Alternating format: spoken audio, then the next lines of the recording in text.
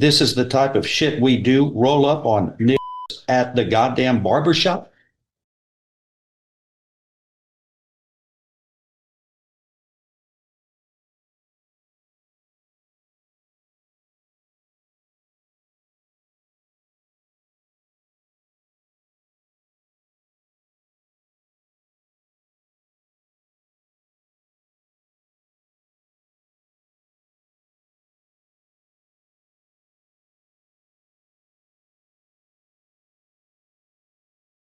What is the major problem, do you think?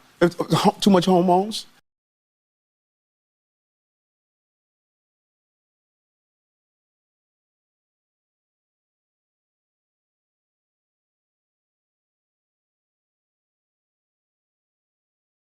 You're a dishonest cunt!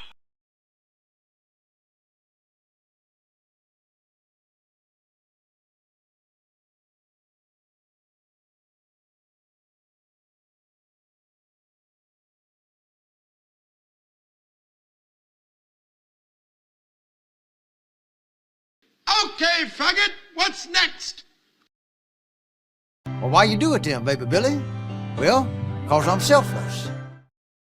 God-awful bunch of malcontents. I hope you all kill each other.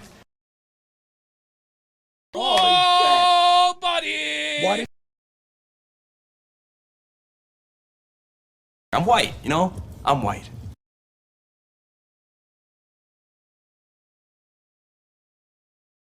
Who the fuck okayed that?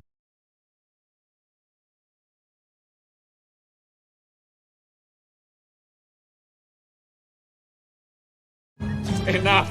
I will hear no more of this Hebrew nonsense.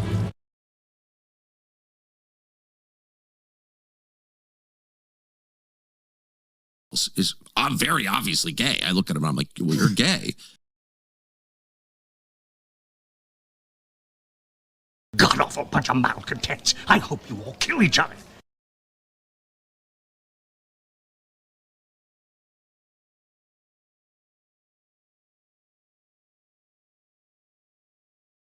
Oh no! Oh jeez!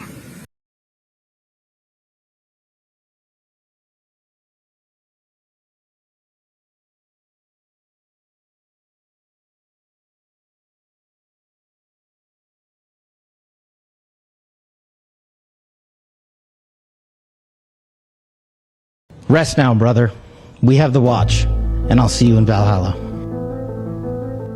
In certain extreme situations, the law is inadequate. In order to shame its inadequacy, it is necessary to act outside the law, to pursue natural justice. This is not vengeance. Revenge is not a valid motive, it's an emotional response.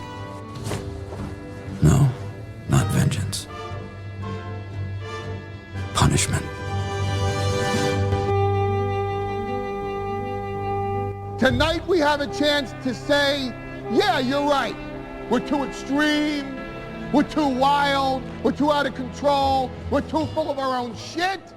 Or we have a chance to say, hey, fuck you, you're wrong. Fuck you, we're right. Because you have all made it to the dance. Because believe me, this is the dance. Start the show.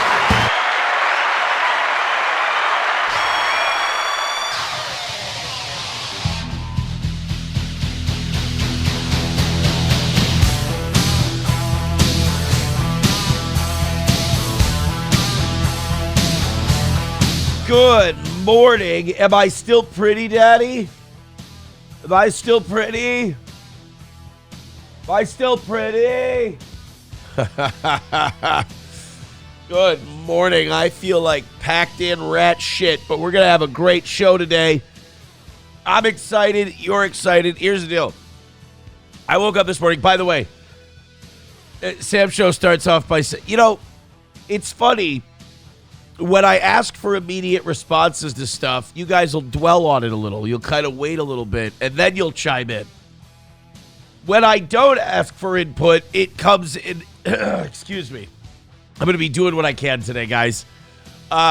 when I don't want any feedback, it comes in immediately. And Sam Show goes, "You look like crap."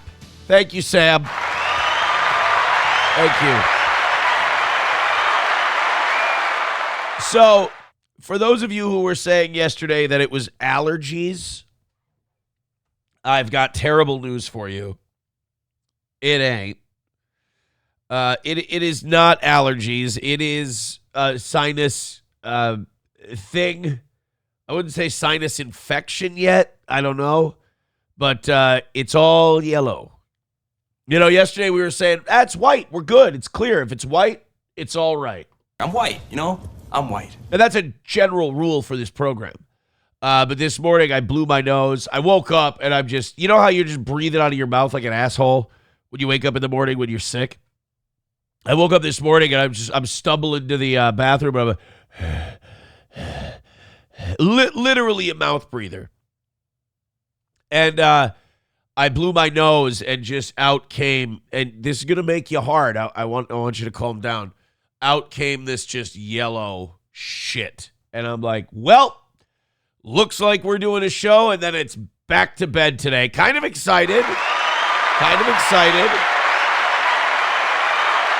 You know, get my beauty rest. I don't know. I had my last probation thing yesterday, my last little consultation type thing. That was very cool. I'm not off yet. I'm not off. I'll be off in, I believe, October. But I had my last little hello, you know, how are things kind of a deal. So that felt nice. But then, like, immediately after that, I'm like, oh, fuck, I feel like AIDS.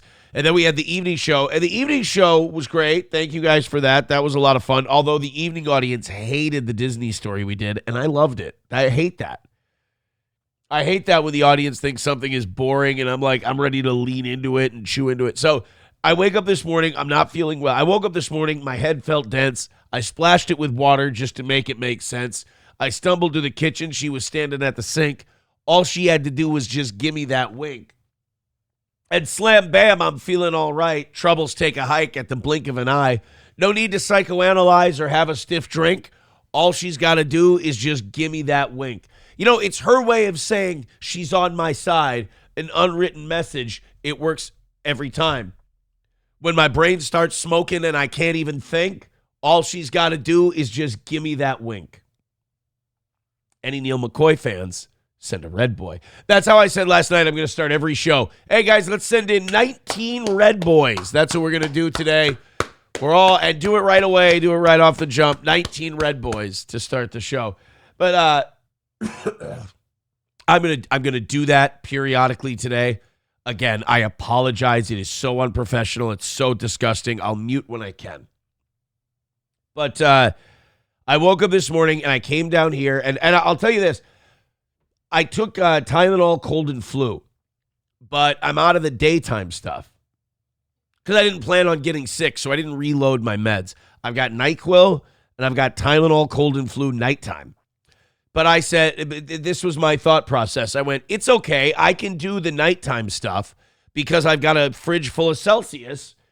So I got 1 Celsius, and if the Tylenol cold and flu kicks in, I'll grab a 2nd Celsius. What I'm trying to say to you guys is I'm never getting unsick.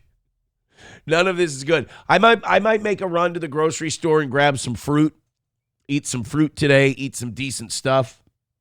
But coming down here feels good. Doing the show and all that, I just feel like my face is 80 times its normal size, which is already too big. And no sauna today. I'm not going to go and get other people sick, even though I already did yesterday. It burns it away, right? But I felt better coming down here. So when I got down here, I thought to myself, I said, Self. And he said, yeah, Aaron. I said, good to see you, first of all. No drama between us. And he said, amen. It is true. It is true. And I thought, all we got to do is this first hour. And then we got Johnny in here, and I can kind of go, manage my face and blow shit out of my head and all that other shit. Then Johnny at 5:52 this morning sends me a text, and he says, I'm not feeling well. I've got an appointment at 10:30. I want to get more rest for it. So I'm not going to be in today. And I'm like, which is fine that Johnny gave that heads up. I appreciate that. But in my head, I'm just like, all right, boss, it's just us today. It's just us. We got a perfect week on the line, and now nobody to blame but myself. So you guys, hit like, hit subscribe, hit follow. And like I said, 19 Red Boys, and I think we'll be A-okay. Silverwolf with $1 says, beauty rest. Oh, sweetie, there's not enough sleep in the world for you to become beautiful. Thanks. That's the kind of support I needed. By the way, Silverwolf, that thing we were going to send you, it does turn out Streamlabs cannot do that. So I've come up with another plan. Email me. I want to send you just a fuckload of stuff that the store has available that we don't have up. I want to send you some exclusive stuff. But that thing you requested, they can't do it. So I have another idea. Let me know. We'll get it sent to you. Send me an email. Mikey Two Milk says, well, should we go? I think you guys should be paying to insult my illness. I do believe that I should weaponize and monetize my illness. I will read a few of these free ones. But after that, I mean, we're 80 memberships away from 600. We've got a perfect week going right now. You know what? I think we should pay to mock my illness. Mikey Two Milk says, a sinus infection doesn't explain the puffiness. Why the fuck are you so puffy? I feel puffy. So I'm glad we can agree on that. You say I look puffy. I feel puffy. Los Federales says, Aaron's got that Coke drip. Oh, I'd have so much more energy. I'd have so much juice if I had that drip going. Rational Redhead says, did you use a neti pot? I had one of those neti rinse bottles in my bathroom. I used it last night. I've never liked those. I don't know if I'm using them wrong or what, but I've never thought they worked. I've never thought they were effective. So I did one of those bottles with the rinse, with the salt shit in it, shook it up real nice, did the thing. It pushed some shit out of there. But like, what I'm experiencing now is as soon as I empty that out, it just floods right back in. It's like, you know, if you've ever watched a video like dressing a wound, like a deep stab wound or anything like that, and they clean it all out, and you can see all the tissue and the flesh inside for a little bit, and then it just pools up with blood right away. That's my sinuses. I empty them out. I blow my nose. I rinse, whatever. And then just within, I'd say 20, 30 seconds, it's full again. So whatever my mucus protectors are, they're hitting. They're hitting. Silverwolf with $1 says, I'm too fat. You can say it. Well, I wanted to protect the reason why we couldn't do it, but all right. Veldrain with $1 says, hey, Trump over there, a giant crowd of people here to praise you. Where? Did you distract me so you could bomb another country? Maybe. Oh, BB. Oh. It's the closest thing I have to a sitcom laugh. It really is. We'll talk about that a little bit later today. Trump said yesterday, hey, guys, stop me if you've heard this one before. So Trump said yesterday, the war's almost over. I think we've got a peace deal ready to go. The Iranians and I are ready to agree to terms. You guys want to guess the over-under at what time this morning we hear that Israel has just firebombed a fucking church in Lebanon and that Iran says the deal is off? The bet window has opened. Baba Shab says, I think we're just going to put you down. Yeah, I understand. Matt Barrick says, go sit in the sauna every day this week for an hour. I would, but I don't want to do that to other people. Is a sinus infection contagious? Can I give that to other people? Oh, I can't. Maybe I should go sit in there. Can a sauna help a sinus infection? Yes, can provide temporary relief from the sinus infection symptoms. They also have a steam room at the Y. Maybe I'll go use that. It helps loosen thick mucus. God, that's so fucking hot. How am I supposed to do a show when all I do is want to do is crank off? hearing about how the sauna is going to loosen my thick mucus. Oh, I'm going to take that thick mucus and I'm going to make it so thin, like a spaghetti noodle. I'm hard. Open nasal passages and relieve sinus pressure. However, it will not cure the underlying infection and comes with a few precautions. I never read those.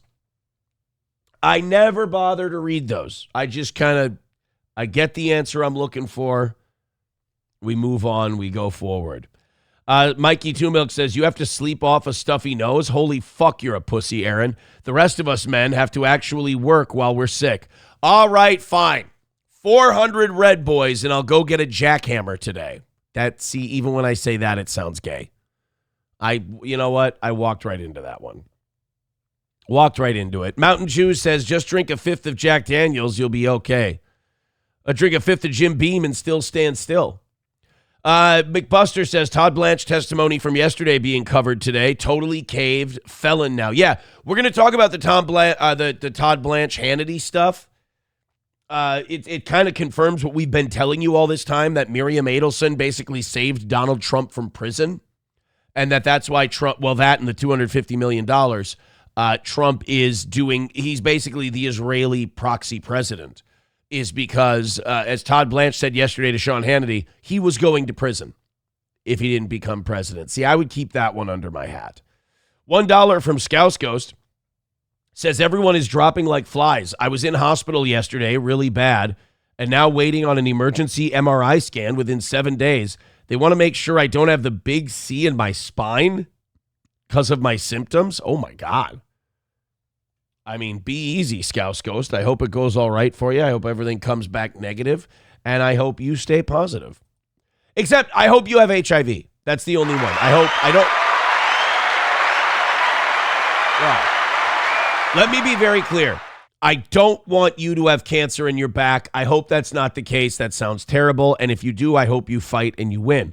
But I don't want you to have cancer. But just for the goof, I want the test to come back positive for HIV. Is that okay? Not even full-blown AIDS. I want you to have the manageable, I don't want you to have the soup broth thing. I want you to have, the just be careful where you stick it one. Is that cool? So, let's pray today. No cancer for Scouse Ghost, but HIV in his back. That would be cool. From getting it blown out all those times. By the way, one thing about church that's very strange. And it shouldn't be strange. It should be fine, but I'm fucked up. We were praying for our piano player and organist this Sunday at the end of Mass, and everybody sticks out their hand. And this is they would take a picture of a Catholic church, like Israel would, so they could go, look what these people do at their service. So you hold out a stretched hand toward the organist as the priest sends him a blessing. So you've got a church full of people going like this. And I can't help it. I apologize. I can't help it. I'm looking around the church and I'm like, we all know what this looks like, right? We all know. There's still a little bit of that heathen, sinful asshole still in me. Just when you think I've become full on, Catholic, don't have a sense of humor anymore, whatever. I looked around that church and I'm like, if they wanted to take a picture right now and make it so none of us could ever run for office, they totally could. This just looks like a shitload of people Sieg Heiling. Oh, God. We've got, I'm going to keep, oh, God, I'm way behind in the chat. Holy shit, you guys have a lot to say about my illness. Thank you for being here today. This is a lot of audience participation, if you will. Annoyed Wawa Supervisor says, the last time you weaponized your illness, Mikey had to do the rest of his sentence with a blanket and broth. I've never fucked anyone in the ass while I was in jail. It was 6 days. If you gay rape someone in jail in a 6-day sentence, you're just a gay guy. That's not like, oh, I did it because I needed to, I needed release. It's like, no, you just wanted to fuck that guy in the butt. And then you have to argue with the person and be like, oh, no, but it was just for the dominance. It wasn't gay. All right, play the applause thing real quick. I'm going to see if I can blow my nose with the mic muted by the time it takes the, what do you call it, the applause to die down.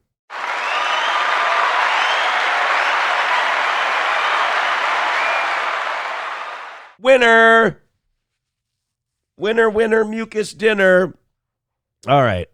They're saying take a walk with Gordy. That should help.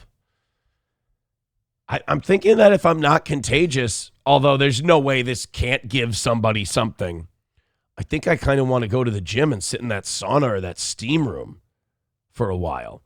Hulgamasha Baby says 400 Red Boys to see you get jackhammered. All right.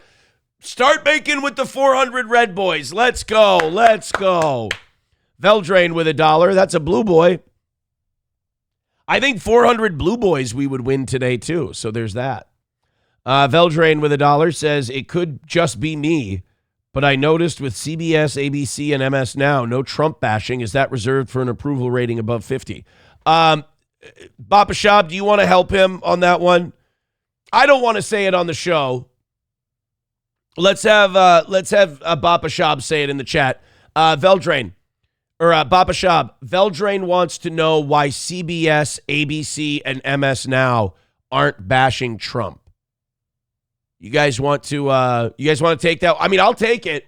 I'll absolutely tell Veldrain why CBS, ABC, and MS Now are not bashing him, but I just figured you guys would want this one. Yeah, Bapa Shab in the chat writes, Jew. Yes. There you go. It's because you've been told your whole life that they're all lefties and Trump's a righty and all that. There is no left and right. There is no Democrat and Republican. There's none of that shit. Donald Trump is doing Israel's bidding. He's doing the bidding of Zionist Jews, and the media is run by Zionist Jews. I'm sorry. I apologize. Roots Calhoun says, I have the ability, the know-how, and the simple funds to put a sauna on my new property. I thought to myself, nah, that's gay. Gonna keep it in a shed. Gonna keep it a shed for tools like Aaron. For tools? Like me? How dare you? Annoyed Wawa Supervisor says, oh yeah, I forgot. Fuck Barry Weiss. Yeah, have you guys seen, we're going to say goodbye to YouTube in a second here, but have you guys seen what's going on over at 60 Minutes? Oh boy, 60 Minutes. So Barry Weiss is the Jewish lady who's in charge of things over at 60 Minutes. And Barry Weiss is basically running cover for the government of Benjamin Netanyahu. CBS was bought out by the Ellison family that runs Oracle. The Ellisons gave Barry Weiss and her blog Free Press, which nobody was watching or listening to, $250 million to come in and run CBS News. Now, Barry Weiss has never been a journalist, and she spent her formative years over in a Jewish school in Israel. Born in America, lived her teenage years in Israel, went to school, came back here, and all of a sudden was qualified to have a job as an opinion person at the New York Times. Everyone there hated her. She started the Free Press. Ellison buys it out for $250 million. Now she's basically just making 60 Minutes a place for pro-Trump propaganda. And then now this Pelkey or Pelly or whatever, this journalist from 60 Minutes confronted her. And he's like, this is bullshit. We can't do this. This isn't journalism. You're making us propagandists. Now, in one way, like, fuck Scott Pelley, because this is kind of like, you bullshit artists have been doing this for decades, using 60 Minutes as a propaganda platform. So this is kind of a taste of your own medicine. But he stepped to her and was like, we need to stop doing this. They've been shutting down stories that are critical of Trump and Bibi. They've been shutting down stories that are critical of what the administration wants to do. And Scott Pelley finally called her out on it. Well, yesterday, Scott Pelley got fired. He's gone. He's done. So that's the end of him at CBS News. All right, let's say goodbye to YouTube and let's really start getting spicy over on Rumble. Thank you very much, YouTube. The link to the Rumble stream is in the chat. Go ahead and click that. Come join us. If you're joining us on Rumble today, do me a favor. Hit thumbs up, hit like, hit share. Spread the word of the show. Our follower count is going up. Our views are going up. I absolutely love that. Rumble is the place for us. Let's get after it. Let's go. And let's have a great show. Mountain Jew says Trump's probably going to go to Israel and become their prime minister. Oh, did you see what the former mayor of New York, Eric Adams, did this week? You're going to love this. Hold on. Eric Adams. I want to show you guys what Eric Adams did. He's no longer the mayor of New York City. He's free now to do whatever he wants. And with his free time, Eric Adams decided to do this. My male team here in Israel. And as I finish, I wanted to come back here to Israel and kiss the wall. Know that I serve you as the mayor, but I want to continue to have the title that's more important to me than anything. I'm your brother. Thank you. Oh my God. Yeah, and Eric, let me tell you, buddy, rest assured, the feeling's mutual. I'm sure they love you too. I'm sure they see you as a brother. I bet you when you're gone, they don't call you Schwarza or Schwoogie or anything like that. They love you too, buddy. In no way did that look like a hostage video. In no way did that look like you had to do that. I mean, dude, they unceremoniously threw your ass out of the mayor's office. They totally threw you under the bus because you wouldn't carry water on their immigration policy. And yet, when you're done being mayor, you hightail it over there to thank them. Thank you, sir. May I have another? Wow. And they made it, dude. They made him wear a white yarmulke. He was wearing a white kippah. You know there's a message in there somewhere. Look, Eric Adams, you don't have to do it anymore. There was no reason for you to have to go through that humiliation ritual, yet here you are. I want to show you guys something that's been going viral over the last 2 days. This guy, LT Jonathan Kendrick, or Pliskin Patriot on Twitter, he took a clip. I think this is from one of those really big independent movies that's doing crazy at the box office right now. I think it's a clip from that, but he made a meme on Twitter, and it has sent feminist Twitter into an uproar. They are very angry about this, and it's not the kind of anger like you're a piece of shit. It's a kind of anger that comes with caveats and explanations, which just goes to show he may have been making the meme as a joke, but I think there's a lot more truth to this than he ever intended to include. It's that picture of that girl pouting. And again, I don't know if this is in that movie or in that TV show that Sydney Sweeney did, or if this is in one of those independent movies, but this was viewed by tens of millions of people, retweeted by thousands of people, including myself. This was amazing. Now, if you know a woman like this, congratulations, you are entered into the club of not knowing how to spot red flags and acting upon them. I'm in that club. And I'll be honest, the first listener that came to my mind when I saw this was Roots. So, Roots, you tell me if you've ever had a woman like this. And the fact that so many women are angry about this, and the fact that so many men have retweeted this, and the fact that so many men have re-memed this shows you that this kind of woman is a little too popular for us to say we live in a healthy society. So it's the pouty girl from, I think it's one of the movies that's out now. And it says how your girlfriend looks at you when you ask her to block the guy who, in quotations, raped her in 2019. Now, the minute I saw this meme, I felt better because like when people do one of those cancer grifts where they don't really have cancer, but they try to do a GoFundMe and they shave their head and they sit in a wheelchair voluntarily and throw events for themselves. It's really hard to spot those people because you don't want to be the person who goes, you don't have cancer, you're bullshitting. Because what if you're wrong and it's an uncomfortable thing to do?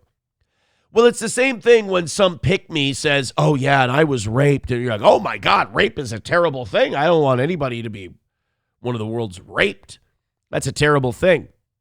So you don't really question it. But then they start volunteering information about the rape. Now, the number one red flag is I never went to the cops. There were never any charges. Like, okay, that seems fucked up. But, like, we've allowed women to build in so many excuses for that you can't even question that anymore.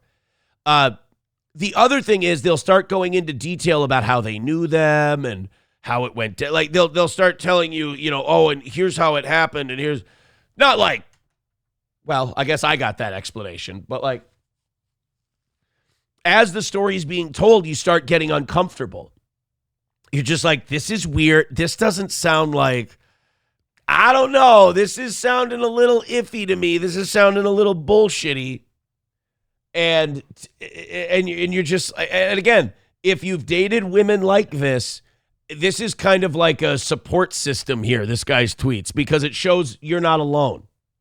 And it's like, well, you still talk to the guy after. Well, you did this. And there's like a million excuses. And again, they've all been given substance. They've all been given backing by society. Even it kind of gaslights your own instincts. You're like, well, millions of years or hundreds of thousands of years of evolution, developing these instincts, these kind of bullshit detectors, tells me that this is all bullshit. But society has also told me that if I even dare ask questions about this, I'm a complete piece of shit. So I've definitely experienced something like this. And I wonder if how many of you have, and I'd love to hear those stories. But this guy tweeted this out, and it hadn't gone viral yet when I saw it. And then I kept checking on it yesterday. And more men were like, oh my God, I can relate. And then they started adding more situations to this meme. And then women started going, like one of the defenses I saw women try to make is they were like, oh, you would think women would go, no, we don't do this. This is bullshit. This is just incels making it up. And I get that. But I saw a response from a woman who was like, actually, the reason we don't do that is because sometimes we knew them and like we're not just going to cut them out of our lives. And I'm like, red flag, that's right there. Biggest red flag I can think of. No, if he raped, we cut him out of our life. That's what we do. And, ever since the definition of rape became you acted like a hoe the night before and you regret it this morning, we've had a lot more of these let's call them pick-me rapes, where a woman can use it to look like a damsel into distress to a new simp that they meet, and then he'll just completely roll out the red carpet for her, treat her fantastically, which she will not appreciate later. So, I love women. I think relationships are great, and I actually think most women are great. But there needs to be something between total simping and these incels that just swear off women altogether. There is a large batch of women who are giant red flags. There are large groups of men who are giant red flags. The only difference is men don't sit here and come up with a playbook on how men can explain away their red flags. We're like, oh yeah, our buddy Jay, yeah, he's a piece of shit. I love him, but he's complete garbage. Like we all have friends like that where we're like, oh, greatest guy I know. He'd fucking drop everything to come help me fix my car or go to a ball game with me. If I'm going through a breakup, he'd be right there. That's my guy. If I were a woman, I would never date him. He's a complete piece of shit. So I wanted to go to the chat and see how you guys related to that one. Let's first go to Veldrain. He's with $1. He says, dang it, I didn't have a Negro wearing a kippa on my bingo card. Well, he had power, so he had to. Bill Grant says, Roots, he is thinking about you when he jerks off. Yeah, that didn't come out right. Right? McBuster says, I just saw the cleavage and wondered if her boobs were real. That's actually the correct answer. Roots says, I am not in that club. What the fuck? I kind of thought you would date girls like that. I did. I kind of thought you would have dated girls. I'm not saying you're the raper. I'm saying you're the guy who's maybe missed a red flag or two and had one of these crazy chicks. Tarnished Maiden says, clearly it's a red flag, 100%. 09 Canyon says, I'm pretty sure most people don't go to the cops when they are sexually assaulted by someone they know. Go to the cops. Enough. Enough of fucking society saying rape is the worst thing ever, which it is. And then you get raped and it's like, it's okay if you don't go to the cops. No, go to the fucking cops. Go to the fucking cops, report the cocksucking crime so that the next person who goes through it will have the guts and have the backing to go to the police. I mean, holy fuck. The demonization of rape is great. That's wonderful. It's terrible. We should execute these cocksuckers who actually do it. But the passiveness with which we treat women going, I don't want to go to the cop. Nope, sorry, it's a rape. You got to go. You got to report the rape. What you're saying is this guy is a dangerous, evil, manipulative rapist. And I'm going to do everything I can to keep him on the street so he can rape somebody else. It's fucking bullshit. That there is very little that feminism has done in the last 20 or 30 years that hasn't completely fucking set women at a giant disadvantage socially while gaslighting them into thinking it's making them more empowered. It's beyond frustrating. I mean, the most selfish fucking thing I can think of is being raped or sexually assaulted and not going to the fucking police about it. There's a fucking rapist running loose and you're allowing him to be out there. Look, you don't give a fuck about your rape. Fine. But what about the next woman he's going to do it to? No, you have a duty to go to the police and go, this guy's a fucking rapist. We need to put him away. The minute I hear someone say, oh, I was raped, and then they go, but I didn't want to turn the guy in, I don't believe you. I'm sorry. You forced me in this society to say these words. If you don't go to the police to put a stop to this fucking demon, I don't believe you. I'm sorry.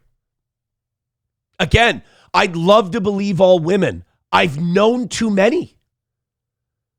Like, imagine that. Imagine you're a guy and you say, oh, somebody murdered my mother, but I know the guy. I'm not going to go to the cops about it. Well, then fuck you. Guy's going to kill somebody else. That's on you. That infuriates me. Infuriates me. Melissa Lynn says, what if you're 14 and it's your very close family member? It's not that easy just to turn people in, especially when you're a kid yourself and you're unsure of what's going on. Go do it. It's not easy sometimes. You're right. But you need to do it. We need to get this fucking guy off the street. Holy shit. I don't know what happened to women, but they started listening to the wrong people. You need to be strong. You need to get your ass in there, and you need to go report the son of a bitch who did it. Oh, but I know him. Don't fucking care. He's gonna rape somebody else. I mean, holy shit. Listen to the excuses. Oh, but Aaron, what if? Nope. Go to the cops. Yeah, but Aaron, what if? Go to the cops. But Aaron, I knew that.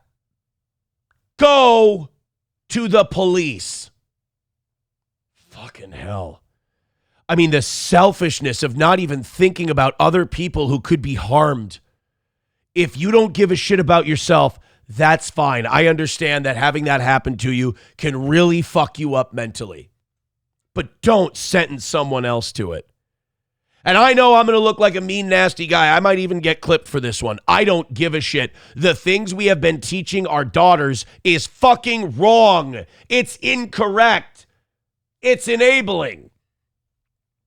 Go to the police and report the cocksucker who did it. $1 from Veldrain says, did you mean to say he is your favorite rapper? Oh, Mystical? He's a rapist. Darkness Rising with $2 says, if you haven't seen The Last Duel, it's fucking awesome. It's about rapage. Do you mean rapage? I don't know. You guys have been misspelling a lot. I want to see what the audience thinks about that one.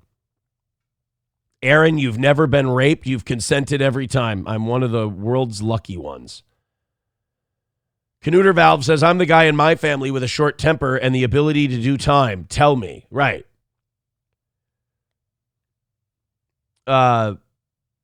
Aaron, I would lighten up on this right now. You are correct, but I think this may be a personal story. Even better then. Even better. Go to the police. I mean, I'm sorry. If you brought up your personal story to me, I didn't go searching for it. I didn't go digging for it. My position will always be you go to the police and you stop this jackal. You stop him right now.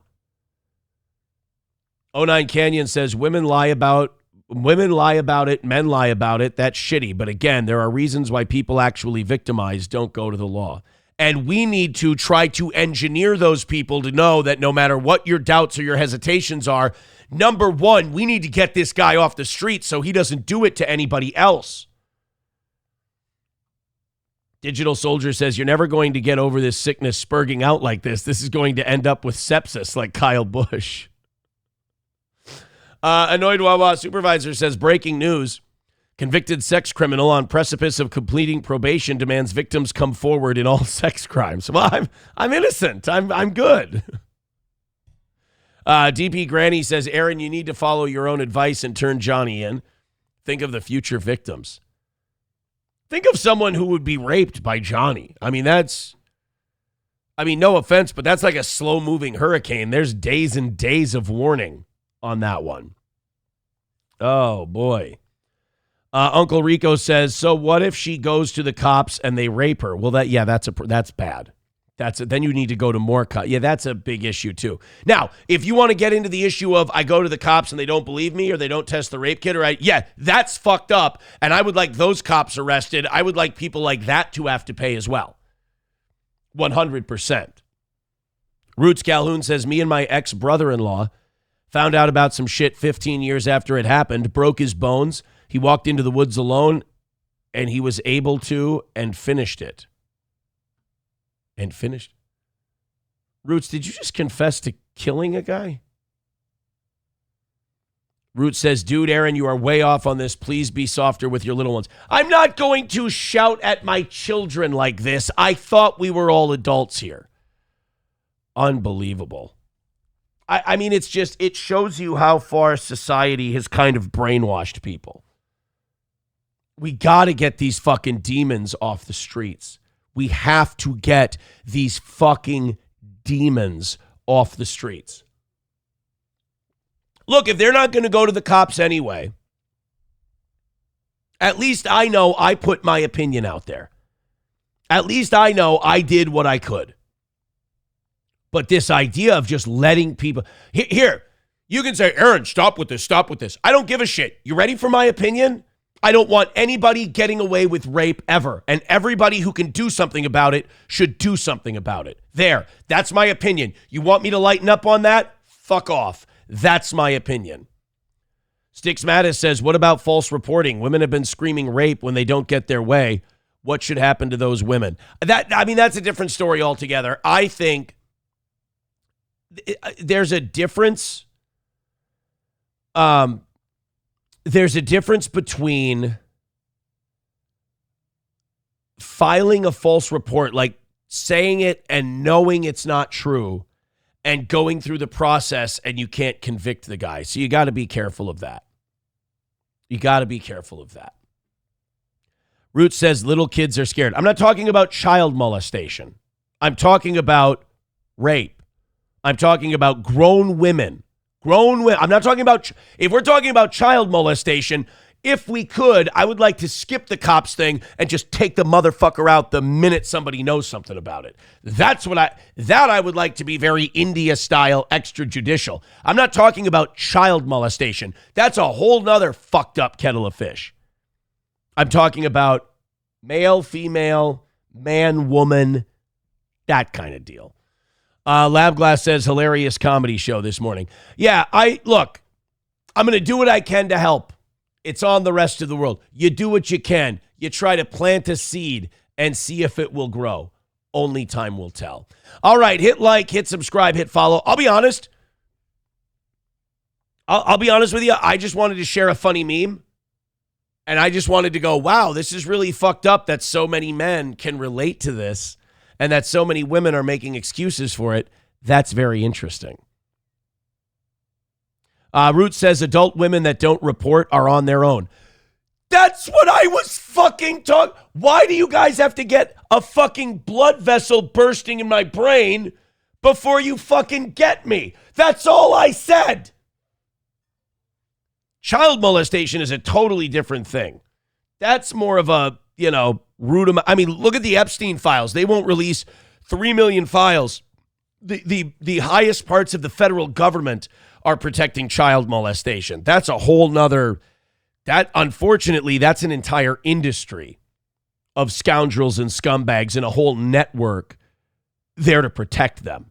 That I don't think you can fix that problem without just like wiping these fucking guys out.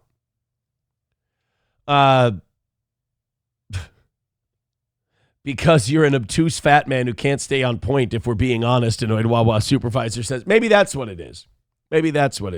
Hey, 09 Canyon says, I think we're all in agreement, but still arguing. I'm feeling a little gaslit. I'll be honest. I feel like this is all an attempt to get me to have an aneurysm while I have a cold live on the show. That's just a conspiracy theory that I have at the moment. Chips and Diff says the Celsius is causing the blood vessel, not us. I think you're probably right. Okay, guys, hit like, hit share, hit subscribe, hit follow, hit all of that stuff, and then give us a fortune. Give us lots and lots and lots of money. I want to see when my nose is stuffed, I can do a better Jewish impression. I want you to give us all the red boys. All of the 3-digit donations can come to me. Veldrain with $1 says, I can't block him. What if he wants to take me on another cruise? That's, you know what? I didn't realize what a complete asshole I was being. Thank you very, very much. Let's go. Let's make a fortune today and call it another win for the toe. All right, guys. I want you to write. We're going to completely change gears now. Honest to God, I thought that segment was going to be a fun, silly segment. It got turned into something completely different. Okay. And I think maybe some people took it a little personally and thought I meant an issue I didn't mean. When I showed the adult woman who was clearly faking an allegation, the issue I was talking about was adult women, never children, never kids. Oh my God, no. I think as adults, we need to be vigilant and we need to look out for signs of that so we can be the ones to come to their aid and then go to police and then lobby Congress to allow vigilante laws where we can break those guys' necks in half like a Pez dispenser. So anyway, let's switch gears. We're going to play a word association game. So you guys in the chat, I'm not in the chat right now. I'm looking at the story we're about to do, the video we're about to watch. I want to play a word association game and just see what you guys come up with in the chat. So I'll say the thing, I'll babble for about 30 seconds, and I'll see what you guys come up with. The next clip we're about to show you takes place at a kid's birthday party inside of a Chuck E. Cheese. Just go ahead. Just first word that comes to your mind. Just there are no wrong answers. Blurt it out in the chat. Kids party at a Chuck E. Cheese. That's the next thing we're going to go over. Maybe the word is wholesome. Maybe you think pizza. Maybe you think arcade. That's really nice. Kids party inside of a Chuck E. Cheese. That's the next segment. Let's see what we have in the chat. First one, butt sex. That's fucked up. MSO, eggplant. No thanks. Not hungry. Lab Glass and Chips and Diff both say Jews. That's weird. Rebel Scum says black people. Very odd that you would say black people. 09 Canyon says gunshots. Very interesting. Another person saying Jews. Negro, black, iridescent gyroscopes. Fondle, says Lab Glass. These are odd words that we're thinking of. Some of you really need a woman. Then we've got, Mountain Jews says white trash. Another person says chimpanzees. I don't really know why they would be in there. Well, anyway, let's show this video. The one thing I can tell you is that there are no pineapple bottles being made with Kool-Aid and Hennessy during this video, but there might be after, just to calm down. First of all, I want to show you something brilliant in this video. The first thing you're going to see, like a federal prisoner who knows a shanking's about to go down, watch what this white boy does before the action really kicks in. So you got white boy here, black girl here. I think that's a black girl there. Watch what Whitey does before, things get heated. So that little boy, go back to his face. That little boy is just like, yeah, I'm a dip. I'm going to get the fuck out of here. I got my tokens. I got my jumping socks. I think I'm going to go enjoy the party. I'm going to get the fuck out of here. Now, let's see if time dictates whether or not that was a good call on the little boy's part. Oh, and we're punching. Oh, yep, we're. Go that way. Go that way. And then the white mom's just like, go that way. Nope, just go. We're not going to sit here. No, we're not. We're going to keep a safe distance. You know, it's kind of like one of those drive-through safaris where like you don't get out of the car to go and get close to the animals, but you can still observe them in the wild. It's kind of that sort of a rule. And again, one guy punched somebody, and now 4 or 5 people are in there just throwing shots at randoms.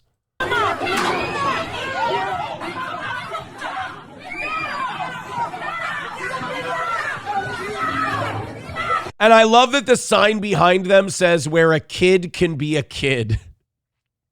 They're gonna break blood vessels in somebody's nose, and blood's gonna spatter all over that sign, and it's gonna be a nice little touch.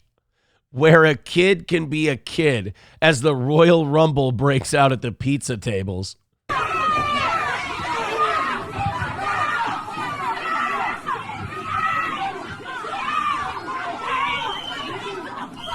And then it's so funny to watch, like everybody starts trying to pull everybody apart, and then eventually everyone goes, fuck it, I guess I'll get some shots thrown in, and they all pick sides and decide who they're going to throw shots at. Because you got one guy, he's putting another dude in a booth, and he's ready to wail on him. 2 guys come up behind him, start punching him in the head. It's just, it really is like a train car of destruction and violence. Oh God, we're ripping off weaves and we're throwing them. Did you see that? Look at that. We're throwing weaves. We got weave throwing going on. Is she a natural blonde or no? Just, let's take bets. Oh boy. Yeah, I stand by what I said earlier. I definitely think someone should go to the cops about this one. Again, there is no thought process in the head of any adult that this is a kid's party. We're humiliating ourselves in front of our children. Our children are being humiliated. Their party is completely ruined. We've caused a giant distraction and a giant problem for people who aren't us, who are here to have a nice time and take their kids out. No, not a second thought given to any of it. It's just see red, start punching. That's all.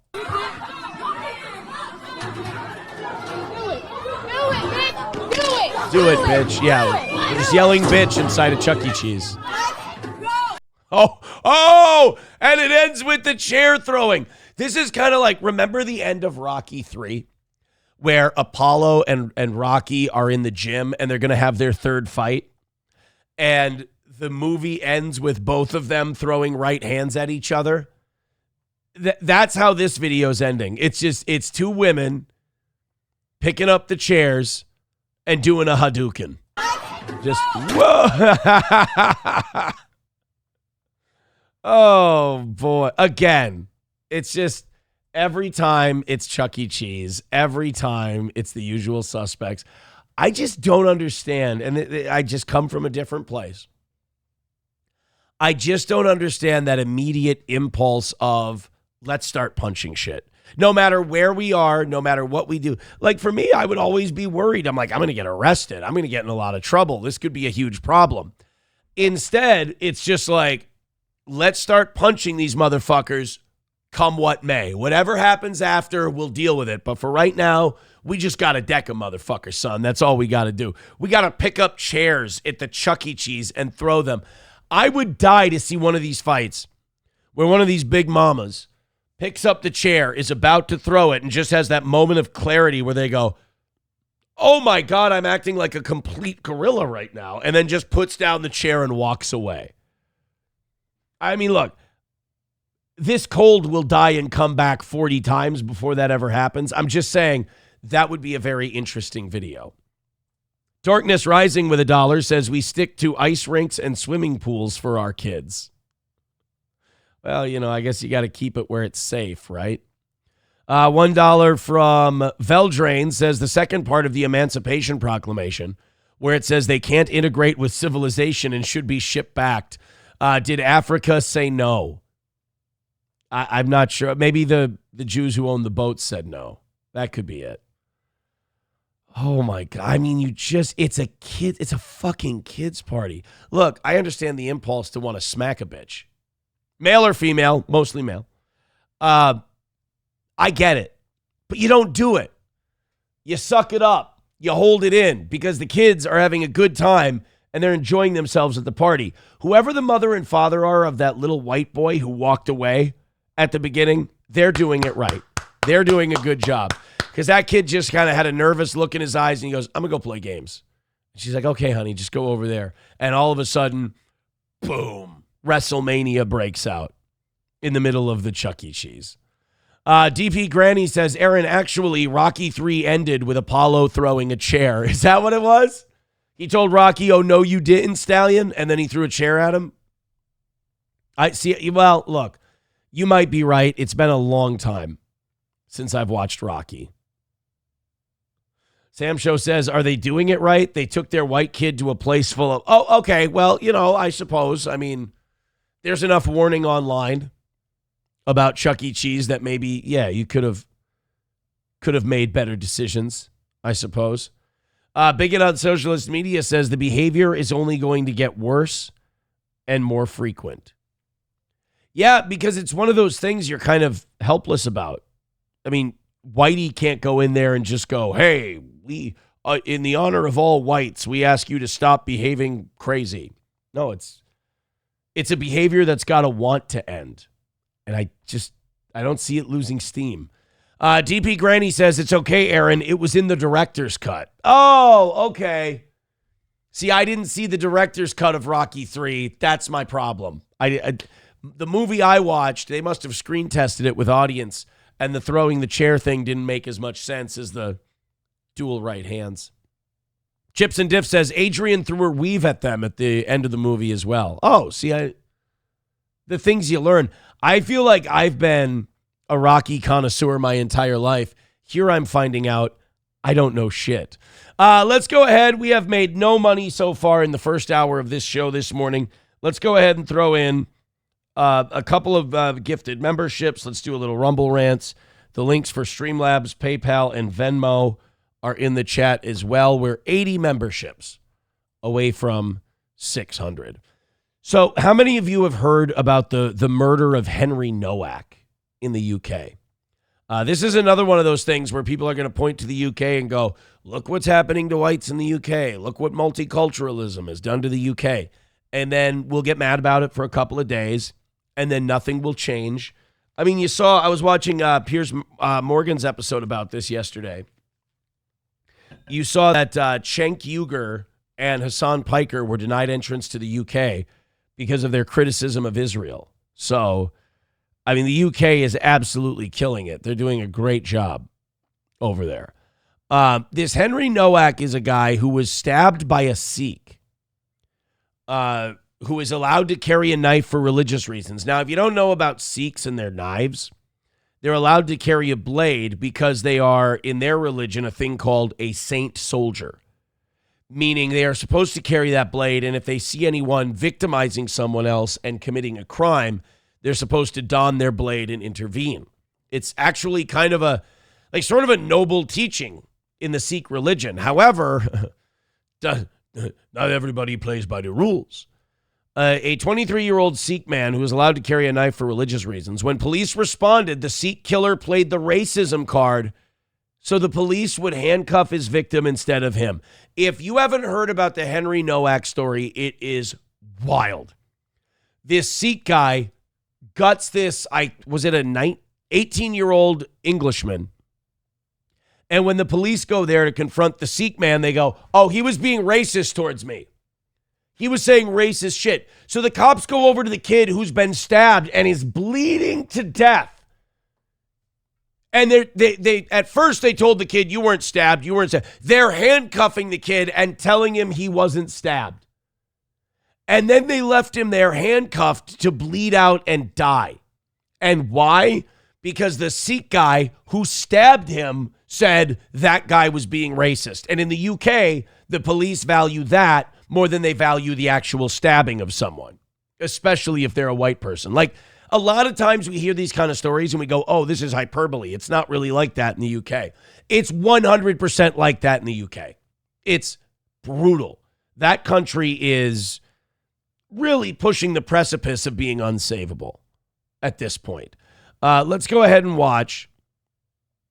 This is Henry Nowak's father describing how he is tormented by the thought of his son bleeding to death on the floor in handcuffs while police treated his murderer with decency. This might be the body cam. Either way, let's take a look. If you don't know anything about this Henry Nowak thing, there's protests being organized in this kid's honor. Look, did he say something racist to the Sikh? I'm going to grant you that. I'm just going to say he did. He might not have. But let's just grant you that premise and say he did. You're allowed to call him a dirty goat fucker or whatever you want. You're allowed to say those things. What you're not allowed to do is stab someone to death over it. And for the cops to say, well, we could apprehend this guy who just stabbed somebody, or we could really look like we're white saviors and not being racist. And they chose to let that guy die handcuffed. Video contains distressing content. Yeah, this is the body cam footage of Henry Nowak dying.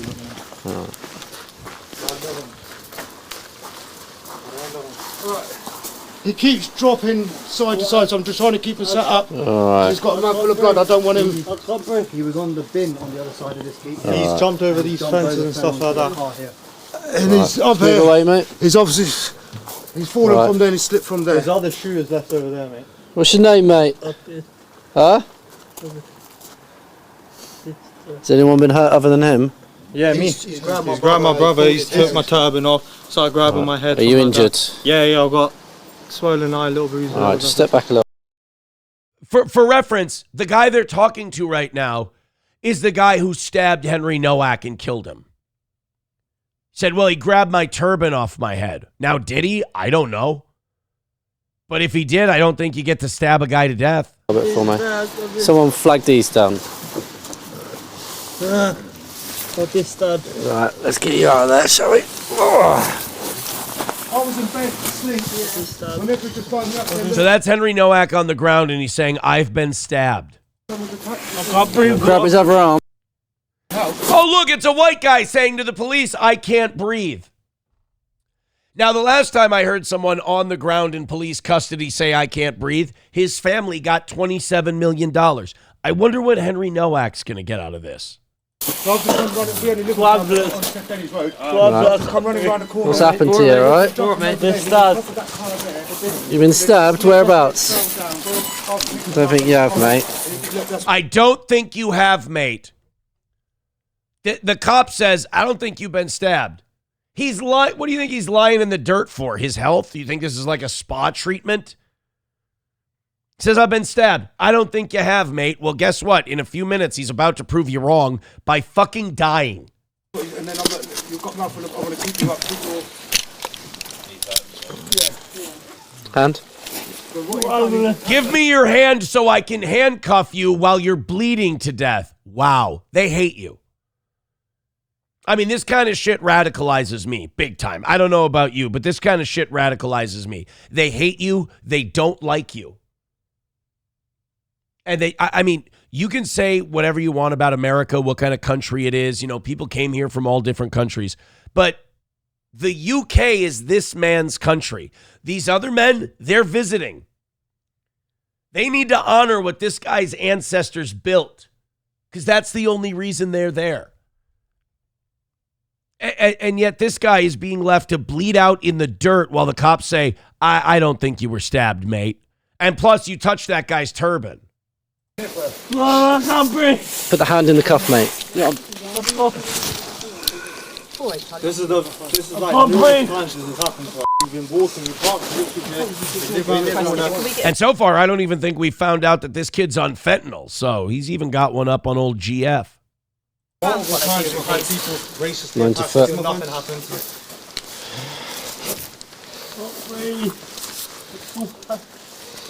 He's saying he's been stabbed, so Where let's is it just you check think you've him. been stabbed? In the face? Oh no, but we have to check, don't we? Right. In the face? Just get these back off, get their details and that, and I'll keep hold of him. I'll keep hold of him. Not like I've been stabbed. Let's get EMS in here. Let's get paramedics in here. No, let's just roll him around. Let's handcuff him.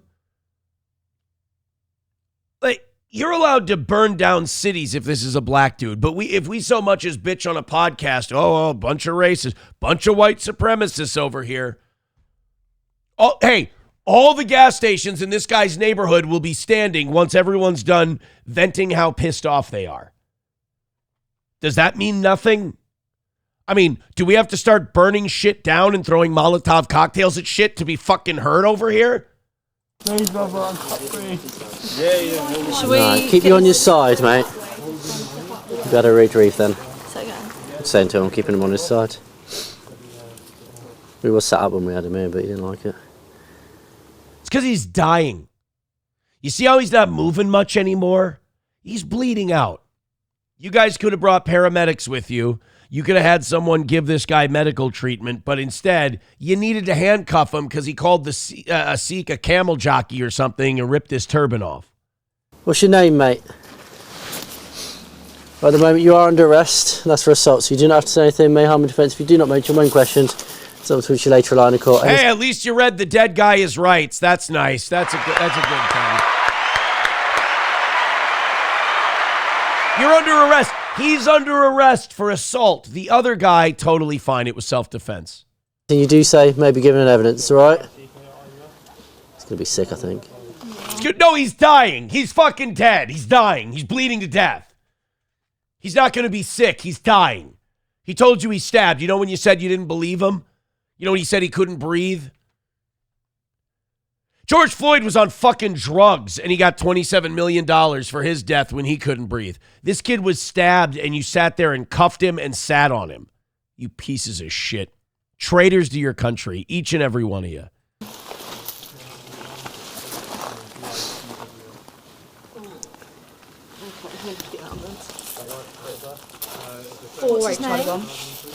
I just want you to call it. I want you to call it like he's dead? Yeah, we've got this male. He's just been beat up. Are we able to get an ambulance, please? He's dead, guys. His pupils aren't even reacting. Because he tried to tell you he got stabbed. And he's dead. What's it going to take for people to get the... What's it going to take for the people who have had their ancestral home in the UK for 1,000 years to be heard? I mean, here's the thing about white European Christian males. We don't want to burn anything down. We don't want to destroy civilization. We want to build civilizations. We want to build buildings. We don't want to burn them down. We take pride in the culture that we've built. Even though we've been told our entire lives that we shouldn't be proud of it, that we should let people who don't build societies tell us what to think. But, like, are we going to have to do that? That's the problem. Like, throughout history, white European Christians get fucked with and fucked with and fucked with, and then they turn the screws a little tighter, and we go, don't react, thou shalt not kill. Let's just try to focus on building this society. They're just trying to agitate you, don't worry. And then eventually, one day, what white European Christian males do is they go, all right, fucking enough. And I'll admit, when we finally boil over and we decide to take action, a lot of people fucking die. So leave us the fuck alone. And when we build something amazing, venerate it, appreciate it, and try to figure out how you can be a part of it. Don't resent it. Because you know what we don't do? We don't build it for us and then not give it to anyone else. We're very generous with our creations. So Nigel Farage called this anti-white discrimination. He's been a big opponent of a lot of the leftist policies that are going on right now in the UK, and he had this statement about Harry Nowak's murder.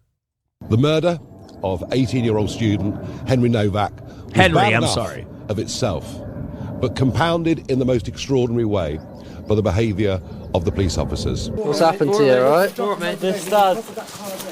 You've been stabbed? Whereabouts? I don't think you have, mate. I don't think you have. Put the hand in the cuff, mate. Much as we may condemn the two police officers involved here, think of this. The biggest fear a police officer now has going about his or her duty on the street is the fear of being reported for having acted in a way that was racially biased. Henry's family have responded to this in just the most extraordinarily dignified way. But I suggest the rest of us respond to this with pure, cold rage. But the most important... See, it's building. It's building. I feel sometimes I feel like that Malcolm X speech, you know, where he's like, there's a racial powder keg building. And if you don't get that powder keg out of the house, it's going to blow up the house. And a racial explosion is 1,000,000 times more powerful than an atomic explosion. Thing that needs to change, that has to change, if our society is not to be ripped apart, where communities start to distrust each other and deeply distrust the police and all the other institutions. By the way, I don't want to make this a point where some fans are going to go, here we go down that road again, but this is all by design. The whites and the Sikhs and the blacks and the Muslims and everything else, this is all, they're pitted against each other. The people really in charge see you all as N-words. All right, so this is good. They're fighting amongst themselves. This is solid. This is great. Of this country is we need a change in culture.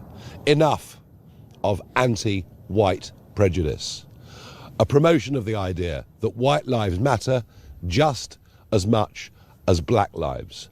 An end to DEI and positive discrimination, but a country that treats everybody equally and fairly before the law. And people are going to say, people who are on the opposite side of this as me are going to say, oh, well, you guys didn't, when it was George Floyd, you guys did. Yeah, dude, every white person I know, myself included, cucked when that George Floyd shit came out. Nobody pushed back. Then the toxicology reports came out. Then the full body cam report came out. We went, wait a minute, we cucked for all your bullshit.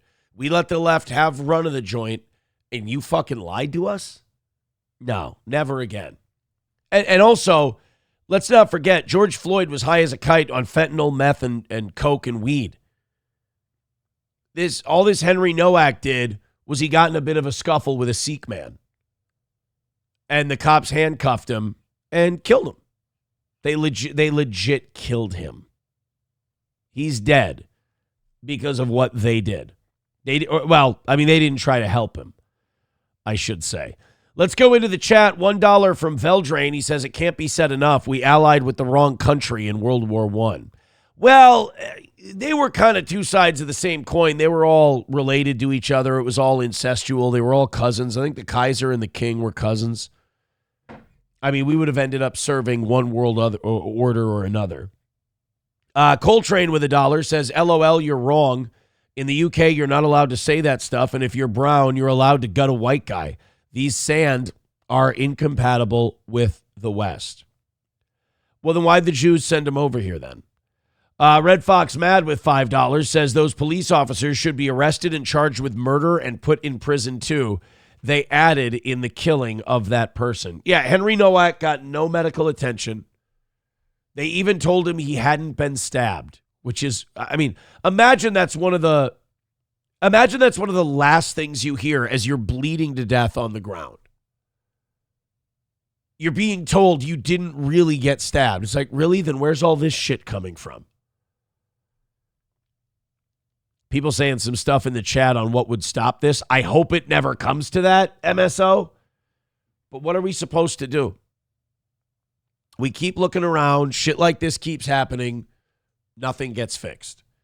Veldrain with $1 says EMS was a service sacrificed so goat fuckers could have a place to live free of cost to them. Yay. $1 from Dorkness Rising says 80 million white males died in World War II and the Holocaust and nobody cared either. $1 from Main Vein says, Aaron, there was a video of the attack on the victim's phone. He did absolutely nothing to provoke it. Really? So there's video of the Henry Nowak thing. Let's go into Twitter. We'll try to find it, unless it's like in evidence or whatever. Thank you very much. We're 280 away from today's goal. We're not doing great monetarily. It's a great show. Thank you guys very much for your support. So without really browbeating you too much or asking you too much, if you could throw in $5 or $10, you could just throw in a little bit. Streamlabs, PayPal, Venmo, Super Chats, Rumble Rants. We'd appreciate it. Our show lives on listener donations mostly, and we'd appreciate you knocking out that goal. Thank you, guys. Henry Nowak stabbing. They're saying he did absolutely nothing to provoke it. I don't see any video on that. Never forget Henry Nowak. Then there's a video of him. Here's the body cam footage of them arresting him. The 18-year-old was stabbed 5 times, then handcuffed by police as he bled to death after his killer falsely claimed a racist attack. I'm guessing any video that exists that shows the precursor to this is in evidence at the moment. Again, I'm guessing. Bigot on socialist media says probably arresting people for sharing that video. Dude, that's another thing about the UK. If you don't know this, they arrest you for sharing shit on socialist. They arrest you for sharing shit on social media if they don't want you to. Like, free speech is dead. Like I said, they banned Cenk Uygur and they banned Hassan Piker from going to the UK because of what they say about Israel. That's nice, right? Captain Crunchy says his parents spoke out. Yeah, his parents did speak out. They are keeping this thing alive, but you're not going to change the UK. I don't think. I don't think they give a shit about the people who are upset. They're definitely terrified of offending anyone with skin, any darker than olive.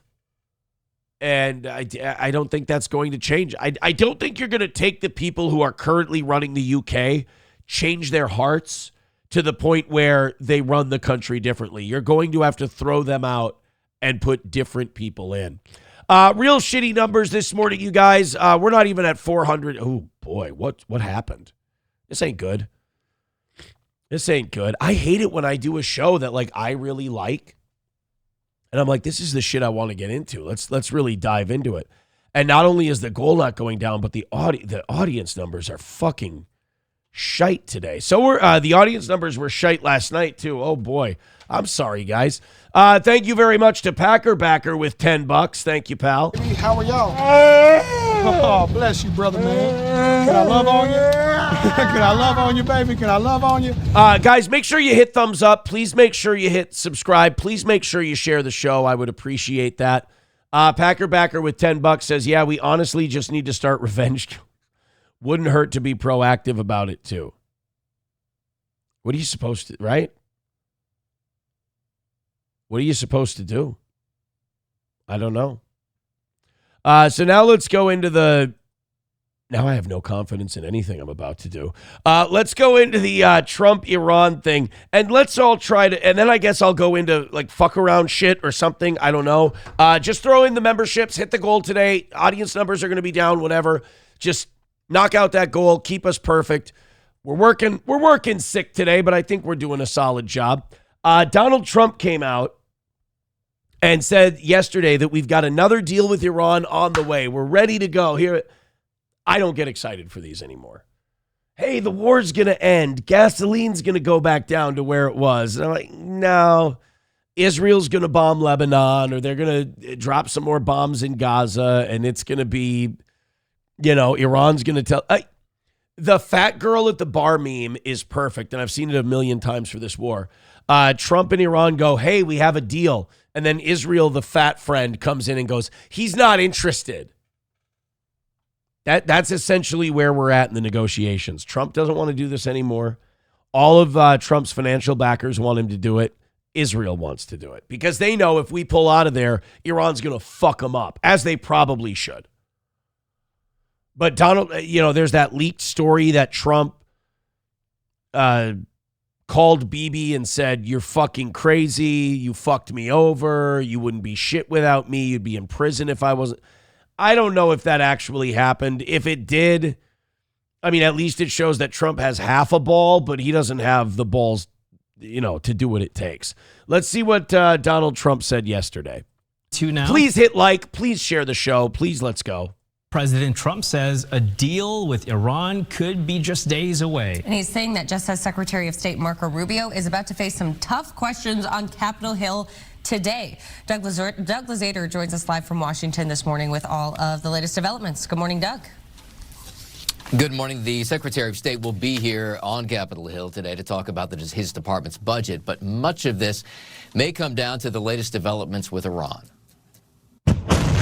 Iran's state media showed the launch of a missile, including a sticker with President Trump's picture and a message until the last American soldier leaves the region. That on the same day, the president told ABC News Look at how old he looks, by the way. He just looks he looks fragile. You know how we always gave shit about Joe Biden, just being an absolute zombie? Trump's starting to get that about him. Not only that, we're running out of missiles. We're running out of defense capabilities over there. Iran still has 70% of their missiles and 75% of their launchers. That's not to mention the Shahed drones that they have. News that a deal with Iran was close. I think you're talking about over the next week. I still have to get a few more points, he said. Oftentimes, the president does use these brief phone calls with the media to send signals to folks overseas, to Iran, to Netanyahu, to Hezbollah. And Iran is citing that conflict between Israel and Iran's proxy, Hezbollah, as a reason to stop the talks. The president has urged both sides to rein in attacks, but Iran's attempted delay may serve another purpose. The Iranians are playing a game here with us. They want to stretch this out as close to the midterms as they possibly can, believing that if they do so, it's less likely or not likely at all that the president would ever trigger military operations that close to the political event. And here I mean, it's already fucked him over. It's already hurt him. He's already screwed himself. By the way, is that the 250th anniversary concert, or is that's the UFC thing that they're building, isn't it? Look at that. I can't tell if I think this is cool or a giant eyesore and embarrassing. I'm not sure yet. But either way, look, Iran didn't ask for this war in the first place. So the fact that, Iran's dragging this out, Iran's doing this. We didn't have intelligence people on this to tell us they were going to do this? Like you didn't plan for all of these contingencies before you decided to bomb them? I mean, like I've always said, watching people who lived through the buildup to the Iraq war sit here and believe the government on this Iran deal and back it is wild to me. The president has called for patience, saying he is in no hurry, as Democrats say there is no plan. Really? No hurry? I'll tell you who's in a hurry for this blunder to end. The American people who are getting crushed by record gas prices at the pump. Look, I don't like Chuck Schumer. Chuck Schumer sucks. He's not wrong there. I can't argue with him. I'm also not going to sit here and be like, oh, wow, Chuck Schumer really cares about the American people. No, Chuck Schumer cares about wielding power and influence and winning, and that's a winning message.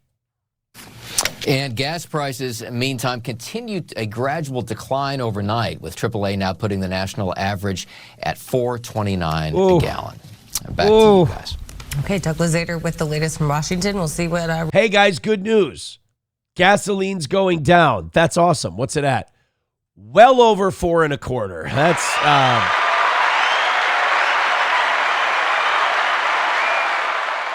That's the hustle, though, isn't it?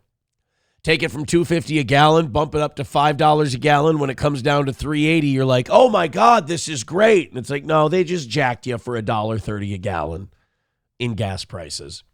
Look, let's see how Israel can screw this one up. Will Israel? And by the way, Israel's screwing it up on purpose also. They don't want this to end. They want the Iranian regime gone. They also know that if we stop now, in Netanyahu's lifetime, the United States will not start another war with Iran.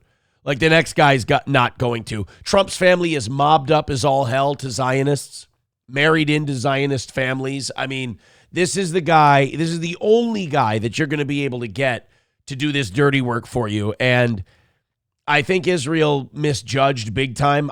They're not going to get their regime change that they wanted. If anything, this is going to strengthen the Iranian government more. So I do think that they're going to keep trying to fuck up the peace talks so that they can keep this thing going as long as possible. I think the best thing for all of us would be if we made peace with Iran, we brought our ships and our troops home, and we let Israel fight it out on their own. That would be fine with me. By the way, speaking of that concert, and thank you very much to Red Fox Mad with $5. Thank you very much. Let's stop and say thank you to some very generous donors on a show that's not doing the greatest this morning. Red Fox Mad with $5 says the only way to stop it and save the world is to go 1930s solution. Okay, guys, let's just get a little Can't I get mad about this stuff without being a Nazi? The U.S. should have backed Germany in World War I and II. All right, Red Fox Mad. Settle down there, big dog. World War I agree with you. World War II. Look, Hitler was no Christian. You know, I'm not going to sit here and be like, oh, we picked the wrong side in World War II. The Japanese were fucking brutal, rapist assholes. And the Nazis were, I mean, look, just because Hitler went, hey, here's this problem in my country. And you were like, all right, he's backing it up. He's making, but then he's like, let's round them all up no matter what. And let's just fucking kill them. It's like, okay, that's not what we do. That's not what we do. That's not a thing that we do. No. So no, I don't think we fought on the wrong, here, we didn't fight on the wrong side in World War II. The Soviet Union fought on the wrong side. They should have been teamed up with the Germans and we should have, two birds with one stone.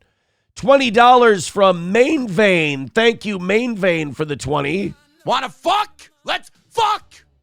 Oh my, he says, speaking of the UK, did you see the video of the politician in Parliament reading the testimonials of the victims of the rape gangs there? It's going to fucking enrage you to near homicide. Those grooming gangs in the UK, what's wild about those is they've been around for a really long time and no one's doing shit about it.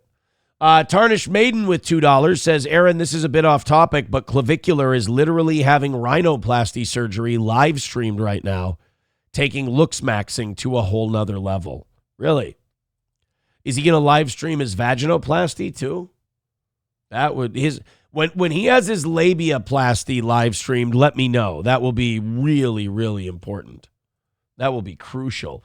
All right, guys, 250 away from a W today. What do you say in the next hour and 8 minutes we get that under 200? You guys, that $20 gave us a shot in the arm. Let's keep doing it. Oh, my God. We're not even at 400 on Rumble this morning. What is going on? We've been up around 700 both days this week. This is fucking weird. This is making me really paranoid about the show. These kind of days happen like once every 4 or 5 months. And it makes me really, really nervous. $5 from Melissa. She says, $5 for messing up the vibes earlier. LOL. My husband did not give me permission to be on the internet today. It's fine. It's fine. I'm also sick as a dog, so I'm probably easy to work up. Thanks for the 5. We appreciate that.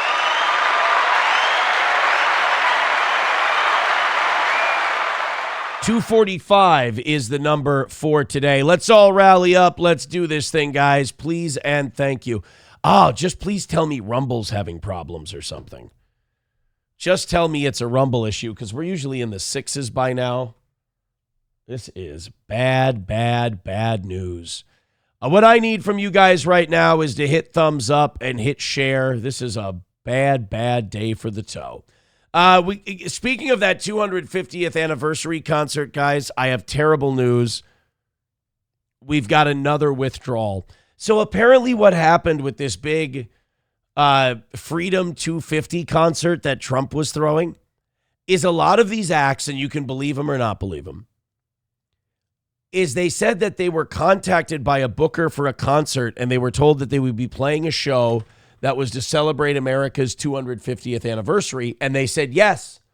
And then the promotion came out with Trump's name attached to it, and it was the Trump 250th anniversary Freedom concert, and a lot of these artists went, whoa, whoa, whoa, whoa, whoa, whoa, no, absolutely. I didn't sign up for that. I'm tapping out. No, thank you. So we lost Bret Michaels. We lost Martina McBride, Young MC, and now, guys, I'm really sorry, but the living half of Milli Vanilli is now out of the Donald Trump Freedom concert business. Let's see if let's go to the interview with I don't even know. Is this let me see if I can get the names right. There's Fabrice and there's I don't know who the other guy is. I'm not sure which one's living. Let's take a look. Joining me now, Fab Morvan. Fab. Okay, so there's Fab. I don't remember who the dead guy is. founding member and half of the pop duo Milli Vanilli. Fab, very nice to see you. I've always been a big fan. And we heard on Friday. If Fab had any sense of humor, he would move his lips while someone off screen spoke for him. I would love that. Your team told us that you were still intending to perform in Washington, D.C. for the Freedom 250 concert. Is that still the case tonight? It's not the case tonight. This is why I'm here. I'm here to talk to you about this whole thing. So, at first, when this idea came to me, I live in Europe. So my team in Europe received the date.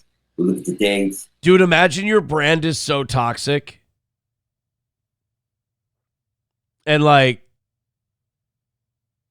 imagine shit is so bad for your concert that the guys who made their living lip syncing and getting caught are like, we can't associate our brand with you. Okay, the Great American State Fair.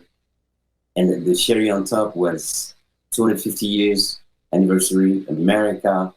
I've learned a lot of lessons in America, hard lessons that I never forgot to this day. Like, make sure you sing your own songs. That's a big one. There's a difference between lip syncing to your own voice because you're going to be doing a lot of dance moves on stage and stuff. And there's a difference between that and like somebody else singing the song and you're lip syncing on stage. That's what Milli Vanilli did. I understand I might be getting too old and I need to explain this to the youth, but there was a group named Milli Vanilli. They had a huge album. They had a couple of big hits.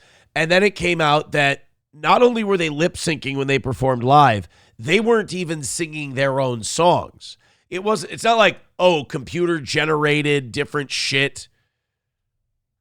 Like they had this deal where they would be on stage and like the computer, when they were in the studio, it touched up their vocals a little bit. No. Like literal gospel singers, studio musicians would sing the songs, and these would be like, these guys were models, and they would go out and perform. They would lip sync the songs. These are the guys who won't do your concert. So, the difference between working hard and working harder, thinking big, thinking bigger, resilience, believe in yourself. Mm-hmm. So for me, I felt like it was a special moment, a full circle moment. So I was excited. And, that's what it was. A state fair in Washington, D.C. That's all it was. Oh, so see, they're telling this is really fucking dirty. So they're telling these artists that there's like a state fair type event in Washington, D.C. Would you like to play it for the country's 250th birthday? Oh, yeah, we'd love to. That sounds great. Didn't tell these guys anything about Trump's name being attached to it. This is really fucking stupid. I mean, the word was going to get out. It was going to be promoted this way eventually. It's not like Trump can keep his mouth shut about anything. And by the way, Trump was so humiliated about all these people dropping out over the weekend that he said, why don't we just shut the whole concert down? Like, he'd rather shut this thing down than have everybody quit on him. Which, by the way, I think Kid Rock is still ride or die. Kid Rock and Vanilla Ice are the two guys who are like, let's make this a white boy summer. Let's do this thing. To begin with. Well, how was that told to you? Did they told you that it was going to be just a performance to celebrate the United States of America? What changed then? Well, how ironic that Milli Vanilli feels tricked and lied to, and that the thing they thought they were getting was actually something else entirely. I have to savor the irony of this Milli Vanilli thing. On top of that, the Trump administration is apparently very much aware of where its approval rating is at right now, and they don't want to use Trump's name to book these bands for the concert. What happened is when I saw Young MC pulled out, and I was like, that's weird. Why is he pulling out? Because does he know anything that I don't know? What does he know? Oh, no, it turns out Young MC was the bellwether by which the other acts judged the event. Wanna fuck? Sorry. Let's fuck! If Young MC isn't going to do Bust a Move, I think I should rethink the choices I'm making here. Oh, this is why presidents shouldn't get in the concert game, man. Didn't he learn anything from Kamala Harris paying Beyonce like hundreds of thousands or millions of dollars to show up at her rallies and, Yeah. Didn't help. I don't know, man. Not a good idea. Oh, goddamn it. Somebody bought us links, or somebody bought us views. I've got an email that said somebody bought us like 3,000 views. It's not saying that in my view counter right now. But I got an email saying somebody bought. I hope they didn't. Don't ever buy us views, please. I would rather you didn't buy the toe any views. That would be nice. By the way, thank you to Gray Duckling. Uh-oh. Everything's going fucky on me now. The chat's fucky. Oh, shit. Guys, everything's fucky. All my shit is fucking up. I'm really sorry today, guys. Papa Shop says, I fucking saw it jump by 100. Well, it's not showing any of that on my end. All of my stuff is fucking broken. This is weird. Nomo says, Young MC turning down paying gigs. Yeah, again, if Young MC tells you no, we've got a problem here. By the way, thank you to Gray Duckling for the $50. Thank you, Gray.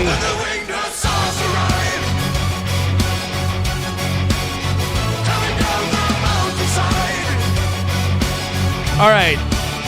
So the bad news is something's fucked with Rumble this morning. The good news is we're under 200 by 8:30. We're an hour ahead. So keep gifting those memberships. Keep being generous today. And let's grab ourselves a win for the toe. Oh, even Bongino's numbers are lower. He's usually at about 20,000.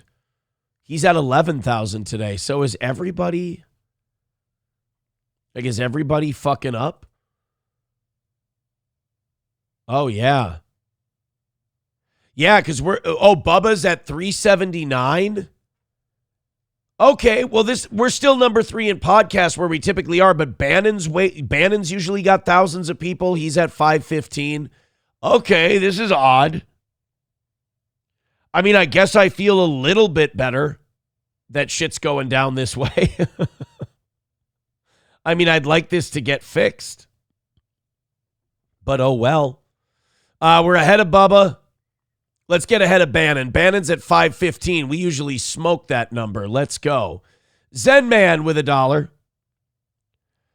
He says, my name is Young MC, the boy that's good to go because I'm rough like Hunter, clever like MacGyver, rock the mic all 24/7, don't spit saliva. I don't know any Young MC. I'm not old enough for Young MC. Nick Kerr says the economy sucks and we can't afford to watch. Is that what it is? Nobody can afford to watch shows? Well, here's what you can do. You can hit like, you can hit subscribe, you can hit follow. Let's go ahead and hammer this shit out. So yesterday, and you guys, again, you're doing great. You've got us under 200. Thank you, Gray, for the 50. Keep it up, guys. So Spencer Pratt had that big... the huge runoff yesterday. Not the runoff, I'm sorry, the primary voting in California. So California is one of those weird states where it's not like this party, has their primary and then this party has their primary, and then the two that win get to face each other in the general election. What happens in California is 5,000 people run for mayor, or they run for governor or whatever. This was for the LA mayor's race. And the way they do it in LA is that 9,000 people run. And then the top 2 vote getters face off against each other. Now, what's interesting is usually in LA and other blue states like it is you end up with 2 Democrats running against each other. But this time, a Republican is actually in the mix. So Spencer Pratt, now he didn't win the vote, but he's going to face Mayor Bass in the runoff. So the current mayor of LA, who's fucked up everything, promised she would get rid of the homeless people, was in Ghana when the Palisades fire happened. I mean, just absolutely dog shit, worthless, corrupt politician. Has done such a bad job that a Republican might be able to challenge her. Now, honestly, I think Karen Bass is going to end up winning this thing, which again shows you how fucked up Los Angeles is. I mean, they'd rather go with the disaster that they absolutely know rather than even try to vote Republican. So I don't think this is going to be a Spencer Pratt dub. Now, Spencer Pratt isn't the perfect candidate. He's a total Zionist shill, but I don't know if that's really going to have, I don't know how much that's going to matter in an LA mayor's race. I still think he's better than Karen Bass. But this is what we found out yesterday. I think Karen Bass got like 37% of the vote. Spencer Pratt got about 25%. When they go to a general election, I'm pretty sure most of those other candidates that received votes were probably left of center, and this guy's going to get smoked in the general. But hey, a girl can hope. Spencer, do you see an uphill battle in the next 5 months? Absolutely not. I think the next 5 months I'm going to have time to build out this team to show everybody the level of Democratic supporters that I have behind me, the heavy hitters that are in this room, that are all behind me. And I think Don't say this Jews. idea that I don't represent Democrats and Republicans and independents, anyone that's just a Los Angeles citizen that wants basic quality of life, I'll be able to show that in 5 months. Right now, the media likes to say, oh, he's this. I'm not that. I'm an Angelino who said enough is enough, and I had to step up. I didn't know I'd be here tonight, but it's obviously God's plan, and I'm going to go all the way, and I'm going to show everybody that I'm their mayor. I'm not going to... What is it? Oh, Jesus, I got to start turning those off when I'm... Holy Lord. Oh, my God. What is it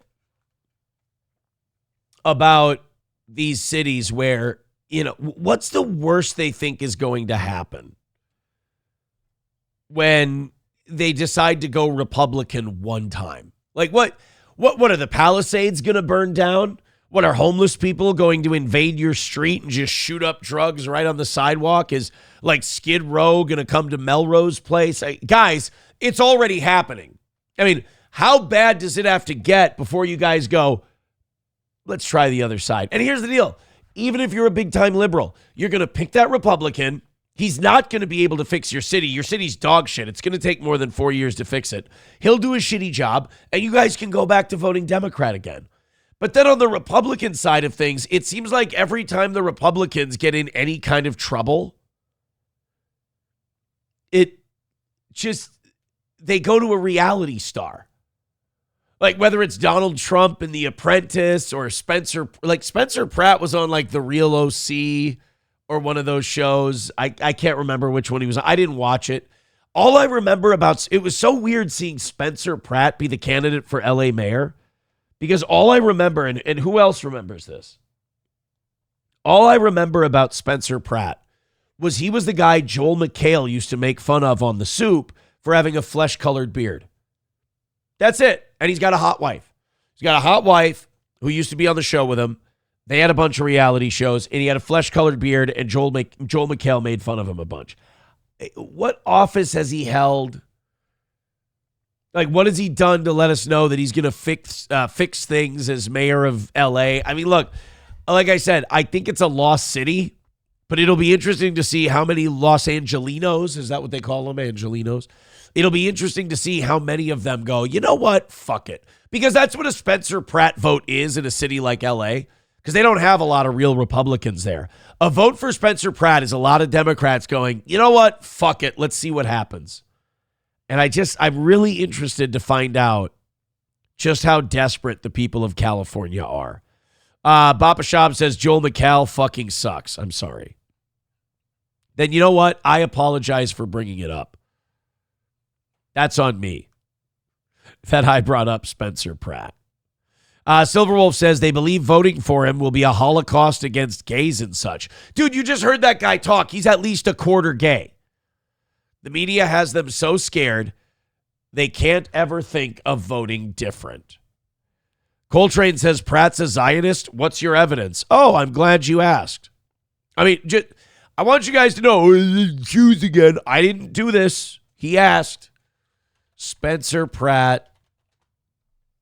He's a big Israel guy. Here. This is from April 19th of 2018. You want to see what Spencer Pratt had to say? Check this out. Happy birthday, Israel, to 7.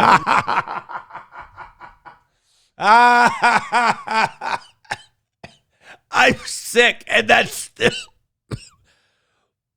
really funny to me.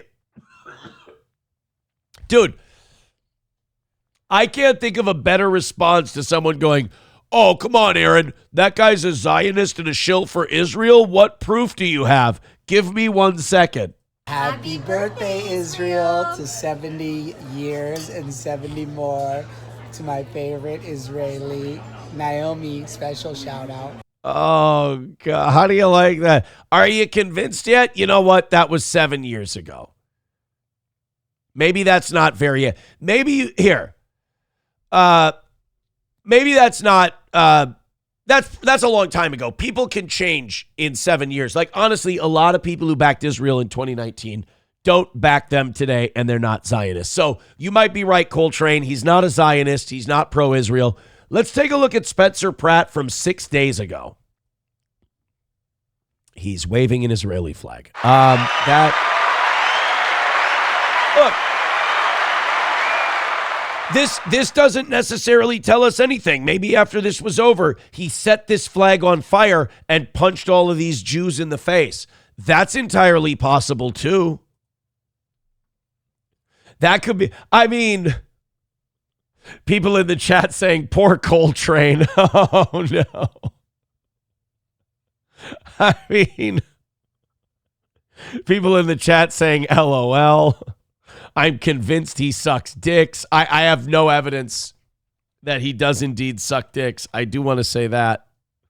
But happy birthday. I understand. Happy birthday, Israel. It does not, in 2019, does not necessarily mean that he's a Zionist. What does literally waving an Israeli flag in front of a bunch of Jews 6 days ago mean? I'm trying to help. Here. This is from April 30th. This is here's some of Spencer Pratt's messages. Would like to know what you plan to do to keep Jewish people safe in LA and our Jewish children on LA campuses. And he says, I've been horrified to see how the Jewish community has been vilified over the past few years, and I will have zero tolerance for it. Anti-Semitism is a legit mind virus. That's an Erica Kirk line, by the way. And a sign of a decaying society. Let's be honest, this is a culture problem. The current leadership has played far too cute with anti-Semitic groups and tropes. That BS stops when I am mayor. I will never cower to social media trends or bullies. Yeah, because, I mean, Israel could never. I don't care how in vogue it is. I will never abandon my Jewish brothers and sisters. Protecting Jews begins with strong and unwavering leadership. As a practical matter, I will direct LAPD to ramp up patrols around synagogues and Shabbat centers. Coltrane, let me know when you think I've proved my point and that you're not on the fence anymore. Coltrane says, LOL, he lives in LA. Is that surprising? That shit looks fake as fuck. Wait a minute. That's not what you said, though. You said, do you have any proof that he's a Zionist and that he's pro-Israel? I just wanted to show you that proof that he's pro-Israel and indeed a Zionist. That's all I wanted to do. All right, only 437 checking out the show today. Something's going on, and it's platform-wide with our friends at Rumble. Go ahead and hit like, hit subscribe, and hit follow. In the meantime, let me talk about my friends at Emerald Med. I want to share a quick story about a family supporting this channel. Their father had a rare form of cognitive decline due to his military service that made him unable to work. Their mother had to stop working too so she could care for him. Their sons discovered new U.S. Library of Medicine studies on various mushroom blends that could significantly support cognitive function. So they began creating a complex mushroom supplement based on that research, not just to help their own family, but to help others. They nearly quit after multiple setbacks and having their first big batch stolen. Fast forward, now they speak at medical conventions nationwide. Their company is called Emerald Med, and their product massively supports brain, immune, blood, and heart function. Your cognitive function optimizes everything you do. You can get knees, heart, and kidneys replaced, but you can't get a new brain. So investing in the only brain you'll have for the rest of your life matters. If you want to support a company that supports our channel and free speech with their marketing, and you want to try a strong mushroom supplement, they're running a New Year's deal. Just click the link below and use the code for 30% off today.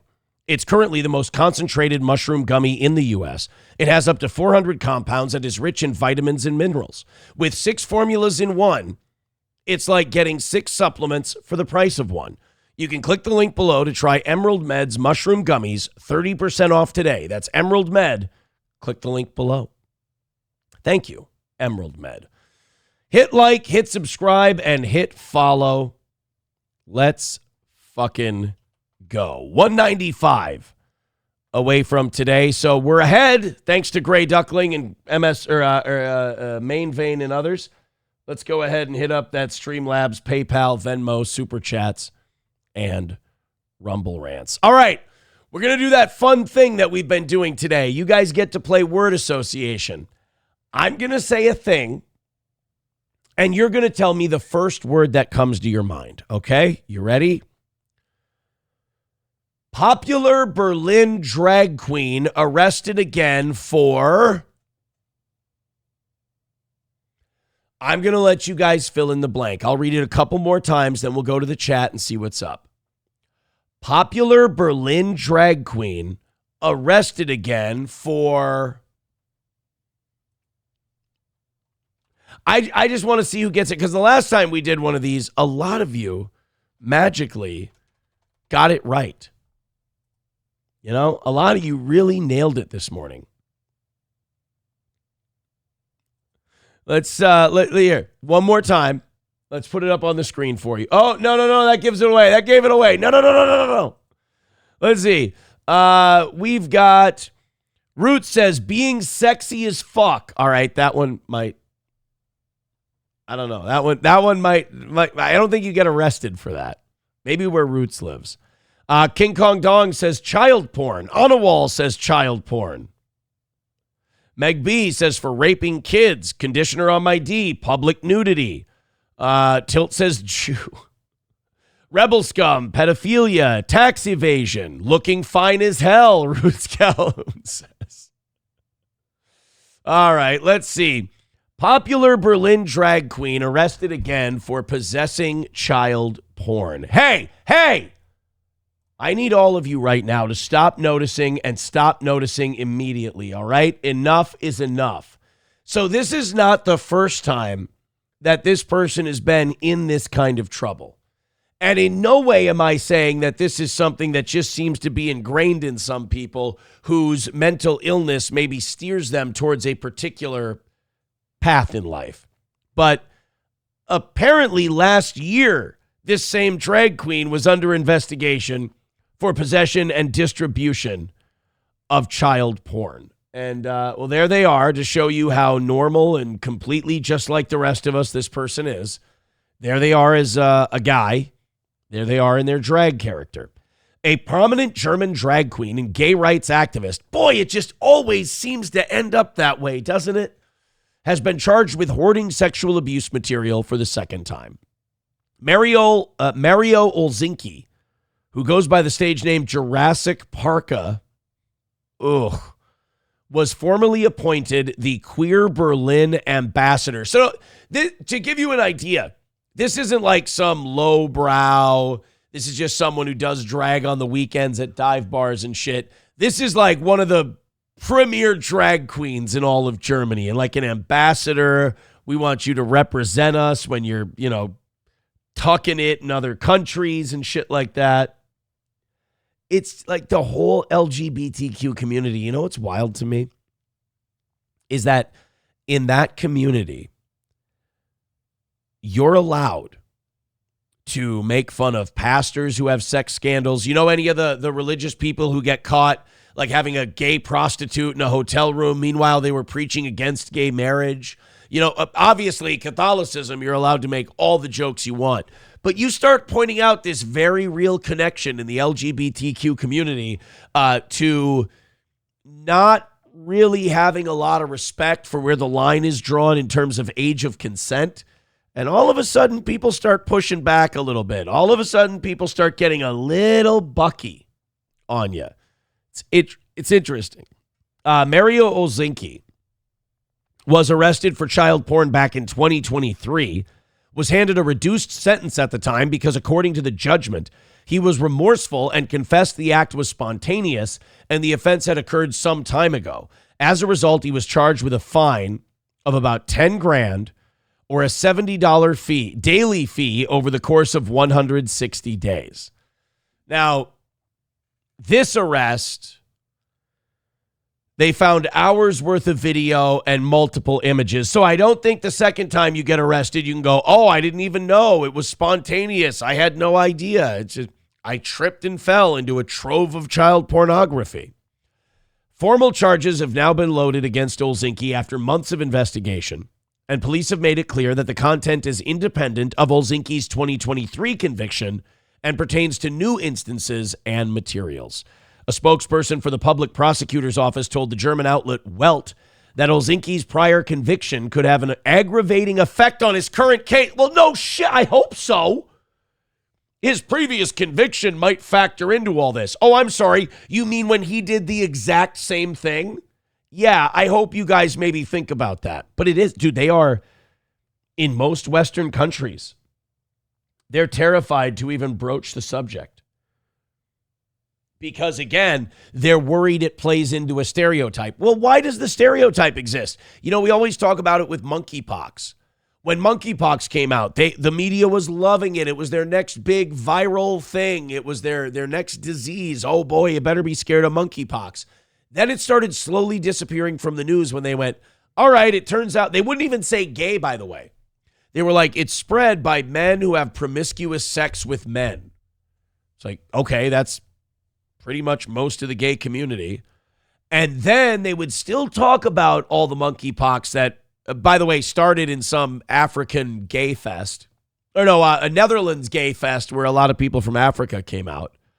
And then all of a sudden, an American couple tested positive for monkeypox, and then so did their young adopted child and their dog. After that story, monkeypox completely disappeared off the front page. But if a white guy shoots up a school, we got to hear about it for 3 or 4 weeks. Anything else shows any kind of pattern, we can't, guys, we can't talk about it. I mean, hey, let's not be Debbie Downers. It's Pride Month. Well, happy Pride to this drag queen. I have very little confidence that they're going to throw this guy in jail, though. Happy Pride, though, to the absolute pervert tucking it on stage and telling us all that we're the bad guys. I appreciate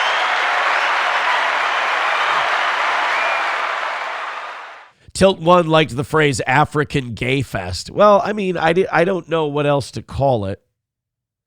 It was a Netherlands gay fest, and a lot of African men came out, and for all the tight white booty.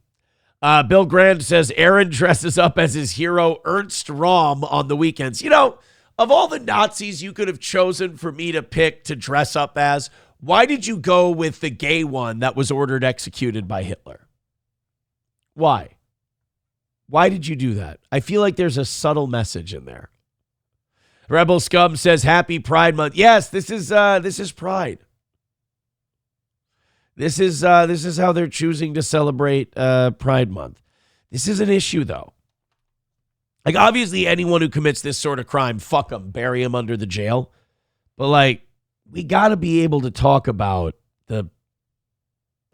the ongoing issue we seem to have with the fast and loose interpretation of age of consent laws and the LGBTQ community. Roots Calhoun says, I got a fag friend too. He cries a lot, doesn't want to be gay, but he's gay as the day is long, and we knew it when we were kids. We love him. I'm sure you do. There's nothing wrong with that. I also think, like, the trans thing especially, I think it's a response to some kind of trauma at another part in your life. I really do. Just about little under 500 of you checking out the show right now across all of our platforms. It's a down day for the old toe, but we're going to hang in there. Keep hitting like, keep hitting subscribe, keep hitting follow, and let's notch another dub for the toe. Again, 195 is the number for today. Let's see if we can't get that number down to 0 and keep our week perfect. Thank you, guys. This lady's great. So this is a woman. The level of entitlement here, I actually kind of find funny. Like, I like her. It's ballsy. A woman walked into a Jersey Mike's and just started demanding that they clean the grills. Like, when I first saw this video, I was like, is this like an undercover boss kind of thing? Are they like the manager or like the district HR person, and they're going to see what happens if somebody comes in and just starts barking orders? This woman came into a Jersey Mike's and, again, demanded that the grills get cleaned. Now, I don't know if you've ever been to a Jersey Mike's. It's not bad. I wish they'd lighten up on the juice a little bit. A little too much juice soaks into the bread. What are you going to do? But, like, they make Phillies and stuff like that, like fast food quality Philly cheesesteaks. And they got to use a grill for that. And there's melted cheese and there are all kinds of different meats. This woman felt that the grill was not clean to her satisfaction. So as a customer, she should be able to just start walking in and barking out orders. It's time for some Jersey Mike's. All right, let's get this Jersey Mike's going. All right, you know what? Maybe I should have played the word association game with you guys first. I think you probably would have lost this one. When I think Jersey Mike's, I think white people. I want clean grills. Yeah, I want clean grills. Hi. Are you doing something right now?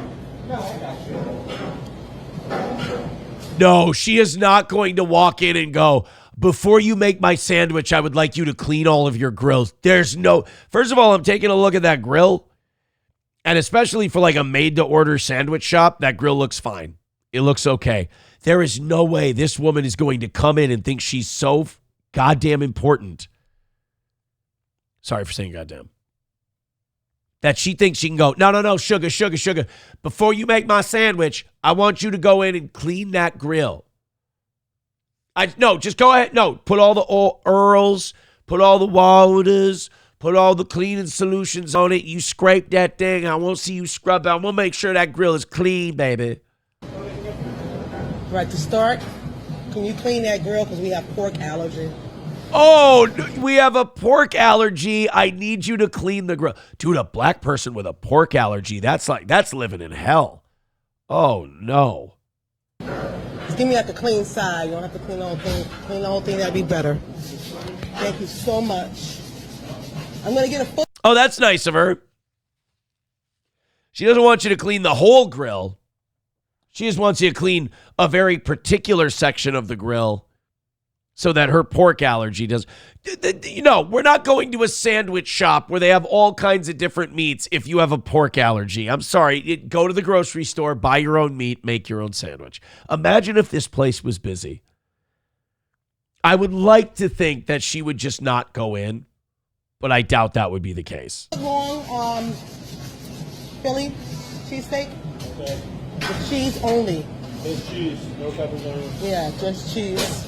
And can you toast the bread, please? Yeah, we toast the bread. Okay. Toast like a little more than you normally do. And that's it. That's it.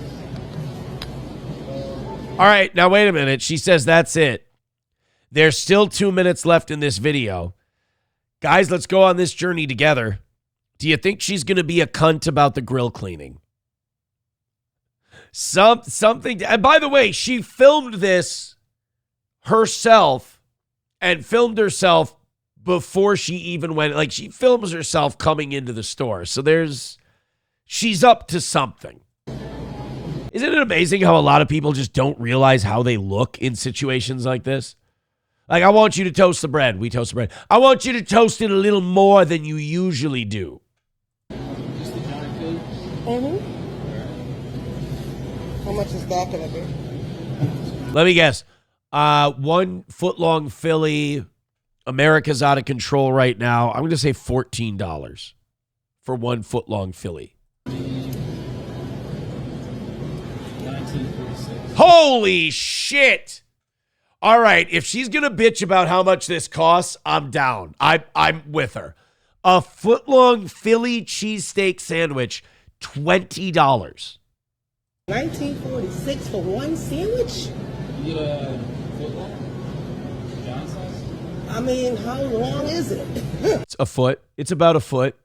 You know, the foot-long sandwich that you ordered, it's about 1 foot long.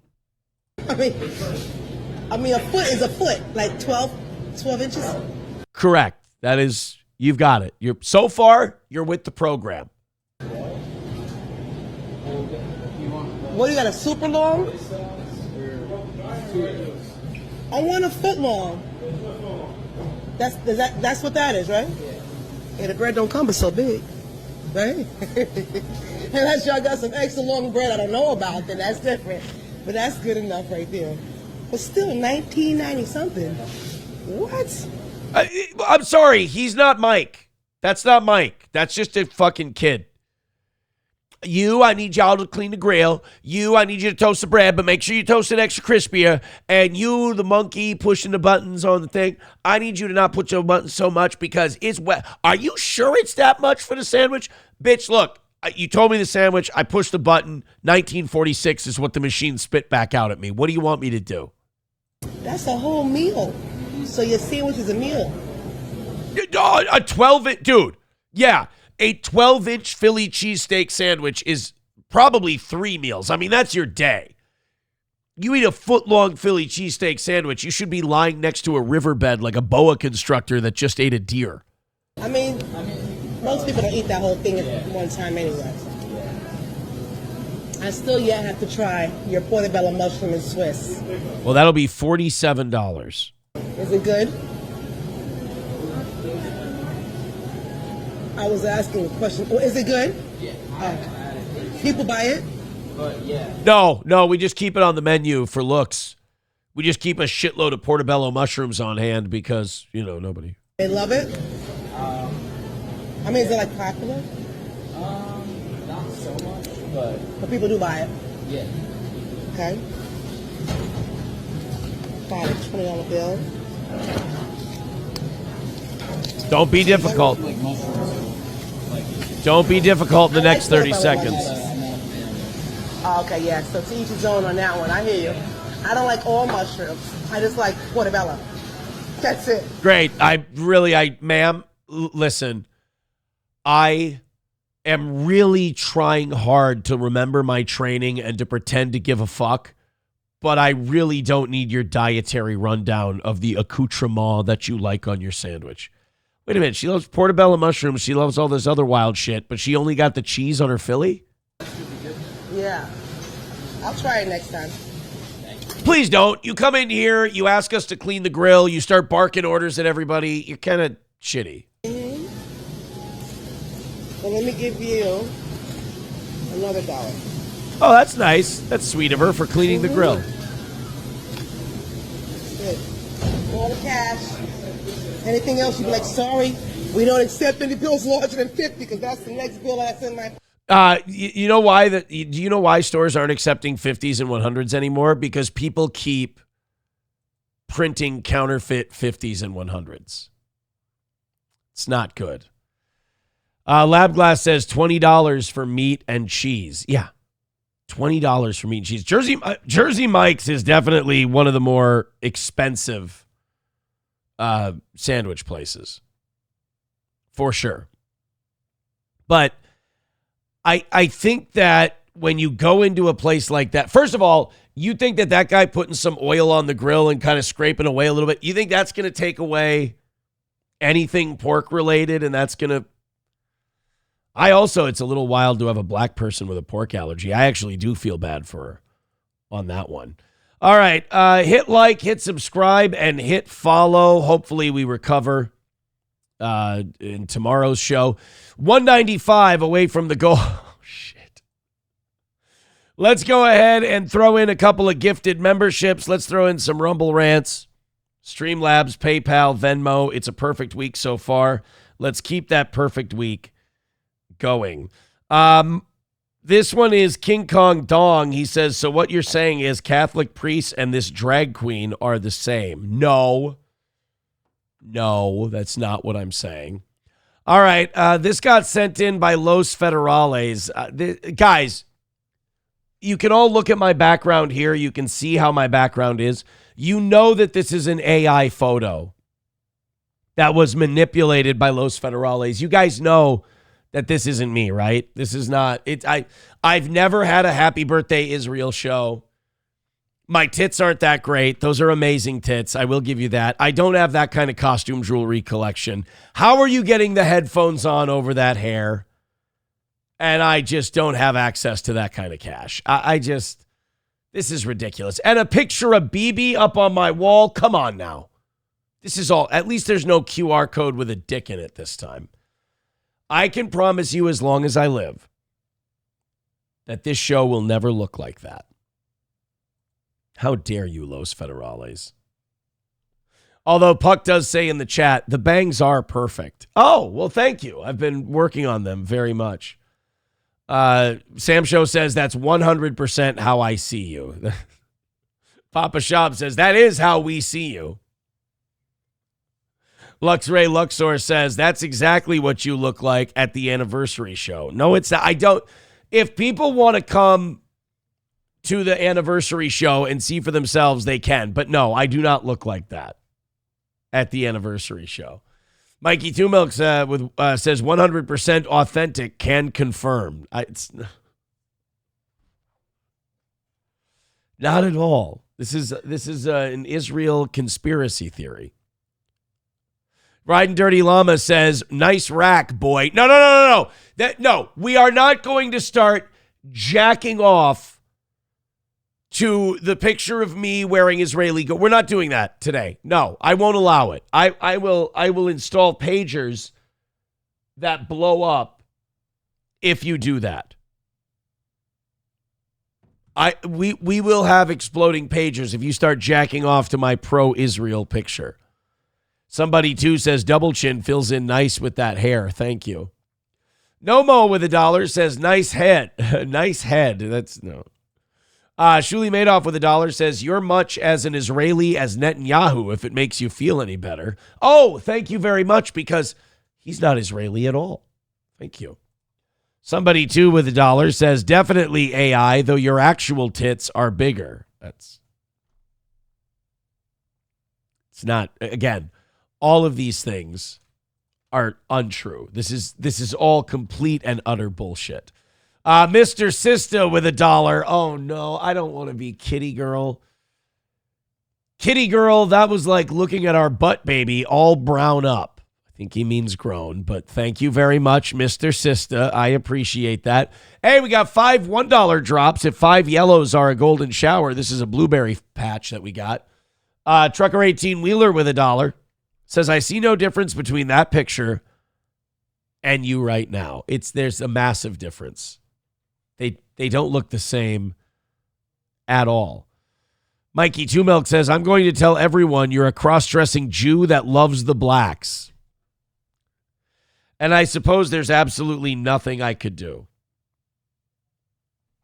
to get you to change your mind and not tell people that. Jeremy over on Facebook says, speaking of the anniversary show, although I've never collected any apparel, I sure as fuck better be on that list. Yes, I have confirmed with the cornhole tournament organizer people that we are going to be getting their equipment and everything else. We're going to have a giant cornhole tournament. It's going to be a lot of fun. You're going to love it. And all the VIPs get a free team in the tournament. It's going to be open to the public. It's going to be gigantic. It's going to be huge. Gray Duckling with $1 says there's always a price. All right. Mine is a red boy. For a red boy, I'll admit that's me, and we'll show it again. Anything other than that, no, thank you. Let me be very clear. Let me be frank. Can I still be Garth? Yes. All right, let's do this last one for the day. Then we got to get into Joe Rogan.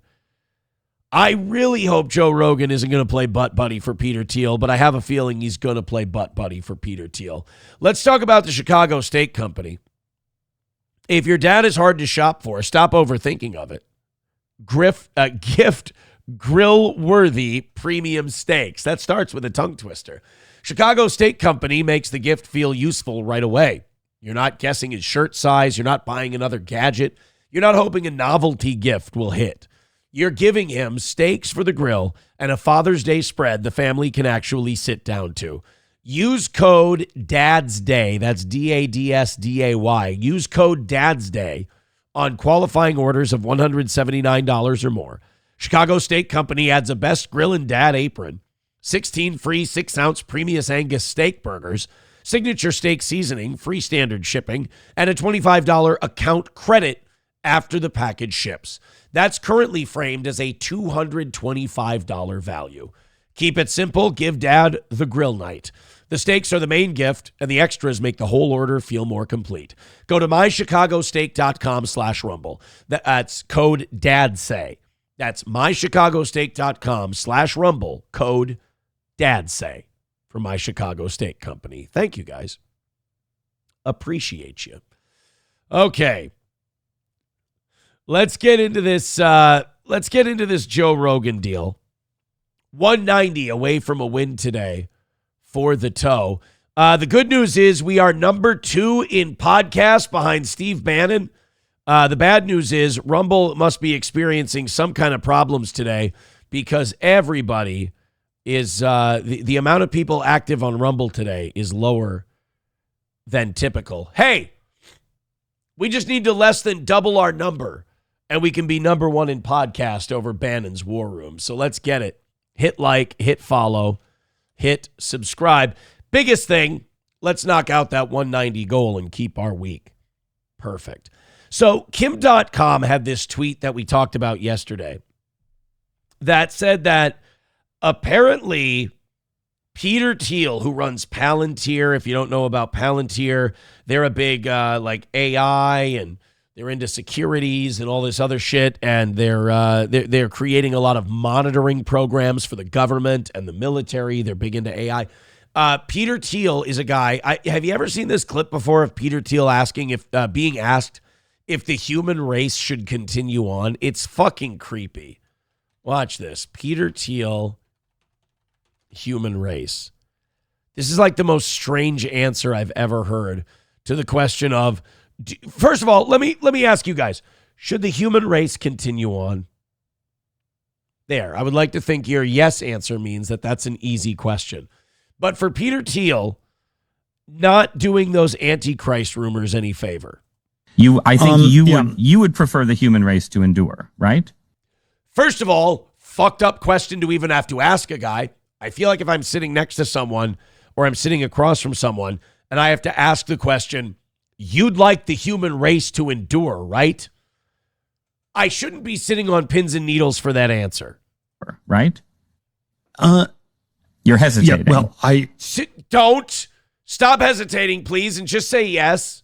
I mean, we're all going to think you're lying to us at this point anyway, but at least just say yes. Yes? I don't know. I would. This is a long hesitation. This is a long hesitation. There's so many questions implicit in this. Should the human race survive? Yes. Okay. But no. I don't accept your answer. That took way too long to get to a yes, humans shouldn't all die out and be taken over by robots. But I also would I also would like us to radically solve these problems. Right. And so, it's always, I don't know, transhumanism is this, the ideal was this radical transformation where your human natural body gets transformed into an immortal. No, this guy, why wasn't this guy taken into custody immediately after that for just crimes against humanity? We can't let a guy like this proliferate. Peter Thiel's a problem. He's always been a problem. He's a fucking weirdo. Joe Rogan loves Peter Thiel, or at least has to say that he loves Peter Thiel. And like a lot of people on Rogan's show, like Tim Dillon, have been really critical of Peter Thiel, and they've said things like this guy's like the Antichrist. Actually, if you didn't know this, Peter Thiel holds lectures on the Antichrist. Like, he sets up these big events and he gives big one-man show speeches like TED Talks about the Antichrist. Now, in my opinion, only one guy would continue to make speeches about the Antichrist. That would be the Antichrist. Before we get into the Joe Rogan clip, let's go to Red Fox Mad with $1. He says, I'm excited to see Adrian, Zach, and Matt set at the comedy show. I'm looking forward to the anniversary comedy show. I play Adrian's CDs and go to his shows all the time. Oh, no, he just came out of a coma and he thought it was 2019. That's no good. So Kim.com recently reported that Peter Thiel and Alex Karp of Palantir are committing mass surveillance against world leaders and titans of industry on a massive scale, and that Palantir has allegedly been hacked. They have thousands of transcribed and searchable conversations of Trump, Vance, and Elon Musk. They have backdoored the devices, cars, and jets of world leaders and accumulated the biggest archive of blackmail material. So they're talking about Peter Thiel as like a new version of Epstein, like the guy getting the blackmail information. And, you know, maybe he's not a child sex trafficker like Epstein was, but that he's the guy running the blackmail this time through surveillance. Let's go ahead and see what Joe Rogan thinks about this. If Joe sweeps for Peter Thiel for even a second, Joe's gone, man. So this is from Kim.com. Palantir was allegedly hacked, An AI agent was used to gain super user access, and here's what the hackers allegedly found. Peter Thiel and Alice Karp commit mass surveillance of world leaders and titans of industry on a massive scale. They have thousands of hours of transcribed and searchable conversations of Donald Trump, J.D. Vance, and Elon Musk. They have backdoored the devices, cars, and jets of world leaders and accumulated the biggest archive of blackmail material. Palantir is creating nuclear and bioweapon capabilities for Ukraine and is working closely with the CIA to defeat Russia. They believe they're 1 year away. They plan to achieve this by keeping Russia busy with meaningless peace negotiations. Now, if you've been reading anything about what's going on in the war in Ukraine, it is bringing the Russian economy to its knees. Russia's economy is collapsing right now. They're still kicking Ukraine's ass on the actual battlefield, but between this and the oil reserves being not being able to get through the Straits of Hormuz, Russia's having a tough time. Palantir is responsible of the majority of Palestinian deaths in Gaza. They've developed... That's true. A lot of the Palantir surveillance stuff and intelligence gathering technology is being used by Israel in Gaza to find targets and take them out. So Palantir has been assisting with that genocide. The AI targeting for Israel. Palantir is an arm of the CIA, and all data from international clients is copied into a... So the problem is this is like alleged. Oh, here we go. Here, like all of this sounds like it would check out. All of this sounds like a powerful company like Palantir would be doing all of this shit. Plus, there's no harm in us believing this is happening and then trying to act on it. The real danger is going, well, it's all alleged. Let's wait till we know it's true. What do you think? Palantir's just going to offer up this information? Joe, you dipshit. Of course it's going to be alleged. You're never going to get proof. They'll never let you get close enough. But Joe going, oh, come on. It's Peter Thiel. And by the way, he thinks because he's had dinner at Peter Thiel's house that Peter's like his buddy. Bro, that's how they accumulate useful idiots. They bring you over. They wine and dine you. They show you how rich they are. Oh, I got a great MMA collection, Joe. You'll love it. Oh, he's got the coolest stuff in his house. Because if you go to these people's house, and you see them in some kind of human form, it makes it harder for you to criticize them because they've been very nice to you. They bought you dinner. It's golden handcuffs. So Joe Rogan is always giving Peter Thiel and Palantir the benefit of the doubt. The problem is a lot of this stuff, even the speculation stuff, is rooted in truth.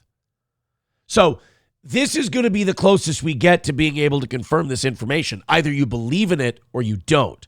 And it doesn't seem Joe wants to believe in it because he's had stakes with Peter Thiel before. Is there a community notes on this at all? Nope. Really? Just Kurt Metzger. He's the #1 post. When can we see these hacked materials, though? What are the hackers doing with it? If they aren't exposing the whole thing, then fuck them.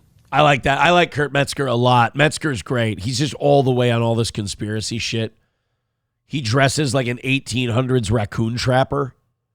Yeah, they only, How does there no community notes he on posts it? a lot of Because it's fucking true, Joe. Your buddy is the Antichrist. You picked the wrong side, Jack. You took their money, you went to their dinners, and now they own you. How is there no community notes on that? My good friend Peter Thiel can't be using AI targeting technology in Gaza to kill people intentionally. No, that one's been confirmed. That's true. Peter Thiel would never use his AI technology to spy on world leaders and gain the upper hand and put the most powerful people in the world in his front pocket. That's got to be community noted. God, Joe, you're so stupid. things that sometimes are true and sometimes are not true. Yeah. Predictions. I like Joe so much better when he was just a dumb jock who liked conspiracy theories. Do you know his background? Do you know the story behind that guy? Me or? Yeah. In general, yeah. So his back, I first found out about him a long time ago. He's a very wealthy guy. He lives in New Zealand, and he ran a site. Was it It's like Super Upload or yeah, like one of those uploads, Mega Upload? Oh, he's talking about Kim.com. Yeah. By the way, Mr. Approachable says, or King Kong Dong says, is Rogan today's Babylon whore? He is. I don't know if he's the whore of Babylon. No, he's the useful idiot. He's like the guy. So you got the big carnival tent. You got the big freak shows inside. Joe's the carnival barker telling people, step right up, try your luck, step right up, folks. And you trust him, and he seems personable. But Joe Rogan's bought and paid for. And now he's going to cast doubt on this Kim.com rather than going, holy shit, Peter Thiel is a multi-billionaire who runs one of the biggest tech companies and surveillance companies in the world. This isn't, like, what's wild to me is that 2017 Joe Rogan, Peter Thiel is tailor-made to be the guy that Joe Rogan is nervous about. Peter Thiel is tailor-made to be the guy that Joe Rogan is scared about, that Edward Snowden warned him about. And now he's just like, wait, they're shitting on Peter Thiel? I've had tomahawk steaks drenched in butter next to his pool. Surely he can't be an evil narcissist who's here to put all the world leaders in his pocket and blackmail everyone while he helps commit genocides all over the world. That can't be my buddy. Your buddy's a cunt, Joe. Was that it? And they targeted him because they said that people were uploading things that were copyrighted material, and I think they were trying to get him out of the country. Extradited on, I think they still want him to come back. Yeah, fraud charges related to, it's on the screen, to Mega Upload. He denies wrongdoing. What's funny is, like, if you put copywritten stuff on YouTube, they just demonetize you and that's it. This guy, there's got to be fraud charges and we got to go after him and he's the worst guy in the world. Seems like it's about more than a video uploading site. Accused U.S. authorities are pursuing a vendetta against him on behalf of politically influential Hollywood studios. 2018 New Zealand Court of Appeal upheld the lower court's ruling. .com appealed to the Supreme Court of New Zealand, which ruled in 2020 that .com could be extradited to the United States, but that he could challenge the decision through judicial review. His extradition order was eventually signed on August of 2024. This is amazing to me. So Joe Rogan is told by Kim.com that this is what Peter Thiel is doing. This is the shit that Peter Thiel is up to. And what does Joe Rogan do? He wants to look into Kim.com. He wants to look into the exiled expat in New Zealand with a fucking Twitter account instead of looking into his buddy Peter Thiel, because it couldn't be Peter Thiel and Alex Karp, who are complete pieces of shit. I sat in their hot tub once. So he's looking into Kim.com, but has zero intellectual curiosity about Peter Thiel. You know, it's one thing to be somebody who destroys people's reputation because you're being paid very well and you're an agent of a certain thing and you're in the game and that's your job. It's another thing to be such a hapless, useful idiot like Joe Rogan that you just smear people who are trying to blow the whistle on this stuff and you don't even know you're doing it. It's just, you know, you living your best life. He's remained free in New Zealand while continuing to pursue judicial review of his extradition order. Oh. He launched another He launched another cloud storage service called Mega, although he severed in 2013, severed all ties with the service in 2015. He also started and funded the Internet Party. The party contested in the 2014 New Zealand general election under an electoral alliance with the Mana movement and contested the 2017 general election independently. I wish Joe had half the curiosity about his pal Peter Thiel that he had about Kim.com. Famous guy in the early days of the internet. Did you ever see those videos that he made, like these cartoons? Joe, can we talk about Peter Thiel, please? Joe just read off this whole thing where Peter Thiel and Alex Karp are surveying our world leaders, keeping them blackmailed, using their AI targeting systems to commit genocide in Gaza and kill women and children, and talking about how they're making these big power moves to slowly take over the world. And what does Joe Rogan do? Remember Mega Uploader?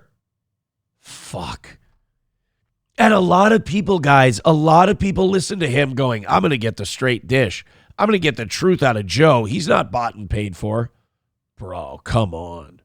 Yeah, I'm trying to remember some things that I remember. I don't, yeah. Yeah, there was like cartoons that he did where he was like killing dictators in the cartoons. What a terrible guy. You like the guys who prop up the dictators and kiss them. What did he call? Internet Party. Joe, this isn't what we're supposed to be talking about. This isn't important. See if you can find Kim.com early animated videos. What about the Peter Thiel shit that they just said, Joe? He should be. What? The Seth Rich one is wild. Yeah. Seth Rich. The Seth Rich one is one of the ones where I don't understand why anybody doesn't think that that's crazy. Blackmailing world this guy leaders. Gets assassinated after he using AI targeting in Gaza. Joe, what about what you just all read? All sorts of inside information on the Democratic Party. Joe, there's 45 seconds left. Please address the Peter Thiel people out thing. Of the election, how they were running things. Joe, and then he winds up getting whacked, and they're like, "No, it was a robbery attempt." Right. At 3 a.m. Right. They What left about his the Peter watch, Thiel? They left his wallet. They left everything. His phone. We know. We're They aware. just killed him. See if you can find his videos. He has some crazy No, videos. the Peter I Thiel wanna say thing, these Joe. are from The like blackmailing all the 90s, world like leaders. Late 90s or early 2000s. We don't care. It's not important right He now. was, we need to talk about Peter Thiel. I don't remember. I don't even Palantir know is what he trying was to take doing. over He the was world very with their wealthy. He data had this centers, crazy Joe. House and his hot wife, and he'd show videos of it and shit. We don't. And I think this guy's just been persecuted because of that site that he had. Right. And he's fucked now. They just keep going after him. Nothing. Did not address it at all. Because he's had dinner at Peter Thiel's house. Like, who would have thought that it would be so cheap to buy off Joe Rogan? You know, one thing I will give Rogan credit for, he really is that dumb. He really is that simple of a guy. There's no frills, there's no extras to it. Which is kind of great for guys like Peter Thiel, because I'm sure Peter Thiel has to buy off a lot of people, and the people know they're being bought off, so they're like kind of disingenuous about it. Whereas Joe Rogan, you just got to invite him over for steaks, and he'll be like, "Oh, you're a great guy." Like Joe will carry water for you willingly. Probably don't even have to pay him money. He's easy to trick. Nomo says, so Thiel is the victim? Yeah. I mean, this guy's just on a vendetta, right? He's just on a total vendetta. Uncle Rico says, I honestly never knew he did stand-up. After I found out, I watched a bit. He doesn't do stand-up. He yells and flails on stage. I saw Joe Rogan live back in like 2019. And it was a show at an arena. It was at XL Energy Center at the time. It's now Grand Casino Arena. But he was not the caliber of a guy who does arenas, but he was doing arenas, if that makes sense. Imagine you read all of the shit that Joe Rogan just read, and the conclusion you come to is we should do a deep dive on this Kim.com fella. Oh, no. 190 away from a win today. Guys, can we notch a W? That would be huge. I would appreciate a dub. 190 away. So we're technically still ahead. It's 8:30. We got to be under 200 by 8:30. We are. We appreciate that. Throw in a 5, throw in a 10, gift a membership. Numbers across all of Rumble are down today. We're still number 2 in podcasts. We're still ahead of Bubba. We're right behind Bannon. Hit like, hit subscribe, hit follow. Let's go. Let's see what the comments say on this one. Nice. Joe should have him on again and do absolutely nothing in terms of challenging him on his bullshit. This is like Bobby Fischer being persecuted after he played chess in the wrong country. Still a threat somehow. Ho is here. This comment is exactly what I believe. Ho is controlled opposition, but he doesn't know he is. They leak small bits that they want out, and in a way that'll pique his interest in what they want him talking about. Yes. Joe Rogan is controlled opposition, and he's the best kind of controlled opposition because he earnestly doesn't believe he is. Wow. You were just thrown everything about Peter Thiel right in your lap, and you go, I'm fascinated about this Kim.com fella. Wrong turn, buddy. Wrong turn. Hit like, hit subscribe, hit follow. Let's go and open up these 7 o'clock hour stories. While we do that, let's talk about our friends at All Care Towing in St. Cloud. 320-253-5203 for All Care Towing of St. Cloud. Of course, they do an unbelievable job at All Care Towing of picking you up whenever you need a ride. So if you're talking about car breaks down, you get in an accident, whatever the case may be, if your vehicle won't move, our friends at All Care Towing will come and pick you up. All Care Towing, 320-253-5203. Please put that number in your phone so you have it when you need it. That's All Care Towing, 320-253-5203. Midland Armory in downtown Foley, Minnesota, midlandarmory.com. Of course, our pals at Midland have a great selection of firearms, whether it's handguns, rifles, or shotguns, just for you. That's Midland Armory in downtown Foley. Go see Greg and Stacy today. They handle the suppressor process from start to finish. That means no outsiders. That means no going to 3 different places to go get paperwork signed. They handle it right there. That's Midland Armory in downtown Foley, Minnesota, midlandarmory.com. Coming up in July, they're going to have a gun show at Henry's in Foley. And Stoney's in downtown Rockville, Minnesota. Of course, Cheetos and the team at Stoney's. There is no White Power Wednesday before you even start today. Although Cheetos says he will cancel it if we don't hit the goal. That's Stoney's in downtown Rockville. Tomorrow night is bike night. It's also 250 cans. They've got live music every single weekend on the Fireball stage. And to me, the best part of Stoney's is the patio and Stoney's garage. Go check it out today. That's Stoney's in downtown Rockville, Minnesota, right there on Broadway. Uncle Rico says shows like LFA and Benny Johnson's, LFA, not familiar, are Rumble's flagship shows, and they just suck. I don't consider Bongino's show because he basically owns Rumble. I think his viewers are padded. Yeah, maybe it's hard to tell. I mean, really, do you need to pad your viewers once you're up around 15 or 20,000? I don't think if you're up around 15 or 20,000, I don't think you really need to pad your numbers. I mean, if you're at 15 or 20,000 and then you add another 5,000, what's the difference? Once you're in the 5 digits, you're in the 5 digits. I mean, shit, I'd like to know what the 4 digits feels like, to be honest. Yeah, McBuster says no Baal Wednesday at Stoney's. No, I don't think so. Let's get those memberships in. Let's get a couple of bucks in. We'd appreciate it. Pushing 500 people today. A lot smaller group than usual, but that's okay.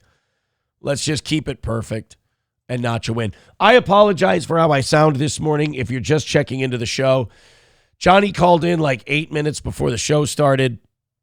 I'm battling like a cold sinus thing. And I may actually go up and grab another Celsius pretty soon. I would feel just peaches and cream if we could keep today perfect on this lower result program that we've got today. Okay, let's do the drunk driving judge. This guy, now look, everybody's rolled the dice. Everybody's taken a risk where they have a few drinks.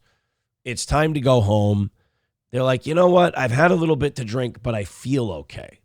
I'm going to risk it. I'm going to roll the dice. I'm going to drive home. Now, I would say that if you have children, and let's say you got a babysitter that night or whatever, and you and the wife get to go out, you get to enjoy yourself, I would say get the driver. Don't worry about it. Go get your car the next day. But we've all had those days when we're single that we decide we're going to roll the dice and we think we're fine, but you're still hoping you don't get pulled over. Well, this judge we're about to show you is nowhere near that level of drunk. This guy's so fucked up, he can't say the alphabet. And I don't mean like he can't say the alphabet in like he can't do the backwards alphabet that they have you try to do when you're doing these sobriety tests, where even if you're sober, those are really difficult. I'm talking about this motherfucker can't do the alphabet forwards. Let's take a look. You guys enjoy. Hit like, hit follow, hit share. Let's become the biggest thing on Rumble, and let's knock out today's goal. Thanks. Guy in front of you. Yeah. I gotcha. Where are you coming from? We had a vent back over there. It's never good when you can't tell the cops what you're doing, and you just kind of have to point. We're doing a thing over there. He's also using his car doors to help him walk. Also a bad sign. Everything on over there. I'm sorry? The judge. So he knows he's fucked. He knows he's really drunk. And so the guy's trying to ask him questions, and he's like, "Have a zibba." And the guy goes, I'm sorry, excuse me one more time. And he just goes, come on, man, I'm a judge. He's just trying to pull out the "do you know who I am" card so that the cop just lets him go. He knows he's not talking himself out. My name is Pitt, and you ain't talking your way out of this shit. So you're like, I'm a judge. What do you say? For old time's sake. Okay. Where at? 37th District Court. 37th District? C-D-E-F-G. Got it. No, H-I-J. H-I-J. By that, I mean the people who sign your paychecks, not H-I-G. All right. So they're even going easy on the judge, giving him the regular alphabet, not the backwards alphabet.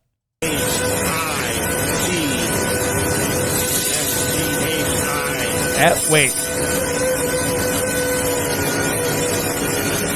Motherfucker forgot the alphabet. J, my man. J gets you to K, which gets you to LMNOP. Oh, no, Your Honor. This isn't going to look good. That's okay. No, it's not okay. It's not okay. No, you're right. It's bad. Do you want to continue to try? No. Okay. Respect.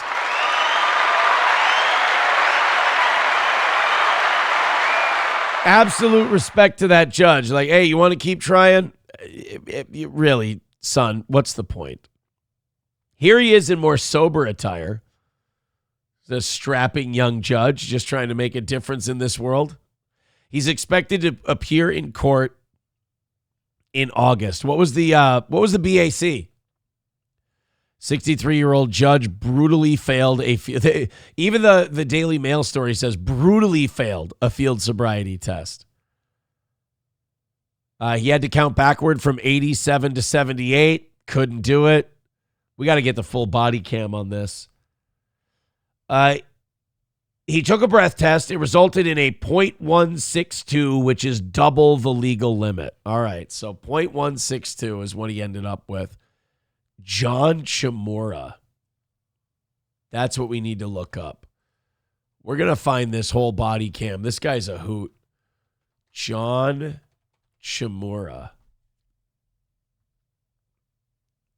We got a minute 45. Come on, there's got to be a longer body cam out than that. Yeah, when he went right to like, I'm a judge, that was kind of his way of being like, we're cool, right? Oh, this sucks. We've only got the I've got a 1 minute and 45-second version of it. Let's see. The judge. Okay. Where at? 37th district. Look at that. Look, he's using the car to brace himself. When you're holding yourself up with the car, that doesn't look like a cool, casual Ponzi pose, bro. You're fucked up. 37th district. It happened March 25th. Sterling Heights police officers were dispatched to Van Dyke Avenue near Triangle Drive for a crash. Police say Warren Judge John Shimura rear-ended a smart bus, appearing to be under the influence. He appears to slur his words. I'm sorry? When an officer asks how much he had to drink, this was his response. How much did you drink there? Evidently too much. Well, that's fair. Evidently too much. Yes, sir. A, B, C, D, F, G, H, I, G, H, I, G, H. You want to keep going? No, that's okay. Good call. Body camera video from 4 Sterling Heights officers shows the impact of the crash. 2 passengers on the bus were treated for injuries on scene and released. Is anybody injured? My back hurt a little bit. You want to be checked out? Shimura struggled to... Yeah. Don't take any money from the bus company between now and then. Don't take any free passes. Don't take anything they hand you. Perform sobriety tests. C, D, E, F, G, H, I, C, D. He initially refused to take a breathalyzer test and was placed under arrest. No, I don't want to take the test. Okay, so no. That's, you know what? That's fair. I don't want to see the results. You know what's going on. I know what's going on. I don't want to breathe into that shit. Take me to jail. Okay. Well, at this time, I am placing you under arrest for operating while intoxicated. He ultimately agreed to the test and blew a .16, twice the legal limit. So you're .16. It'd be funny if he went, yeah, it's actually a little lower than I thought. All right, so we're gonna go get the chemical test, and then we'll get how long until you're sober, and you'll get through this, okay? That can't be good. We're gonna hold you until you're sober. Imagine sobering up in a jail cell. That's how you know someone's got alcoholism real bad, if they can get arrested for that and then still go back and drink. I can't imagine being in a shitty holding cell while you wait for the booze to wear off and then you slowly get hungover in jail. Ugh. For me, that would be enough to make sure that I never drink again. Holy shit, was that guy in bad shape. Uncle Rico says 0.16 is a nice buzz. Damn, it sure is. It sure is. All right, we got a smaller audience today. We're a little quieter. I'm very sick. I understand why a lot of people wouldn't want to watch today's show. Johnny isn't here. I'm all congested up. I do like the show we're doing. I'm very happy with it. I appreciate you guys being here, but do us a favor. Throw us a membership. Throw us a couple of bucks. Let's see if we can't keep this week perfect. We've kind of hit a little bit of a roadblock here on today's program. St. Caesar says, when did Oz get arrested? I've seen Oz drunk before. That's not quite what drunk Oz seems like. Here's what I'm going to do, guys. I'm going to play a little music. I'm going to get another Celsius. I'm starting to get the temperature part of this shit, so it's not good. But we're going to do today's show. We're going to knock it out. We got a perfect week. I'm going to go out on my shield. We're going to fight our balls off. Again, hit like, hit share, spread the word of the show. If you feel like gifting a membership, please do. I will be right back. I'm going to grab another energy drink, which is probably not the best idea for the rest of the day, but we're gonna stay healthy for you.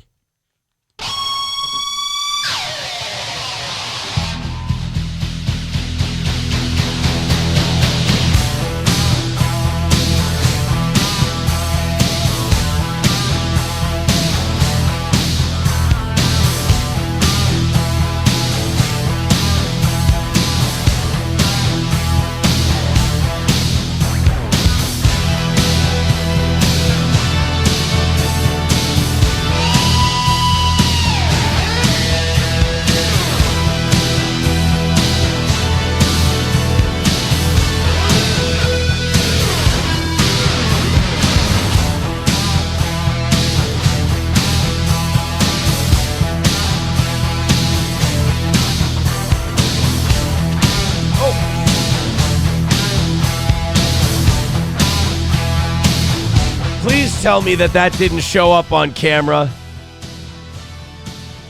Please tell me that was slightly off camera.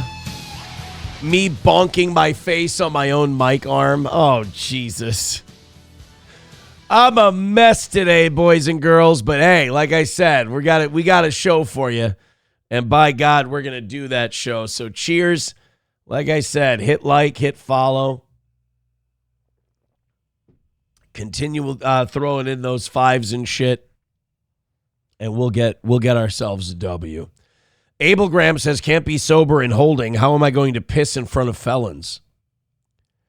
Well, it depends on who's in there, you know. Maybe it won't be that full when you go in. Somebody with $1 says he shouldn't have blew. Odds are he would have shown less after an hour or more waiting for a blood test and wouldn't have gotten a double.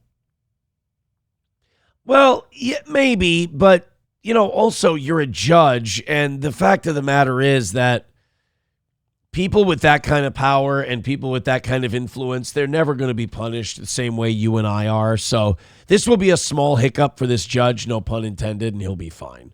On a Wall with $5. Thank you very much, On a Wall. Appreciate it. Who wants to be our first gifted membership this morning? On a Wall says, in case you don't have it already, this is on Uh-oh, what did Plattner do? We got more news on Dude, this Plattner guy is a fucking disaster. Apparently, he's a Democratic candidate. He's got Nazi tattoos. He's been fucking around on his wife. They found like the sexting that he's been doing on dating apps with other women. I mean, this guy's an absolute disaster. Is there more? Really? Ablo Pacheco says, too late. We clipped that. Oh no, did you guys get it? Did you guys get me just doing a total headbutt off the mic arm? Fuck, it was stupid.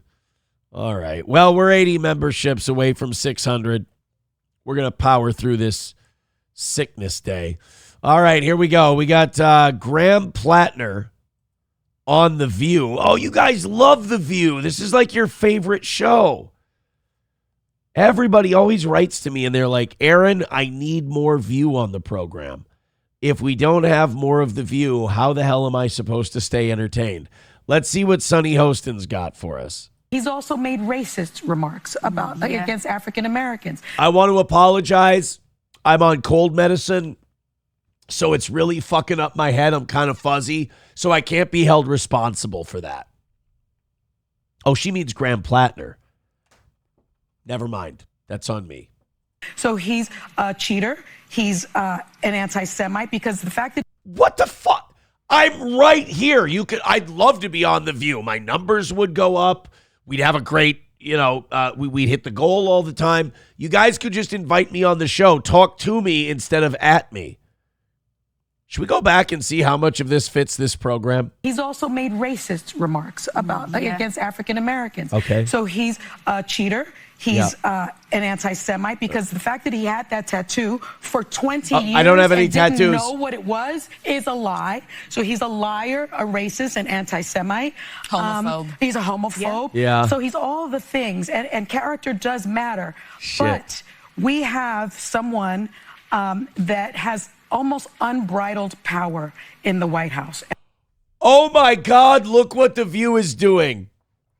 This is what pieces of shit people like Sonny Hostin are. Whenever you start to think, like, don't start thinking that just because Trump's a bad guy who's broken all his promises and we don't like him and all of that, don't you ever start thinking that these are the good guys ever.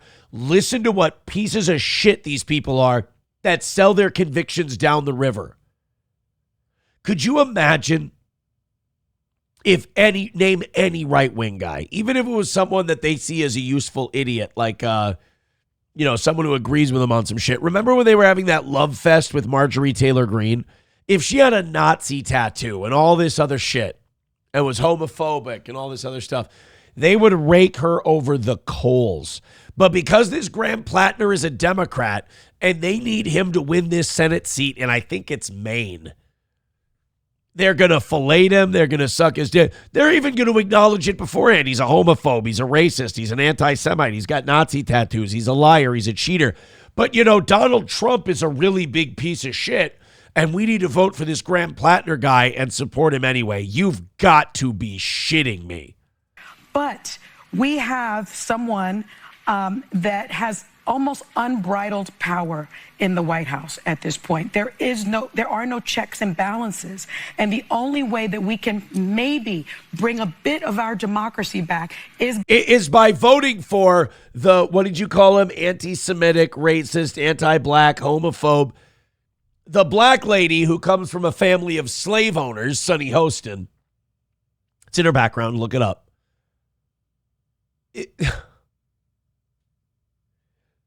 She's listing all these things that are supposed to completely disqualify you as a good progressive. And she's going, yeah, but you know what? Piss on all that. We got to let a few Klansmen in because we hate Trump that much more. Wow. You know, in a way, kudos to her for saying it out loud, I guess. by having a Congress that functions and that has the checks and balances. And I do think one of the only ways is to win that seat in Maine. Wow. So the Nazi tattoo, the comments about Jews, everything else, she just wants you guys to know it's really, really bad. He's a terrible guy. He's like, it would be one thing if Sunny Hostin went, we should totally vote for this guy. He's great. And then they come to her with that information after, and she's like, ooh, that's bad. She already knew everything about this, and now she's going, ooh, this is, you know what? This is really bad. He's really like one of the biggest pieces of shit I've ever seen. But, you know, we really got to vote for him anyway. But I don't ever want anyone to get fired. Like, I hate cancel culture. I think it's terrible. And I don't think Sunny Hostin should be fired. But if there's not a call for it, if there's not a movement amongst lefties to have Sunny Hostin shit canned, these people are just as big a pieces of dog shit as I thought they were then. Because there should at least be some noise from that side if they want to be ideologically consistent that she's got to go. Again, I want her to be able to be on TV, say the stupid shit she wants so that I can have show content. But if that side doesn't call her out for that, I mean, that's a massive no-no in that world. To sit there and acknowledge that someone's racist, anti-gay, all this other stuff. Maybe it's more. Maybe it's more. Maybe it's more than just we don't object to these things on moral grounds. Maybe it's we just want the power and we don't care if we have to put a bunch of Nazis in there to get it. By the way, thank you, Aussie Mark, for making me feel better.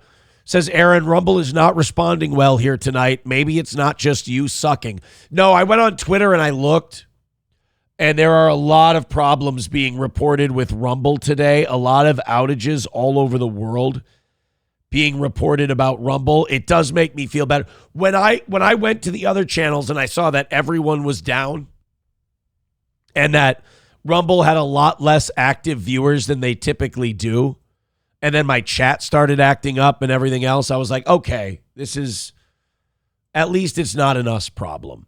So thank you very much. I appreciate that. But yeah, Rumble's having some issues today. Unfortunately, it might cost us our perfect week. I hope it doesn't. We still got 40 minutes to get down to 100 and still, you know, we're at a better pace right now than we were yesterday, which is solid. Taipan with $1 says that is the SS Bevo tattoo. The guy was a Marine, and I think that was a tank guy. Those tats are a dime a dozen in the core. I mean, the Nazi tattoo thing, again, I don't give a shit. I don't care. People get wild tattoos when they're younger, especially when they're in the military. I'm not going to hold him to that. I'm not going to say that the tattoos he's got on his body matters more than what he wants to do if he gets elected. But that's not Sunny Hostin. Like, her whole side is like moral outrage, clutching your pearls. If something even looks remotely like a swastika, we have to burn you at the stake. For you to be so desperate that you're going to go, all right, we're going to sweep all that under the rug. We're going to poo-poo that, and we got to get him elected. Ooh, the word shameless comes to mind. Abel Graham says, this is my favorite segment. He loves The View. Look at that. Loves The View. Hossie Mark says, it's too bad there's problems with Rumble. Pride Month was supposed to be your best monetized month. Yeah, we gotta get all those big gay donos in on this show. Is very obviously gay. I look at him, I'm like, well, you're gay. People are, so far, people are saying that they clipped me hitting my face on the microphone. So far, I have not seen any clips. Thank goodness. Sam Show says, if Sonny Hostin doesn't like him, he must be a good guy. Yeah, maybe he'll win some right-wing votes with all of this. Taipan says, sounds like a cool dude. Other people are asking in the chat, hey, are they talking about Pete Hegseth? Yeah, on a wall, that's exactly what they're saying. He may be a son of a bitch, but he's our son of a bitch. Yep. That's what they're going with. Oh. Chips and Diff says, can't you turn the signal up? Yeah, we gotta, what did Cowpote always tell us to do? Push it west or push it east. Cowpote was always telling us what to do with our power and our signals.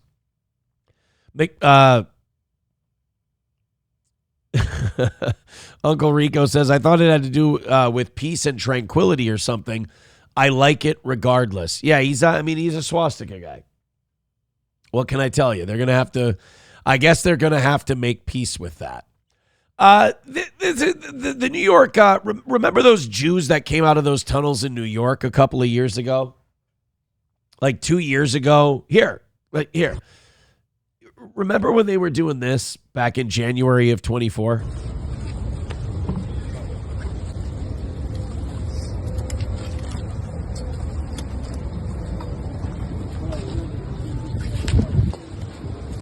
For real, that looks like a Sam Hyde sketch. That looks like something you'd see on $1 Million Extreme. This looks like something you'd see on Sam Show's AI Twitter timeline or Bapa Shab's Twitter timeline. So it was just Jews were coming out of the sewers. They were coming up from underground like rats. And they said it was because they were doing illegal construction. They were tunneling under one of their temples so they could connect it to another one of their buildings. But the city never gave them permission to do it. So they were going underground and doing it in secret. Well, now New York City has released more video. Apparently in Williamsburg, Brooklyn, more people are coming out of the sewers again. It's a Teenage Mutant Ninja Turtles epidemic in New York City. Now, this time, it's not Jews popping out of the sewer. And don't worry, guys, the Babylon Bee, or excuse me, not the Bee, made sure that they told us it wasn't Jews because that's the number one thing there, Seth Dillon and those guys are worried about. There are now big groups of random men, not Jews, who have been spotted entering and exiting sewers at all times of the day. Here you go. Check it out. Look at that.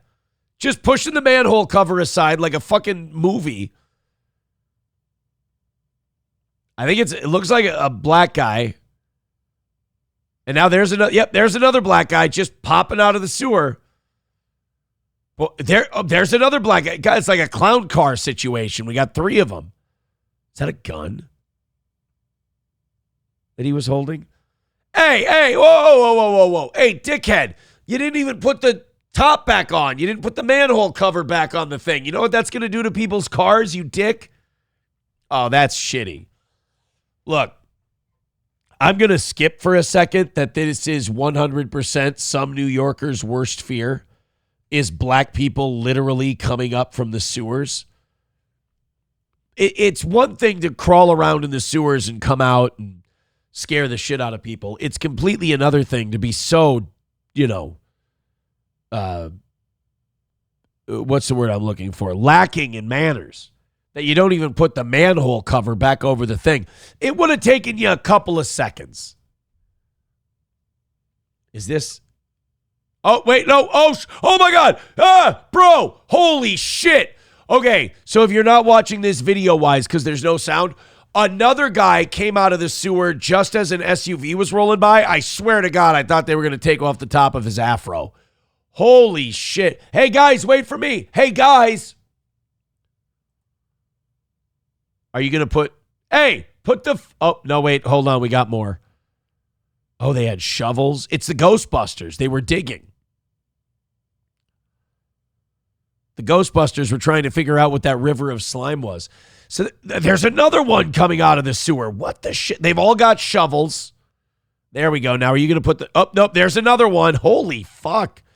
Are you going to put them in? There we go. Thank you so much for putting that back. The city of New York thanks you. I'm going to say this. If those black guys get in a lot of trouble for climbing around in the sewers and coming up out of the manhole covers, and those guys in that Chabad temple got nothing, no issues, no problems, I'm going to be a little bit pissed off. Social media posts appear to show groups of men not affiliated with any public works crews. You mean that's not a Con Ed team? You're telling me those guys don't work for the city? Knock me over with a feather. There haven't been any immediate arrests in the apparent trespassing incidents, but police are pursuing their leading theory that the group is scouring the system for valuables that get into the sewage. All right, then I definitely don't want these guys arrested, because what's happening here is the American economy is such shit. People have been buried by high gas prices and high food prices that now people are literally going down into the sewers to find like treasure troves of shit that they can maybe pawn off and make a couple of bucks. Yeah, on one hand, you had people who were building illegal tunnels under New York City and coming up through the sewers. This one is just a bunch of black guys who are trying to find a few valuables in the sewer that might have been improperly discarded that they can pawn off somewhere. It's a little different. This is a situation. Here's another one in Flatbush, Brooklyn, where 6 people spent 2 hours underground in a manhole overnight. Let's take a look here.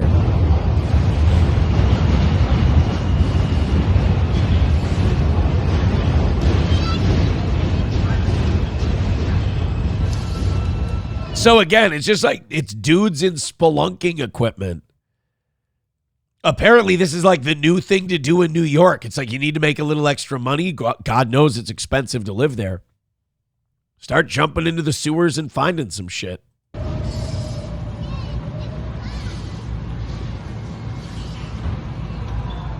Yeah, they're just...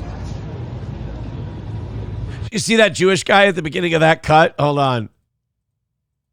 This guy's like, I need to make sure it's not one of mine. My son David has been gone for a couple of hours now. He said he was going to the market, but who really knows? There's a lot of valuables down there, and there's zero overhead in selling it. I just need to make sure it's not my David. Oh, never mind. It looks like a Tariq. We're fine. Everybody's watching you pop up out of the sewer. People are literally digging around in rats and shit just to try and scrape together some stuff that they can sell for a few extra bucks. We are fucked.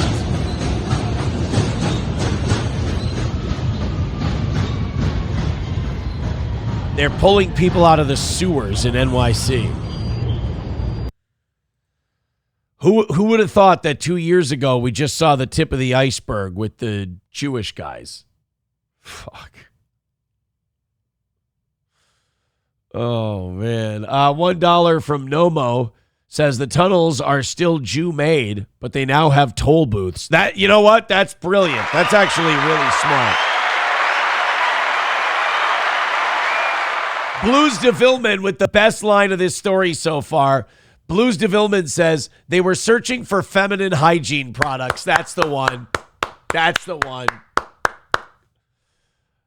McBuster says it was actually Rabbi Shmuley's underground dildo shop. Well, that's, yeah, he's got... Rabbi Shmuley has, look, he's got his own business ventures, right? Veldrain with $5 says Jews don't live in sewers, but they are born there. I didn't hear that. I didn't hear that. Another $5 from Veldrain says, Cowabunga, dude, you feel me? I'm Michael D'Angelo. I like it. $1 from Main Vein says, that's how that old lady fell through the manhole and died. Oh my God, yes. Remember the old lady, the Mexican lady who she parked her car, she got out of her car, she fell down a manhole and died. It was the people going down looking for feminine hygiene products in the sewers, coming up through the sewer and not putting the manhole cover back on. I bet you that's literally why. Oh, no. You killed that poor lady. Thank you, Main Vein. And thank you, Veldrain, for the 5s. I appreciate it. 175 away from today. Hey, in the next half hour, let's do $75. You know, one red boy clears that up and puts us right back to ahead. It's been a rough day for Rumble. A lot of people reporting outages. Yeah, see, now our numbers are going up. And this is usually when they're starting to come back down. So something happened with Rumble today. We are at 500. I appreciate that. You guys hit like, hit subscribe, and hit follow. I appreciate you being here. Who knows? Maybe this is the late in the show rally we need to be able to keep our week perfect. Thank you so much. Jayfish says, and was screaming, help me, I'm dying, and you laughed. No, wait. Wait, when did I laugh? I didn't laugh. I probably laughed a little. It's a wild story. McBuster says you can put the manhole covers in your pocket and move them. Yeah, I mean, one of these days, those guys are going to be down in the sewer. They're going to be grabbing at different stuff. And there's going to be a power outage all over New York City. They're going to hit a wire or something. All right, guys, I've been putting all this water and medicine and energy drinks in me. So I've got to pee. I apologize. Why don't you guys go ahead and throw it? We haven't had any memberships today. Throw in a couple of memberships. Let's get a big rally going. Let's get to that 100 mark by 9:30. I appreciate you guys. Thank you for hanging in there with me while I'm battling this fucking head cold. I hope you hit the thumbs up and share the show. Numbers going up. I appreciate that. Be right back. Did you hear me? It is tax-free. My Zannies, my hookers, my super chats too. Hit that button, cause every single super chat I got it tax-free. Tax-free. Take out your pill bottle, shake your pills, shake your pills, because it's gonna be tax-free. Tax-free. Tax-free. Tell you what is that, we got it. Tax-free in my little tin shack. Cats flying in tornadoes. Gun flopping up and down, let's get the guns out. Gun, gun, gun, gun. Shake it around when it's tax-free. Wiggle, wiggle. Wiggle, wiggle. Wiggle, wiggle. Wiggle, wiggle. It's a tip, so it's tax-free. But wiggle. You best not fold the bullshit, because these super chats, they all tax-free. Did a little coke, smoked some crack, and I think we're back in the game, boys and girls. Wiggle, wiggle. Wiggle, wiggle indeed. Sorry for the throat clearing. It's tax-free. Compass need, cause it's tax-free. That's right, bitch. Now kiss my Gucci hat. I said kiss it. It's authentic, bitch. It's time to gun out. Shake your gun like you mean it. All right, now we're ready to go. It's steel toe time, bitches. Hit like, hit subscribe, hit follow, and let's get after it. I don't give a shit about this Medicaid story. I only picked that one because I thought Johnny was going to be here today. Let's do this Hannity-Todd Blanche interview. This is complete top-of-the-line bullshit right here. So the worse things seem to get, the more these guys just come out with stuff, like the quiet part out loud, as they say. So the current Attorney General, Todd Blanche, was on Sean Hannity's show because Grandpa Hannity, apparently they told him he needs to appeal to the kids more because he's a good Shabbos goy, and they need his propaganda arm for the young people. So Sean Hannity's answer to that was basically to rip off Bill Maher and do a podcast called Hangout with Sean Hannity. I mean, does this look like a hangout with you? This looks like two guys discussing their union pension options. Like the money managers for the carpenters union just going like, well, we could, there's a fund that's getting 9.5% right now. I think it would be better than our 7.2, but the market says it's more volatile. I'm not really sure. But this is apparently what the kids want, is they want Sean Hannity, prolific Donald Trump ball washer and Bibi Netanyahu fillator, to talk to Attorney General Todd Blanche. Well, Todd Blanche did let something very interesting slip in this interview, and I think it might give you a little insight as to why Trump has been so pro-Israel and willing to do what Miriam Adelson and Mark Levin and Marco Rubio and Benjamin Netanyahu want him to do. And that is because Trump had two choices in 2024. Remember, he had 32 felony convictions, and he was awaiting sentencing. And the two options that Trump had in 2024 were the White House or prison. So Miriam Adelson sees him vulnerable and says, I'll give you $250 million for your campaign, and I'll help you get into the White House. And they did. And now we see what's going on. So this was Todd Blanche talking about whether or not Donald Trump would have went to jail. Now, to me, maybe this is because people don't really pay attention to stuff, so you can just go ahead and say this stuff out loud and nobody's going to care.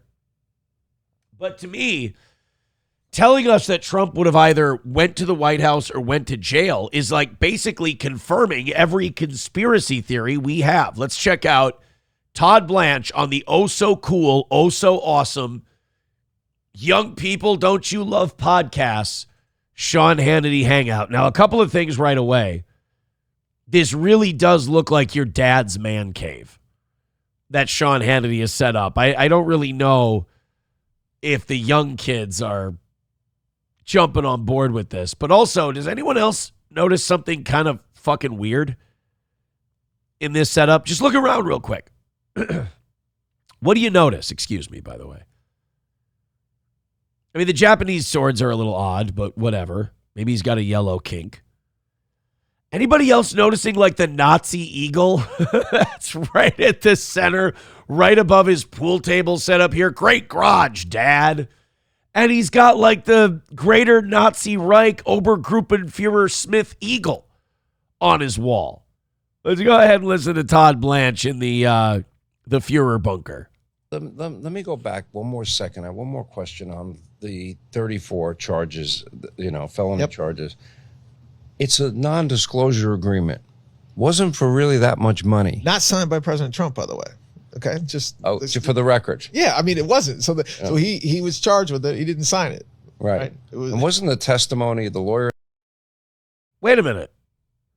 Aren't we talking about two different cases? A non-disclosure agreement. Wasn't that was the Stormy Daniels thing, wasn't it? I don't think Todd Blanche has his shit right here. The 34 felony convictions were for mortgage fraud.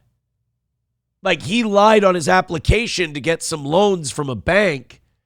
He lied. He like valued his property higher than what they were. The bank came in and they said, well, Mr. Trump, your properties are only worth this much, so we're only going to borrow you this much money. And he agreed to it and he said, okay. Like the whole thing was Trump said my buildings are worth this. The bank came in and said they're worth this. That's normal. That's how this shit works.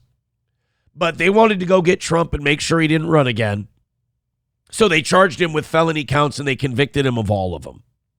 And he was going to get sentenced to jail time. I think Todd Blanche is talking about the Stormy Daniels thing, which is, again, not something he was convicted for. At the time that he did this on his own? He did it on his own. He did it on his own. He wanted to protect. He thought it made sense to do it. And then he after the election, so after it happened, he testified that he basically said to the president, I took care of that. And the president's like, whatever, okay. Like, so there was not ever a affirmative action by then candidate Trump to do that. And anytime I hear an official and a relatively intelligent guy, and Blanche is no dummy, but anytime I hear them say, well, basically what happened was, I'm like, okay, this motherfucker's leaving a lot of stuff out. This is weird. You know, without getting too into the weeds on litigation and lawyering, but what the judge in that case did, not only in the way the jury was selected, which basically made it impossible to have anybody that was fair and impartial in the jury, basically encouraged. In fairness, like, it's hard to find a fair and impartial jury, when it's Donald Trump. I mean, he was the president of the United States. Everybody knows who he is. He's one of the most famous people alive, if not the most famous person alive. Yeah, people are going to have their opinions. Encouraged the whole veneer, anybody that came in the courtroom, that they could just leave. So the only people that stay are the people that see President Trump there and really want to go after him. And so we had a jury that was not a jury of his peers. And then we had a judge. When you instruct the jurors on the law, that's very important. And this judge just did virtually everything that people, the government, Alvin Bragg's prosecutors wanted him to do. So Well, yeah, the jury. Look, Todd, play the world's smallest violin. We all knew they were out to get Trump. We all knew they didn't want him to be president again. But you saying that Donald Trump would have went to prison if he wouldn't have become president is not this great own that you think it is. He's saying it as though he's saying, like, they were so coming after him. All it says to me, and we'll go into the chat and see what you guys think, but, like, all it says to me is that this guy is bought and paid for. These people own him because they had leverage over him. I mean, did you notice that Bezos and Zuckerberg and Musk and all of these people just fell in line? These were people who would have never endorsed Trump in 2016. I think all of these billionaires talk to each other. Duh, right?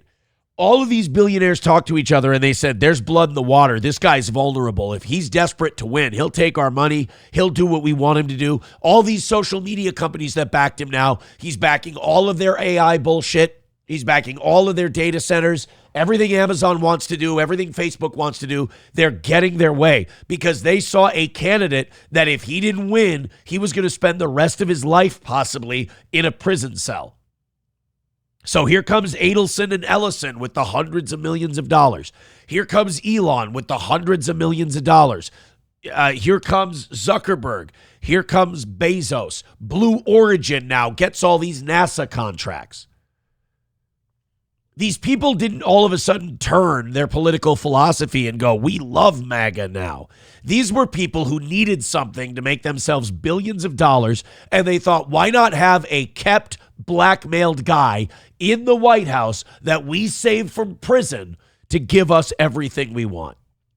This is what I mean. Like, these billionaires are not capitalists. All right? This is state-run communism that we have. If the government approves of you, they will give you all the contracts and the billions of dollars, and you won't have to earn it. So all of these billionaires that backed Trump, you thinking they're some titans of industry, some kind of capitalists, they're not. They're opportunists who rigged the system in their favor and stole your money. And I'm not talking about stole your money in the communist sense, like the means of production. I'm saying your tax dollars, they took it from you by putting people like this in there. He was handed a very easy task. It was not complicated. Is there any evidence potentially of coordination with high-ranking officials in government coordinating with local prosecutors? Oh, God, of course. Come on, Sean. But this is why I hate these guys. They act like it all goes one way. They act like it's all the left doing this to all the right. They're all trying to fuck each other this way so they can keep their billionaires happy. So, yeah, I mean, Todd Blanche going out there and saying, oh, yeah, I mean, if Trump wouldn't have won the election, he would have went to jail. Again, not the own you think it is, bro. Los Federales with $1 says, congratulations on your blockbuster role. Check X. I will check X in just a little bit. Keep those donos coming. Plankton with $1 says, no, the felonies are related to Stormy Daniels, a single line item that repeated 34 times. The real estate valuation is a different case. Am I really? Trump 34 fraud convictions. I thought that was the real estate deal. Donald Trump was convicted of 34 felony counts of falsifying business records in May of 2024. Oh, which stemmed from a hush money scheme, not his real estate deal. You guys are right. Do I come from a different dimension? Did I dimension hop? Because I swear, oh, you know what? That case was still ongoing when he became president. They dropped that one, right? That's what it was. Because it was going through the appellate courts. The appellate court overturned the civil real estate fraud lawsuit. And then they were going to appeal it to the New York Supreme Court, but then he got elected and, you know, the whole thing goes away. My bad. I just, again, this is a guy who made himself primed for blackmail with the way things went. Mick Tinglehoff says, you really think it was the felony convictions that compromised Trump? He still took Adelson money in 2016, and that Israeli guy Kushner has always been around. He's always been Jewy. Somebody said recently that they believe that Kushner has become the new Epstein, which is a wild claim to make. But, yeah, Kushner has always been his guy, but Trump did not push this hard for Israeli interest back in his first term. I mean, he's really hit the ground running on this. But his family is mobbed up. I mean, they are well connected. Like we said, Don Jr. just went ahead and married Jeffrey Epstein's money manager's daughter. I mean, they're married to the mob for sure. And as far as Jared Kushner goes, I mean, he's not hiding his corruption anymore. Jared Kushner, just weeks before, it was after the election, but before the inauguration, with a shitload of Saudi money, Jared Kushner started a hedge fund with a bunch of UAE desert titans. And then, you know, just like Howard Lutnick and his sons made a shitload of money off the tariffs not going through, Jared Kushner and his hedge fund have made hundreds of millions of dollars at least so far. Just, you know, using their access to Trump to steer government funds their way. Again, these people are just openly stealing from you. Openly stealing. All right, guys, let's do some business here. $1 from Trucker 18-Wheeler says, but hey, Aaron, remember, Trump got a $200 fine for insider trading. You know what? That's on me. You're correct. He did get that insider trading fine, and how dare I minimize that? That $200. That's terrible. All right, $175 away from today's goal. Could you guys do me a favor? There's been some issues today with Rumble and all of that. You guys do me a favor. Rally up. In the next 8 minutes, do you think we can get to $100 and stay ahead for today? You know, I may be sick as a dog. We may have had some tech issues with Rumble today, but if we stay perfect amidst all that, I'm pleased as a pig in shit, as it were. You know, I knew something was wrong with Rumble today when Karmic didn't go live. When Karmic wasn't able to go live, matter of fact, I'm the only person live in my sphere, in my area. So that is kind of strange, to be honest with you. And our numbers have picked up, so something is going on with Rumble that is being fixed. All right, let's all throw in a bunch of memberships. Let's get a win for the toe. This was a wild story. We've got a woman who finally got caught. The FBI finally hunted this woman. No, I'm sorry, they did not catch her. She got moved up into one of the FBI's most wanted people. If you don't know about her, her name's Vanessa O'Rourke. And, you know, if you know anything about this show, you know that I am fascinated by the whole women who fake cancer thing. Well, this woman has been wanted by the FBI for a while. And she's been put on one of the most wanted lists. And the level of fuckery that she pulled. Again, this is just kind of taking advantage of people's kindness. Like it's part of that whole, it's hard to call someone out for faking cancer. Because when you do something like fake cancer, you now put people in a spot where you're like, all right, this doesn't look right, but there's no way that I can, go to this person and be like, hey, I think you're faking it. So you kind of go along with it, whatever. And like, to be the first person to call someone out for faking cancer, that is a pretty ballsy move. Let's take a look. FBI says it's still searching for a Montgomery County woman accused of faking cancer to get money from family and friends. The feds say Vanessa O'Rourke, formerly of Harleysville, said she was diagnosed with a terminal form of brain cancer. See, now that's a big mistake. All right, let's count all the mistakes you made. Number one, and by the way, she's a blonde lady. By the way, how is this lady and this lady the same woman? That's wild. She's a blonde white woman, so there's going to be a Netflix documentary about her. But number one, you cannot tell people you have terminal cancer. You can't do that. You got to have like some kind of low-level skin cancer kind of thing. It's just like we talk about with every other form of fraud. You got to go low. You can't make your eyes too big and go like, I want to make $750,000. I want to make millions of dollars on this cancer grift. No. Make like 15, 20 grand. That'll be beyond reproach. Hey, I've got skin cancer. I've got a melanoma. I don't have any insurance. The surgery is going to be about 30, 40 grand. You start a GoFundMe. You get the 30, 40 grand. You pocket it and you say, oh, they removed it. Here's my little scar. And you do a little gimmick. And then you're good to go. You're beyond reproach. You have no cancer. Nobody's ever the wiser for it.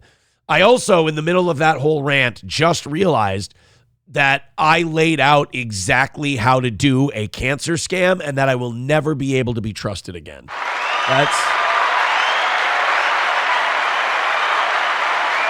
I'm pretty sure that means that I'm going to get cancer at some point. But you can't, a lot of these people, they're like, yeah, I've got terminal brain cancer. I'm going to rot and die. It's like, okay, but 3 months goes along, 6 months goes along, a year goes along, and you're going to put people in a really shitty spot where they have to go, hey, isn't this bitch supposed to be dead by now? And then they're going to have to go to you and be like, hey, why aren't you dead? Which is not a question anyone wants to have to ask a cancer patient. And then you got to come up with some bullshit. And then you do another round of GoFundMes. Oh, the treatment's going very well and I might be in remission. But look, all my hair fell out. And then you get more. If you're going to tell people you got terminal cancer, you have to die at some point. If you don't die, you look sus. So either tell them you've got a small little melanoma, grift about 30, 40K and get out the door, or make $1 million on the brain cancer and then die at the end of it. She claimed she needed money to help with treatment and medical bills. O'Rourke was indicted on 15 counts of wire fraud in 2018, and a warrant for her arrest has been out ever since. Now, as I understand, this woman, she made for Australia. She ran off. She used the donations to fund luxury travel. Oh, no, and vacations in Australia instead of medical treatment. Well, what's she going to? She's not going to get, in fairness to her, you're not going to get medical treatment for cancer you don't have. I mean, why are you going to get chemo and feel like shit when you're perfectly healthy? The FBI said on May 23rd, it's still hunting for Vanessa O'Rourke, who has been on the run for years since she was indicted in 2018 for her suspected scheme. Authorities allege that O'Rourke, who's 37, spent months convincing loved ones that she was dying from glioblastoma. See, don't make this shit up. Go easy. An aggressive and often fatal form of brain cancer. Yeah, like then you got to get like a googly eye. You got to get all goofy and fucking Nosferatu looking. And again, you got to rot a little bit or nobody's going to buy it. When you're like the hottest person who's ever had brain cancer, people are going to start to get skeptical. While claiming she desperately needed money for treatment, daily living expenses, and experimental medical care overseas. And you guys bought it. You know, people, when they get caught up in these scams, they go, God, I felt like such a sucker. And they say it like wanting you to comfort them. But in reality, you're just like, no, yeah, I mean, you are. Absolutely. You just handed over a shitload of this money to this woman because she just said she had brain cancer? Well, yeah, I felt bad, but boy, I feel dumb now. Well, that's good. It's good that you feel bad. That's your brain telling you, let's not do that again. According to the FBI, O'Rourke told supporters that traditional treatment options had failed and that traveling to Australia for an experimental procedure represented her best chance at survival. And you guys bought this shit and you gave her money? Oh, yeah, nothing's working. It turns out I have to go do this experimental treatment that's in this country I've always wanted to visit and hang out in. Friends and family members reportedly rallied around her. I mean, it's so great that she had such a great support system that she could completely fuck over and ruin. Donating money and organizing fundraisers to help what they believed was a young woman battling a terminal illness. But authorities say the cancer diagnosis was entirely fabricated. Investigators allege that between October of 2015 and July of 2016, O'Rourke falsely used claims about her health to obtain financial support from people close to her. Prosecutors say supporters provided money directly to O'Rourke and also helped organize fundraising efforts to cover what they believed were mounting medical costs. So she didn't even throw the events. She got these people to throw the events for her. In April 2016, O'Rourke traveled to Australia, allegedly telling loved ones she was receiving experimental treatment, on her big, bad, deadly brain tumor that they just couldn't fix here in the United States. Instead, according to federal authorities, she spent the trip engaging in sightseeing and recreational activities and received no medical treatment whatsoever. Let me guess. She was posting pictures and videos all over social media. And of course, no one's going to accuse you of anything. They're just going to go, well, she's got cancer. She wants to have a good time. After returning to the United States, investigators say O'Rourke continued the alleged scam by encouraging friends and family members to organize additional fundraising events on her behalf. God. Just to have these kind of people in your life that a lot of people would kill to have, mostly you, and you just milk them for everything they've got. What a complete soulless succubus. Authorities say a donation webpage was launched online and a fundraising benefit was held at a Pennsylvania restaurant, just say Perkins, where supporters gathered to raise money for what they believed was O'Rourke's ongoing cancer battle. It sounds like this woman just said she had cancer and everyone else just jumped up like she didn't have to lift a finger. They all just jumped up and started taking money on her behalf and handing it to her. Federal prosecutors allege the money raised during those efforts was later used to fund another Australian trip in 2016. Well, that damn tumor, she needed another treatment on it. Where O'Rourke again allegedly participated in leisure activities instead of receiving treatment for the illness investigators say never existed. There she is. There's our girl. The alleged scheme eventually drew the attention of federal investigators. Bro, when you fake cancer so hard the cops start to notice, that's bad. On May 3rd, 2018, a federal grand jury in the Eastern District of Pennsylvania indicted O'Rourke on 15 counts of wire fraud. A federal warrant was issued for her arrest, and she remains wanted by the FBI. She's one of several high-profile fake cancer scams that have shocked communities in recent years as fraudsters allegedly exploited sympathy, online fundraising platforms, and emotional support networks for financial gain. I know a guy who started a GoFundMe once because he said he was going to sue a guy because that guy was mean to him on YouTube. And then he actually never sued the guy. He just took like $15,000 from people. I mean, that would be really shitty, right? It'd be an awful thing to do to somebody. To just fake something like that and not feel shitty in the least it's a special kind of evil. Ablo Pacheco says, glioblastoma. Wow, she really swung for the fences.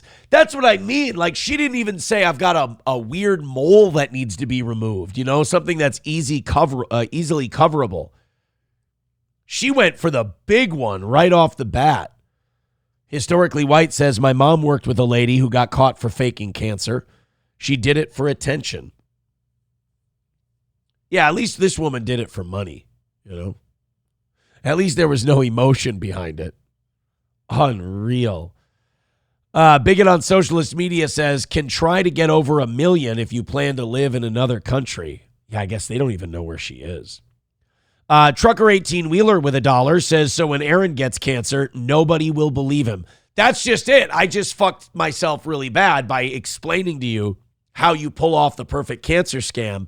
Now nobody's ever going to believe me. Ever, ever, ever.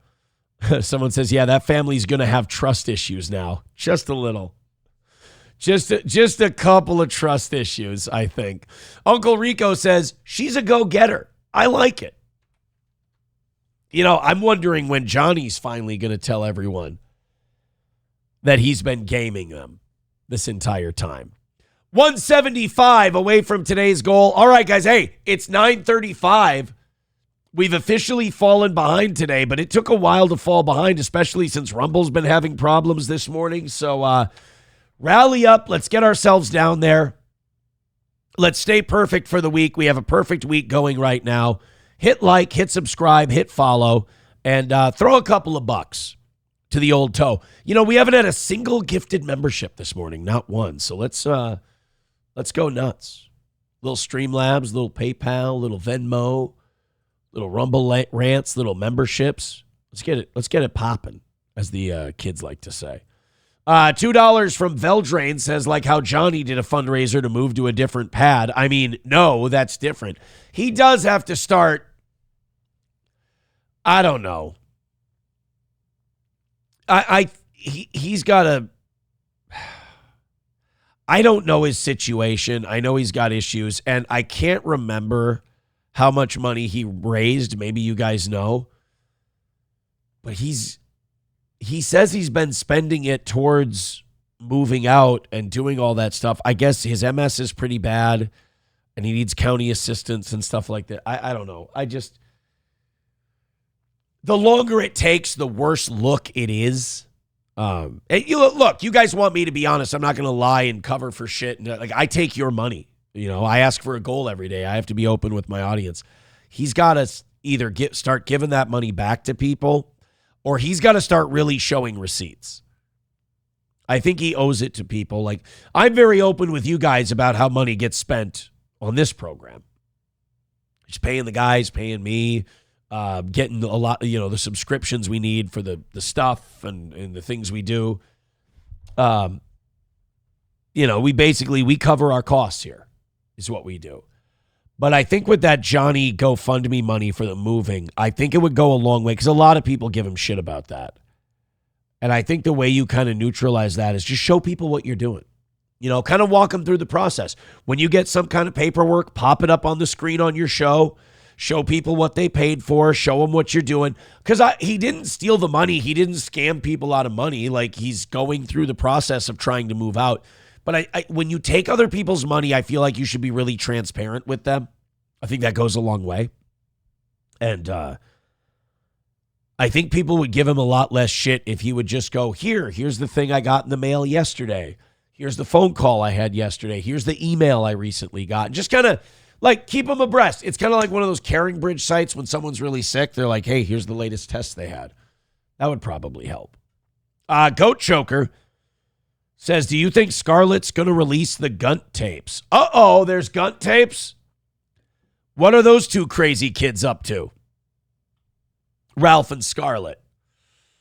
Are they still sniping at each other and fighting, and they're a dumb bitch, and you're a dumb whore, and you're fat, and you got no dick, and you've got a Gunt. And I heard it was getting very childish between Ralph and Scarlett. But now are we talking about releasing tapes? I know Ralph's been talking about releasing a sex tape between the two of them. And let me be the first to say, no, thank you. There's really no reason to do that. We can go ahead and keep our sex tape to ourselves, please. Bear Patrol says, "Say it, Aaron." Look, I'm just being honest. That's all. Root says, "Should I start a 24/7 steel toe chat for us?" I mean, there's Patreon and locals. You guys could join. Why not? Sam Show says, "Dude, he's just buying weed, playing video games, and deluding himself." that he's going to abandon his daughter for a crackhead in Canada. No, I know that he is trying to move. But when you're disabled, it is very, very difficult. I just think, like, sometimes he gets mad that people shit on him and bring up the GoFundMe. I think all you got to do to kind of keep that talk to a minimum, because it's never going to fully go away, is just show people what you're working on. That's all. Just show people what you're working on. Ralph has been coping about having a soft dick. Oh, no. Has she been saying that that's what everybody does. Like, it seems like on the internet, as soon as like there's a breakup, her pussy stinks and his dick is trash. Those are the first go-tos you see, is that I hated his. Well, then why'd you stay with him? Like, I don't buy the trash dick accusations or the stinky pussy allegations, because if their pussy was that stinky all the time, you wouldn't have been with him anymore. You wouldn't have kept fucking him. I mean, it's rank pussy. Don't you care about your dick? Don't you worry if it's dirty or it's something bad's going to happen to you? And if they had terrible dick and it was an awful experience and you hated it, you wouldn't have stuck around either. So I think there's a lot of that bitterness as soon as a relationship ends. And the first thing we're going to hear, we heard it from that Karmic and Felicia. Her pussy smells like a fish hatchery, it does. His dick is terrible and he's got a fucking porn addiction. Whatever. It gets nasty. Silver Wolf with $1. Thank you very much. He says, for the Steel Toe chat, we still have the Toe Boys Discord. Oh, is there? I'm going to call that one unofficial. Unofficial. Root says, what about on Rumble? If you can do one on Rumble, go nuts. By the way, Roots, my real name is not Aaron Imholtowitz. That is an absolute lie. And I would like a retraction. I would like a cease and desist of that Imholtowitz lie. All right, boys and girls, 170 away from a win for the Toe. What do you think? What do you think? Rally up a little bit and maybe help us on a rough day. See, we're still going up. We're up over 500, pushing 600 now. Something was wrong with Rumble today where people couldn't get on. That's difficult. 170 away from a win. Gift those memberships. Throw in a couple of bucks. Let's stay perfect for the week. I thought this was a shitbag move. So Adam Marcus, who's a director of a movie that Val Kilmer did, I want to say this was probably late in his life. He directed the movie Conspiracy with Jennifer Esposito and Val Kilmer. For some reason, 1 year after Val Kilmer dropped dead, this Adam Marcus guy decided to go out publicly and say, oh yeah, Val Kilmer, absolute piece of shit, worst person I've ever known. Like, bro, what the fuck?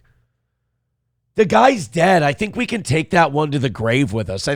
Honestly, I think that when someone dies, we can probably chill out on all the disclosures. It's done. Conspiracy director Adam Marcus unloaded on Val Kilmer in a series of since-deleted social media posts. Drugs or booze. I'm thinking drugs or booze. What are you doing drinking and getting high and thinking about Val Kilmer? He called him a putz. Okay, Adam Marcus is Jewish. And saying he had no problem speaking ill of the dead. Well, okay. If you're going to go out on Twitter and say, I have no problem speaking ill of the dead, whatever you're about to say about the dead guy goes 2 times towards you. So as you tear this guy down and say shitty things about him, you go down too. Like, you look worse. Adam said of Val, quote, worst human being I've ever known, and that's really saying something. Like, bro, it's one thing if the guy just died and you had an emotional release. But it's been a year since the guy died and you're still holding on to this. It was one movie. The director clearly expected some backlash over his comments, saying, and to any of you rolling your eyes because of the whole don't speak ill of the dead bullshit, fuck that. If this guy did 1/10 of what he did on my set today, he would have been canceled in a blink. Oh, it was okay. Conspiracy was a 2008 movie. Whoa. So you're bringing up a nearly 20-year-old movie a year after the guy died. Holy fuck. Did Val rape this guy? Did Val take this guy's anal cherry? Well, he's been working in Hollywood a long time. No, that was gone a long time ago. But what do you think Val could have done to this dude to make him so angry? And just out of nowhere. Just out of nowhere, coming out and going, fuck him, he sucks, he's terrible. What the shit? I'm guessing Adam Marcus isn't working much anymore. Adam Marcus, IMDb. I'm guessing maybe we're a little bitter at the business, perhaps. Let's take a look. Oh, what the fuck? Adam Marcus movies. There we go. IMDb wants you to sign in nowadays. Let's just use Google. Secret Santa in 2017. Conspiracy in 2008. Let It Snow in 1999. And Jason Goes to Hell the Final Friday in 1993. Yeah, okay. I think we're figuring out why Adam Marcus is talking so much shit about Val Kilmer. He's never done dick with his career. Please tell me there's a few more. Oh, God. Every single one of these movie sites is just hard up, apparently. Oh, no. His highest rated movie was Snow Days in 1999 at 53%. He did a Texas Chainsaw movie, not that He didn't do Texas Chainsaw Massacre. He did a movie called Texas Chainsaw. So this guy basically did the sci-fi versions of good movies. Momentum. Once and Future Smash. Oof, bro. He hasn't directed a movie since 2022. All right. We're starting to figure... Oh, no, he didn't even direct that one. He was just an actor in it. We're starting to figure out why Adam Marcus is so bitchy about Val Kilmer. It's starting to come together now. I see. Fuck. Just some bitter dick. Just some guy who never made it and wants to blame Val Kilmer. Again, a year after he died. Chris Reese gifting a membership. Thank you very much, Chris Reese. 165 away from today and 79 memberships away from 600. Go ahead and keep gifting. I would appreciate it. Uh-oh. Digger's in the chat and she's fighting with Sam. Oh, God, let's not do this. Guys, this is a bad idea. This isn't a good idea. Let's not. Digger says, Sam Show... Guys, rally up. Let's make some money for the big Sam Show versus Digger spectacle we're about to go into here.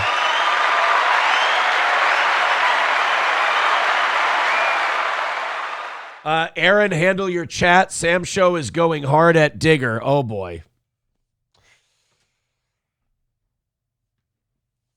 Kids, why are we fighting? Daddy's sick. Daddy's got a head cold. Daddy doesn't want to deal with this kind of stuff. I've got, when I've got listeners messaging me while we're talking about a story and they're saying, Aaron, there's a big fight going down in the chat. It's probably a big one. Here's what I'll do. We'll go through this fight. You guys hit my 165 for me. Let's make it another win for the toe. Digger says, Sam Show, I have not, nor will I ever be a crackhead. I've been sober since 2012. Nice. As you well know. Sam Show, do you know that? I don't know why I'm looking at the wall over there like it's Sam Show. Fuck off and stop talking bullshit about people you wish would still be your friend. Uh-oh! Do Digger and Sam Show have history? Let's keep going. Silverwolf with $1 says, Daddy should really stop calling himself Daddy. I don't mean like Daddy in the yo-yo what it is sense. I mean family in the Daddy in the family metaphor that we're doing. Uh-oh. Sam Show says to Digger, after your gay ops, bitch, you can fuck right off. Oh, God. Oh, God. Red boys. Light up the sky with red boys. It's popping off. Sam Show says, I wish you would kill yourself. All right, that's a bit much. Holy shit. I know I'm walking into this right at the beginning, but do we really have to go to you should kill yourself right away? I mean, Sam Show, say you're sorry for calling her a crackhead. And Digger, don't kill yourself, I guess. Do both Johnny and the rest of us a favor. Sam Show, what the fuck, dude? You're an evil cunt. All right, bro, I think we're going a little too heavy on the trigger finger. Holy fuck. Digger says, Sam Show, stop talking about me, and you'll never see me again. But it's been a year now, and you're still talking shit? You've got the problem, not me. Wait, you two know each other? What's the deal here? Sam Show says, I've been sober since 2012. What is the Canadian government paying for? Again, these are things that... Sam Show says, why? You're a thief and a piece of shit, and your parasocial shit is fucking people up. I will say this. I don't know of any parasocial shit. It's not fucking me up at all. I knew nothing about any of this. What the fuck is going on? Sam Show says, you're harming people and you don't give a fuck.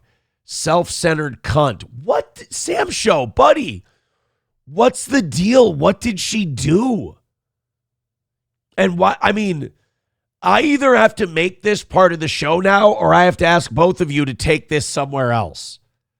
And honestly, I'll let the audience's money decide. Streamlabs, PayPal, Venmo, Rumble Rants. I got a perfect week going. I'm desperate. Oh, boy. Sam Show says, you know what you did. I don't know what anybody did. Digger says, Sam Show, you are talking out your ass about shit that never happened. I'm living rent-free in your head for doing nothing but being your friend. Enjoy. Why are you guys being friends? You're on the internet. Stop being gay. Just another fucking example. Stop. None of these people are your friends. You've never met. You've never hung out in real life. None of these people are your friends. Guys, take it easy. Sam Show says, I have your DMs, dipshit. All right, let's not, look. Let's not start leaking DMs in the Steel Toe chat, please. Main Vein with $1 says, bye, Johnny. Nice knowing you. I'm not getting rid of Johnny at all. Are you kidding? I don't know what the fuck is going on here. Guys, let's take the temperature down a little bit. Digger says, Sam Show, I haven't harmed a soul. You're an angry little man. I mean, that we can all kind of agree on. Not at all important. I just wonder why you can't drop it. It's been ages. Anyone else feel like they're walking in the middle of something? I have no idea what it is that they can't drop. Sam Show says, oh, wow. I just want to say I don't know if this is true. And I have no idea if this is a fact or not. This is alleged. So I'm going to start with allegedly. Sam Show. First of all, you need me more with $5 says ban Sam Show. He's a fucking asshole. I'd like to get to the end of this fight and see what I need to do here. Guys, can we kiss and make up? 160 away from the goal. Sam Show says you stole over $1,000 worth of shit, N-word cunt. All right, can we take it fucking easy? Digger says, leave me out of your mouth. That's all. Now you cope about your fucking drug usage on Johnny's show every day, 2 p.m. It's 1 p.m. Central Time. I mean, let's not start confusing people. Root says, leave Digger alone. She's abroad. Yeah, Sam Show, you gotta fucking chill, buddy. Digger says, I stole what? How? Fuck you, you liar. Oh, boy. Sam Show says, you know what you did. Digger says, LOL, I killed a dog, too. Wow, I must be evil. Sam Show says, where do you think Digger came from? Oh, did she like the sewers in New York? Is she one of the sewer people? Los Federales says, Sam Show, chill the fuck out, man. She doesn't deserve this. Yeah, Sam Show, I'm getting a lot of people telling me that you're fucking in the wrong here on this one. DP Granny with $1 says, shut the fuck up, Aaron. Let him cook. All right, just hold on. Let me put this up in the upper right screen for you guys. Sam Show says she was obsessed with some lawyer. He croaks. And in her delusion, chased after some cripple that I showed her in her fucking whining about a lawyer that didn't know anything about her. Okay. Digger says, prove it. Receipts, please. I know I haven't stolen anything. Prove it, bitch. Sam Show says, this isn't for the public, Digger. I hate you for good reason. If it's not for the public, why are we dealing with this in public? This is seeming a little out there. Other people saying, Sam Show, chill the fuck out. Whoa, buddy. Y'all are weird. Nudes or it never happened, says Uncle Rico. Leave Digger alone, you gay retards. Yeah, it seems like a lot of the people writing in are saying that Sam Show needs to chill the fuck out. To which he just says, dumb sluts. That's a response. Sam Show says, exactly, Aaron. You fucking get it. What? Hey, whoa. What the fuck did I say? My God. I'm letting the money decide this one, and so far this is not a moneymaker. So I think we may have to move on. Sam Show goes hard. I like it. Is that the end of the fight? Are we all caught up here? I'm scrolling through. Sam Show was never hugged by his mama, and it shows. Fuck off, Aaron. Don't monetize this. I haven't been able to monetize shit all fucking day. Hey, first of all, fuck you. I didn't put this shit in my chat. I didn't come on here and dump all this shit. These two decided to come in here and start dumping diarrhea all over my fucking chat, which we try to use for the show.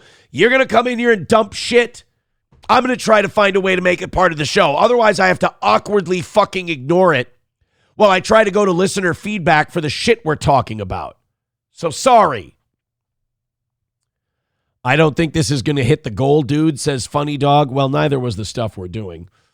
$2 from Veldrain says, I just cracked an egg and there was 2 yolks in it. Anyways, let the show derailment continue. Red Fox Mad with $1 says, I saw Digger's nudes photos. She's hot naked. Red Fox Mad, now's not the time for the jokes. I don't think it's a good time. Silverwolf says, see, this is why I stay off the internet after this show is done. Thanks for the $1. DP Granny says, you were talking about Digger last night, Aaron. You called her fat. No, I never said a word about her. You piece of shit. Toad Climbs Mountains with $10. Thank you very much. How are y'all? Oh, bless you, brother, man. Can I love on you? Can I love on you, baby? Can I love on you? Thank you very much for the 10. $1 from Orgy in the Psych Ward says, mute Sam Show. $1.50 away from today. Digger says, I'm done. After more than a year, I just want him to stop talking about me. It's boring, and he's the only one still talking about me. Yeah, Sam Show, I might have to just give you a break for the rest of the day. This is getting pretty wild as I try to, again, forgive me, guys. I'm fucking way behind in the chat. You faggots always learn I'm right in the end. I don't know if calling everybody a faggot is going to help your case. Casey, you're a stupid cunt. Of course you won't shut the fuck up. Dude, I got to ask you, where did all the fucking hostility come from all of a sudden? Bro. I mean, Sam Show, I don't dislike you. I think you're a fun part of the show. But where did this random, sudden fucking anger come from? What the hell, dude? You guys should probably just take this somewhere else. Do me a favor. Get DMs, whatever. Just take this off platform. Digger says, sorry, Aaron. I'm just tired of his bullshit and lies. It's been more than a year. Sam Show, maybe let Digger alone. If she's right and you've been doing this for a year, buddy, maybe it's like, take it easy. So if you pull some shit a year ago, it's suddenly okay. He says, I kind of hope you mute me, LOL. Do it. Kill your show. Do it. $1 from DP Granny says, don't mute Sam Show. All right, can you guys can we fucking chill now? Can we relax? Because I ain't making any money. We got Oblo Pacheco with $10 over on PayPal says, Sam Show, take a break, boss. Holy shit, right? Both of you, why don't we agree to, look, this is fascinating for the show. This is really interesting to me. But some people are getting that like uncomfortable kids in the middle of a mommy-daddy fight feeling. Digger says, and yes, I'm fat, trying to fix it. See, this is what I didn't want to get into. We don't need to get into who's personal shit and who's this and who's that and who's that. Sam Show, just, can we go back to talking about fags and Jews? Can we do that? Can you do, if I just let you have unbridled usage of the N-word, could we switch to that? Is that a good compromise? Can we do that? Aaron, I've been ranting about this for a long time. You just don't listen. Because I don't fucking care. I don't care if Digger raped a baby. I mean, I can't. Digger, if you raped a baby, I hope you go to prison and burn in hell for the rest of your life. I do care if, let me take that back. I care if Digger raped a baby. But I also don't think Digger raped a baby, and Digger's baby rape should not be something that is, put on trial in the Steel Toe chat on Rumble. If Digger is out there raping babies, I don't want it handled here. Take it to the People's Court. I don't do rape trials on my show. So please, just, why don't you two figure something out? Oh, man. Boozmock says, Sam Show is telling about the Jews and shit every day. I don't think his anger is random.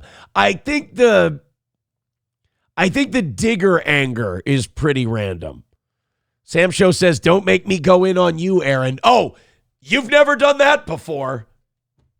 DP Granny with $1 says, Aaron graping the babies is on the table. Aaron No. I was using it metaphorically, saying that 140 away from today's goal is what I'm trying to say. I'm trying to hold this thing together. By the way, Phil Herslet, I did see your very funny comment a second ago. Check Venmo. Hey, there was nothing on there. I got to do my part. Why are we shouting? Rusty Grammer says, I'm going to go walk my goldfish. Not a terrible idea. T. Duden says, Digger fatigue. I get it. Sam Show says, I will lay into you harder than I can lay into Digger. Here, let me help you. I'm a philanderer. I'm a revenge pornographer, and I'm an overall piece of shit and cheater. We good? Oh, anti-Semite. Don't forget that one. And done. I love how Sam Show's like, I'll go in on you too. What the fuck did I do? I'm reading your fucking pissy fight you're having. Oh my God. Sam Show says, don't get me going, man. You know how I know to drive the knife in on your bullshit, Lamau. And Wink did fuck my girl. I'm still standing here screaming, fuck the free world. Leader of the free world pussy. Oh, Digger says, trying, damn it. We just got to get in the same room and we'll be married. Sexy times will come. You and Sam Show? Good. I'm glad you guys could work it out. Sounds like they're going to fuck. That's good.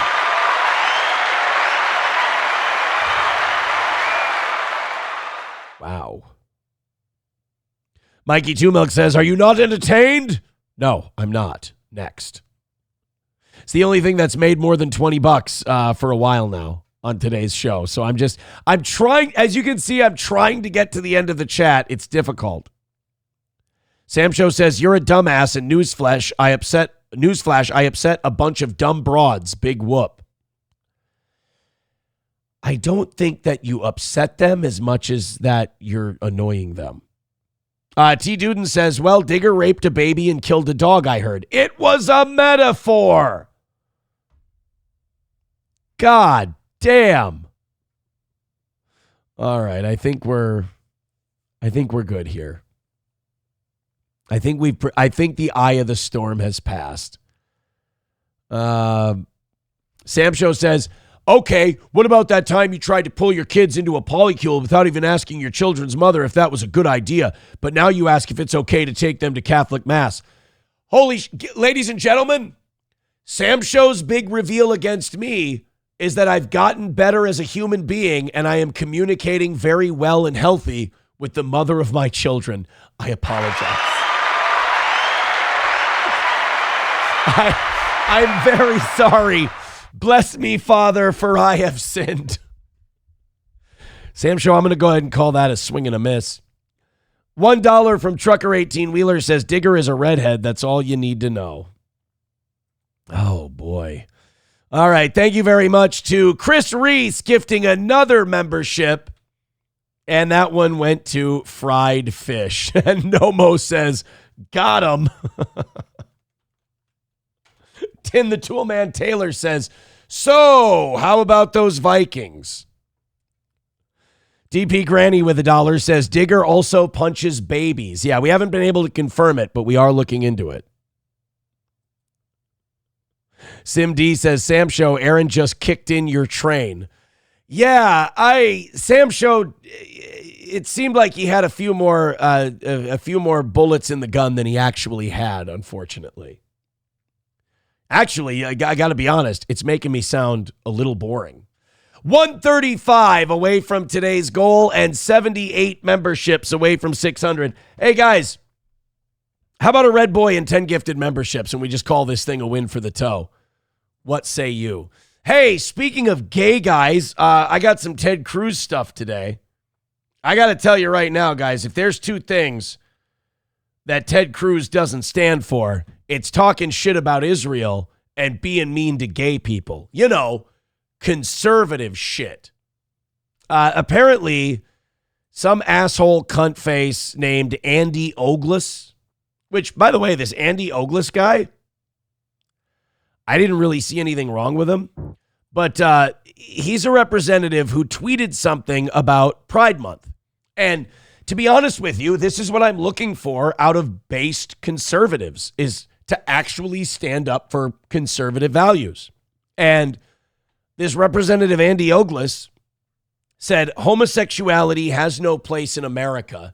Happy Nuclear Family Month. Now, that sounds a little harsh to me. Homosexuality has no place in America. But if that's the way the guy feels, that's the way the guy feels. And if enough people want to vote for him, they'll vote for him. I would rather have people communicate shit like that openly rather than try to hide it. So this Andy Ogles said that. And, that's kind of a rough message for Pride Month. That's true. But it's also, like I said, it's the way the guy feels about the way shit works. So, of course, TMZ and MS Now and all these other media organizations needed to go to different politicians to go, hey, we need you to do your big apology tour and throw Andy Ogles under the bus and say shitty things about him. Forget voter ID, forget balancing the budget, forget ending the war. This guy tweeted something that was like 6 words long, and 4 of the words were mean to gay people. This needs to be a priority immediately. Well, here comes everyone's favorite pro-Israel Senator Ted Cruz to protect us from all this nasty homophobia. Andy Ogles, a Republican from Tennessee, he says that homosexuality has no place in America. I agree. Homeless people should not be fucking each other. It's homosexuality, not homeless sexuality, you mushmouth dickhead. From Tennessee, he says that homosexuality has no place in America. Agree or disagree? Homeless sexuality literally has no place in America. It's homeless.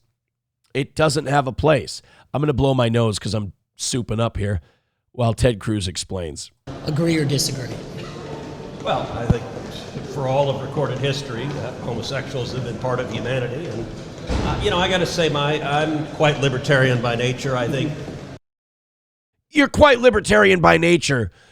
You're really hands-off, and you really don't think the government should get involved in things like stopping a Holocaust, stopping a genocide. We've noticed you're very libertarian on that. The behavior of consenting adults is their business. But what do you think about a member of your party saying that they just have no place in America? Like, forget marriage, just no place. I gave you money. I think he's wrong. It would be pretty based if somebody asked and they were like, I don't give a shit, fuck it. Like they were just like, I don't care. I got bigger fish to fry.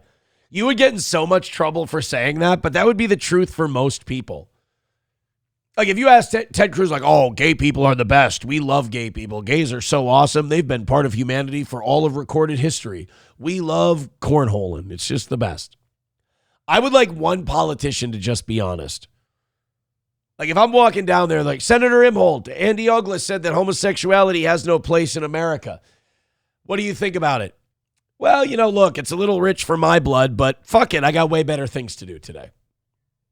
Mr. Senator Imholt tacitly approving of Andy Ogles' statement about homosexuality. That's what they would do. They would say, you didn't condemn it in the strongest possible terms. This is why this country's in the shape it's in, is because of bullshit like this, where a guy tweets some dumb shit about gays that took him like 5 seconds to write that he didn't even really think about, and he ended up deleting it later anyway. And that's got to be like the big news story. Not $5 a gallon gas, not war, not the dollar, not inflation or affordability, none of that shit. Hey, this guy tweeted something kind of shitty about gays that he's probably going to delete later. We got to get everybody's statement on it. In fairness, they probably got tired of asking Ted Cruz about the war because it's really hard to understand the guy with that blue and white cock he's got in his mouth with a Star of David stamped on it. Also, you have to interrupt him and Lindsey Graham's aggressive, really hardcore gay sex sessions. So hold a sausage. Yeah, he's holding the sausage. You don't want to talk to him about the war. Hold a sausage. Yeah, not while he's holding the sausage. So, yeah, of course Ted Cruz is totally fine with homosexuality. He's Netanyahu's butt buddy. $1 from somebody, too. Says, Sam Show, don't forget, Aaron jerked it into a sleeping bag for years and had circle jerks with his buddies. That didn't happen. Hulk, well, I mean, not the circle jerk with my butt. It's not important is what I meant to say. Hulkamash a baby with $1 says, that's not true. We have a designed place for the gays, the AIDS wing of the hospital. Fuck. Jesus. McBuster says, Laura Loomer and Debbie Wasserman Schultz sex tape.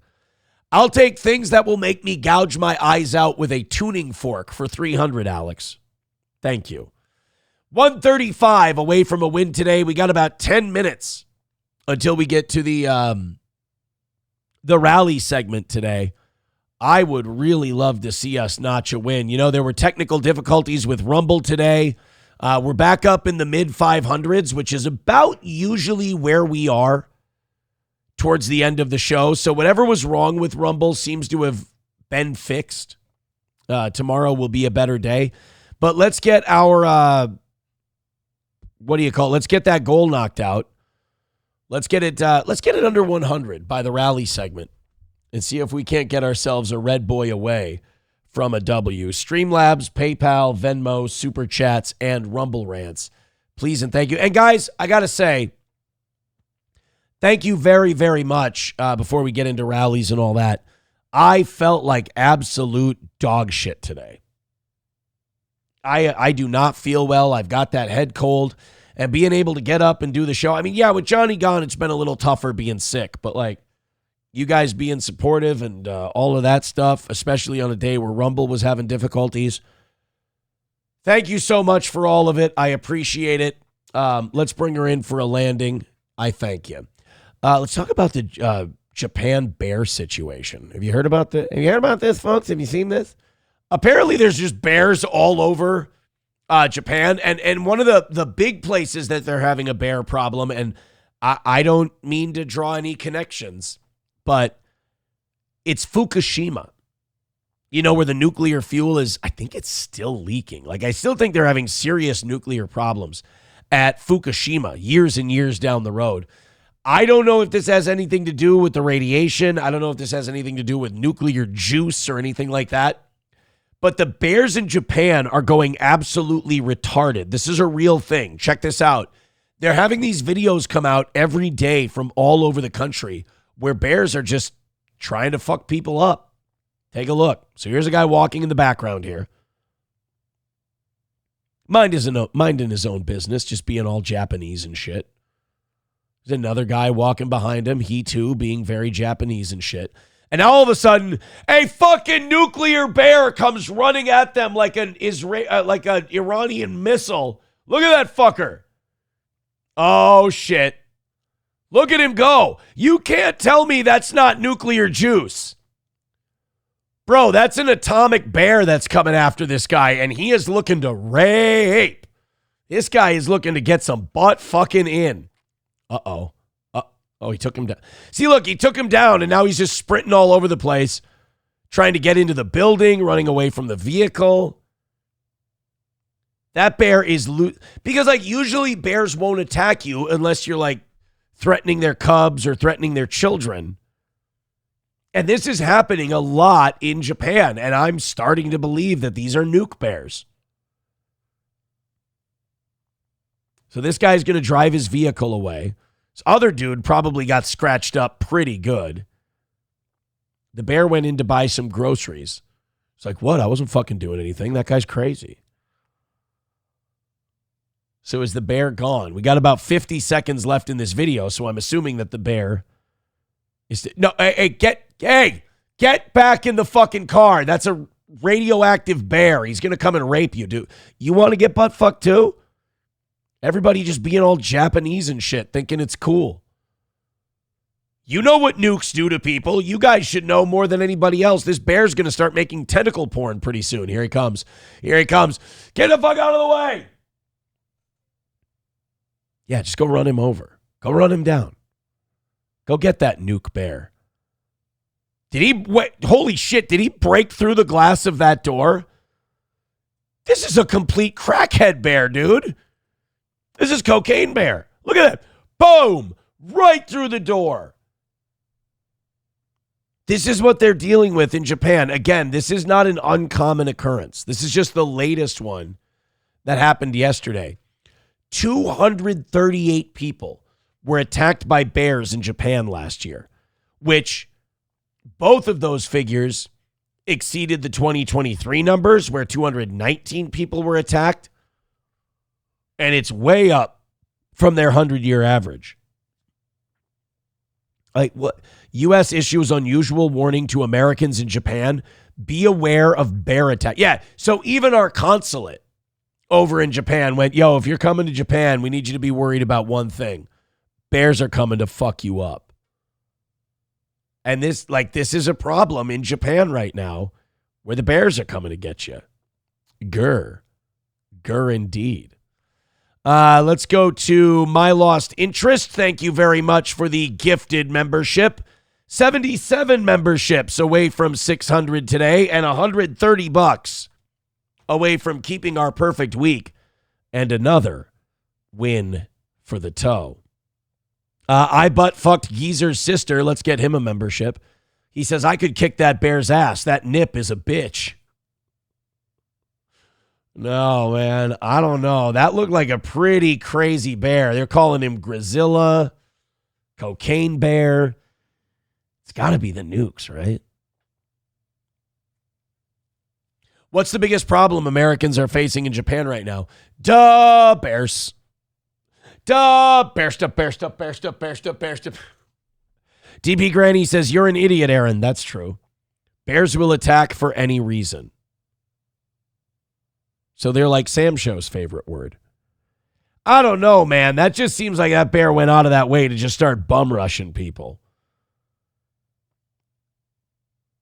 Joey Caravello's mommy says, I just got back from fly fishing and had a giant black bear cross the trail in front of me and my friend as we were walking out. There's one kind of bear.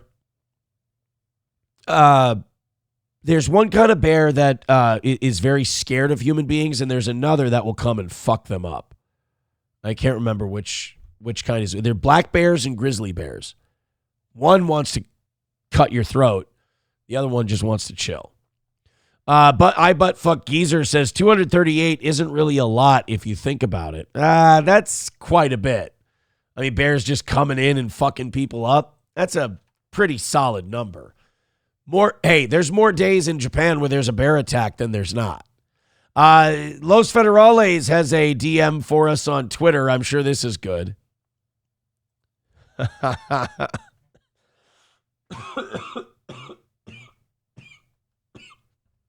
Excuse me.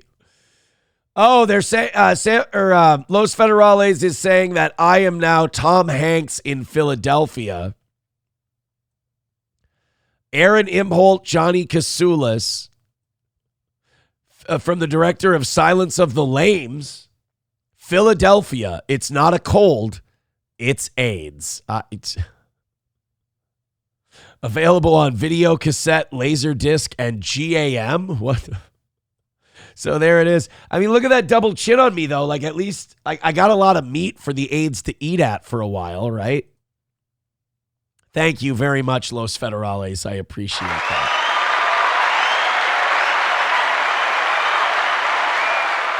Thank you very much. I'm apparently now a big gay guy with AIDS.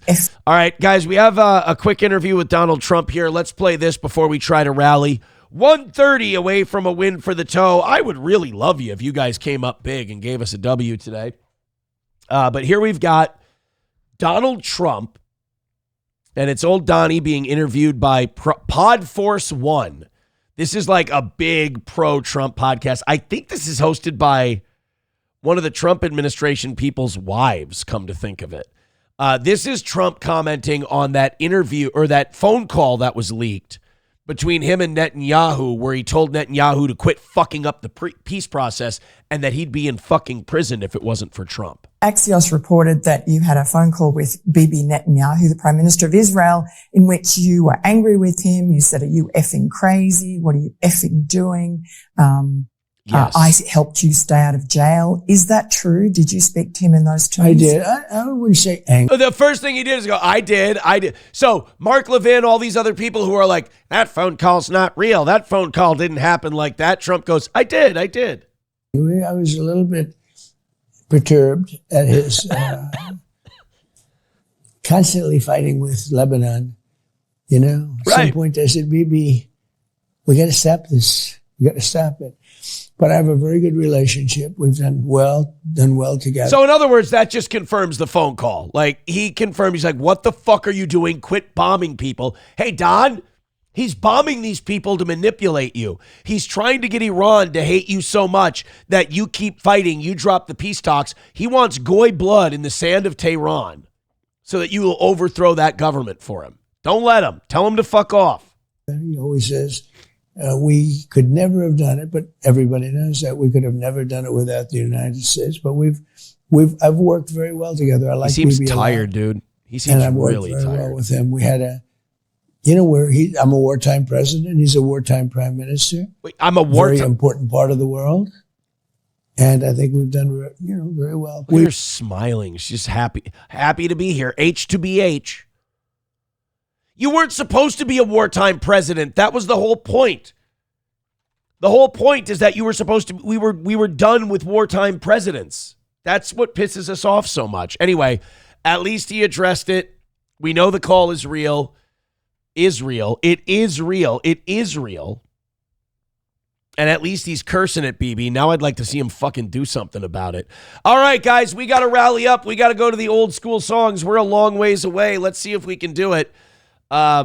We got there. We had Rumble issues today. A terrible head cold. Let's see if we can knock out this $130 and call it a win for the toe. Get those memberships. Get those wallets out. Let's fill up the plate. Let's go. Streamlabs, PayPal, Venmo, Super Chats, Rumble Rants. Let's get it going. Let's do this thing. Auf der einen blüht ein kleines Blümchen. Yeah, dude, Trump looks beat up in that video, though. He's looking old and sleepy. People in the chat saying he needs a little blow. Let's go! Oh, hit the light. There we go. Streamlabs, PayPal, Venmo, Super Chats, Rumble Rants. They say you're not marching, Aaron.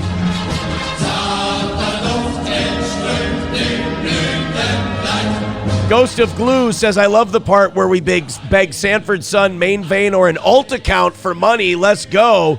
Toe Boys Unite. Hey, guys, we need all of our alt accounts to start throwing in money. Come on. All the alt accounts. Let's go. Funny Dog says, Main Vein is sleeping. You're screwed. We already had Gray Duckling drop 50 on us today. Let's go.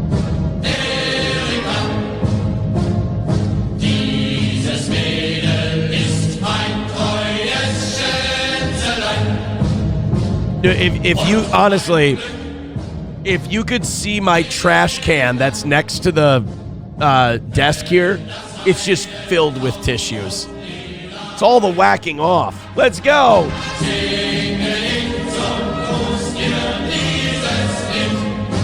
Streamlabs, PayPal, Venmo, Rumble Rants, memberships. Let's do it. 130 away from a win. We're a ways away.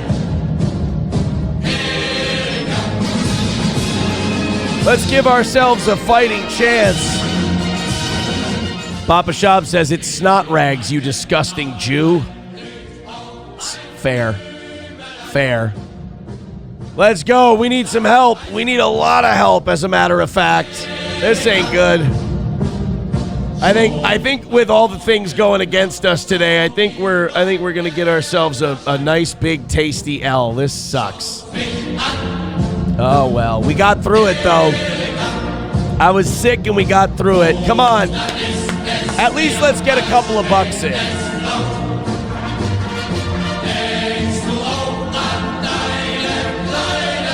Oh, nothing. No, maybe they're right. Maybe without Sanford's son and Main Vein and everyone else, maybe we're fucked.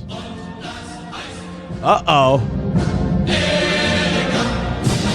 Anybody got anything cool for it? That's the first song gone. Not even $1 came in for the toe. I'm ready to write down what we're short. I'm ready to write down our short. So far, it's 130. I'm going to see if our buddy Mark Gormley can pull us out of it.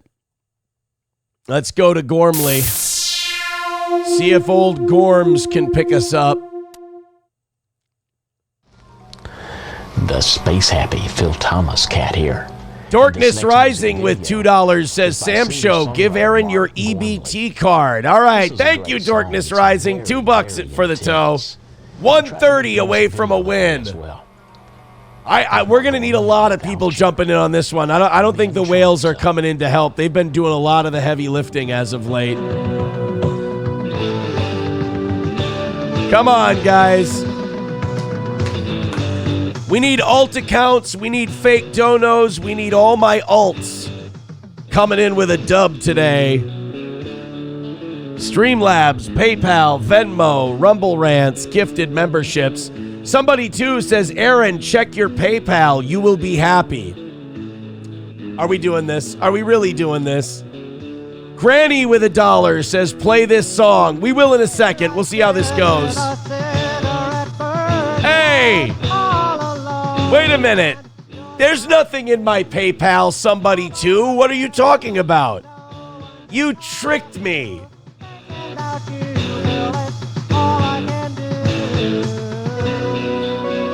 Brian says, I blame Johnny. Hey, there's nobody to blame yet.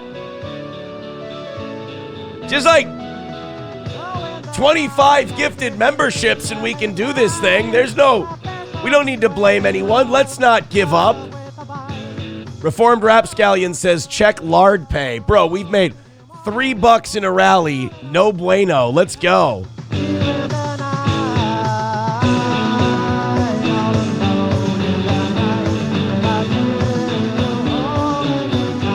Chips and Diff says Mark Gormley has that girl in his basement, allegedly.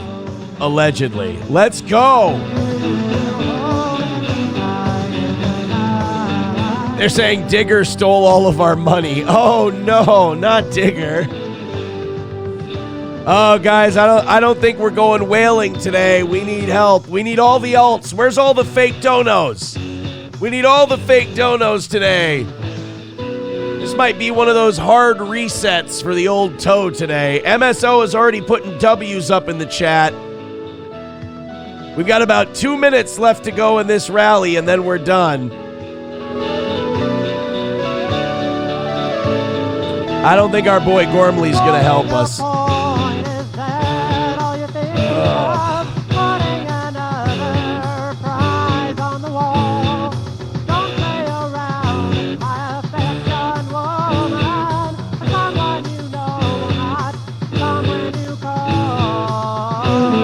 All right, what do we got? Oh, hold on a minute. OG Anonymous Fake Dono with 20 bucks says, get well soon, loser. Thank you so much. 110 away from today's goal. Hey, can you get us into the double digits? See if we can get us into the double digits. 110 away from today's goal. Thank you, OG Anonymous Fake Dono, for the 20. We got 1 minute left and 110 to go. Let's go. Where's all those fake donos? We've had one fake dono. We need the rest of the fake donos coming in. Oh boy. 30 seconds left to go, and then we'll go into that sweet good night 110 short. They'll make it up though. This audience is always good. Thank you guys. Fun show today. You got me through my illness. 110 away from the goal, and it looks like we are done. They're saying Sam Show teabagged the toe. A little bit. You're watching The Uncharted Zone, the most important music television show along the Gulf Coast. All right. Well, hey guys, thank you very much for an awesome show. We had our issues today, but I think it got worked out. Now, DP Granny did want me to play a song. He gave us $1. What is it? Oh no, San Antonio Love. What is this? $100 gets us a W today. I don't think it's coming.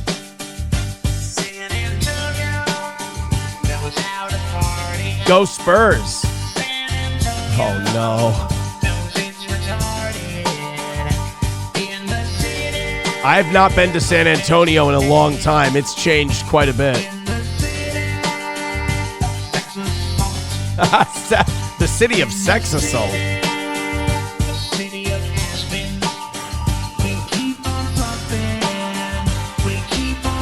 Oh no, so is San Antonio one of those drug towns now? The best place in the states to fit a dong in your mouth. Shit, it ain't even Halloween, but I'ma go house to house to do some major fucking milking. I ain't talking that house. All right, guys. Lone Star State, where the You have a great day. Thank you very much. 110 is our L today. Let's go find a channel to raid. Thank you, DP Granny, for that contribution. Let's go raid somebody. Let's go take a look at what we've got in the live section. 110 was our shortage. Here, you know what? Uncle Rico, I think it was. No, it was fuck Newsom, fuck JB likes Crowder. No accounting for taste. So we're going to send you guys over to the Crowder channel today. You can hate it if you want to. That's fine. That's okay. All right, I'm going to go rest up. We'll do an evening show tonight. We'll have a little bit better luck. Thank you guys very much for what you did for us today. I appreciate it. Have a great rest of the day.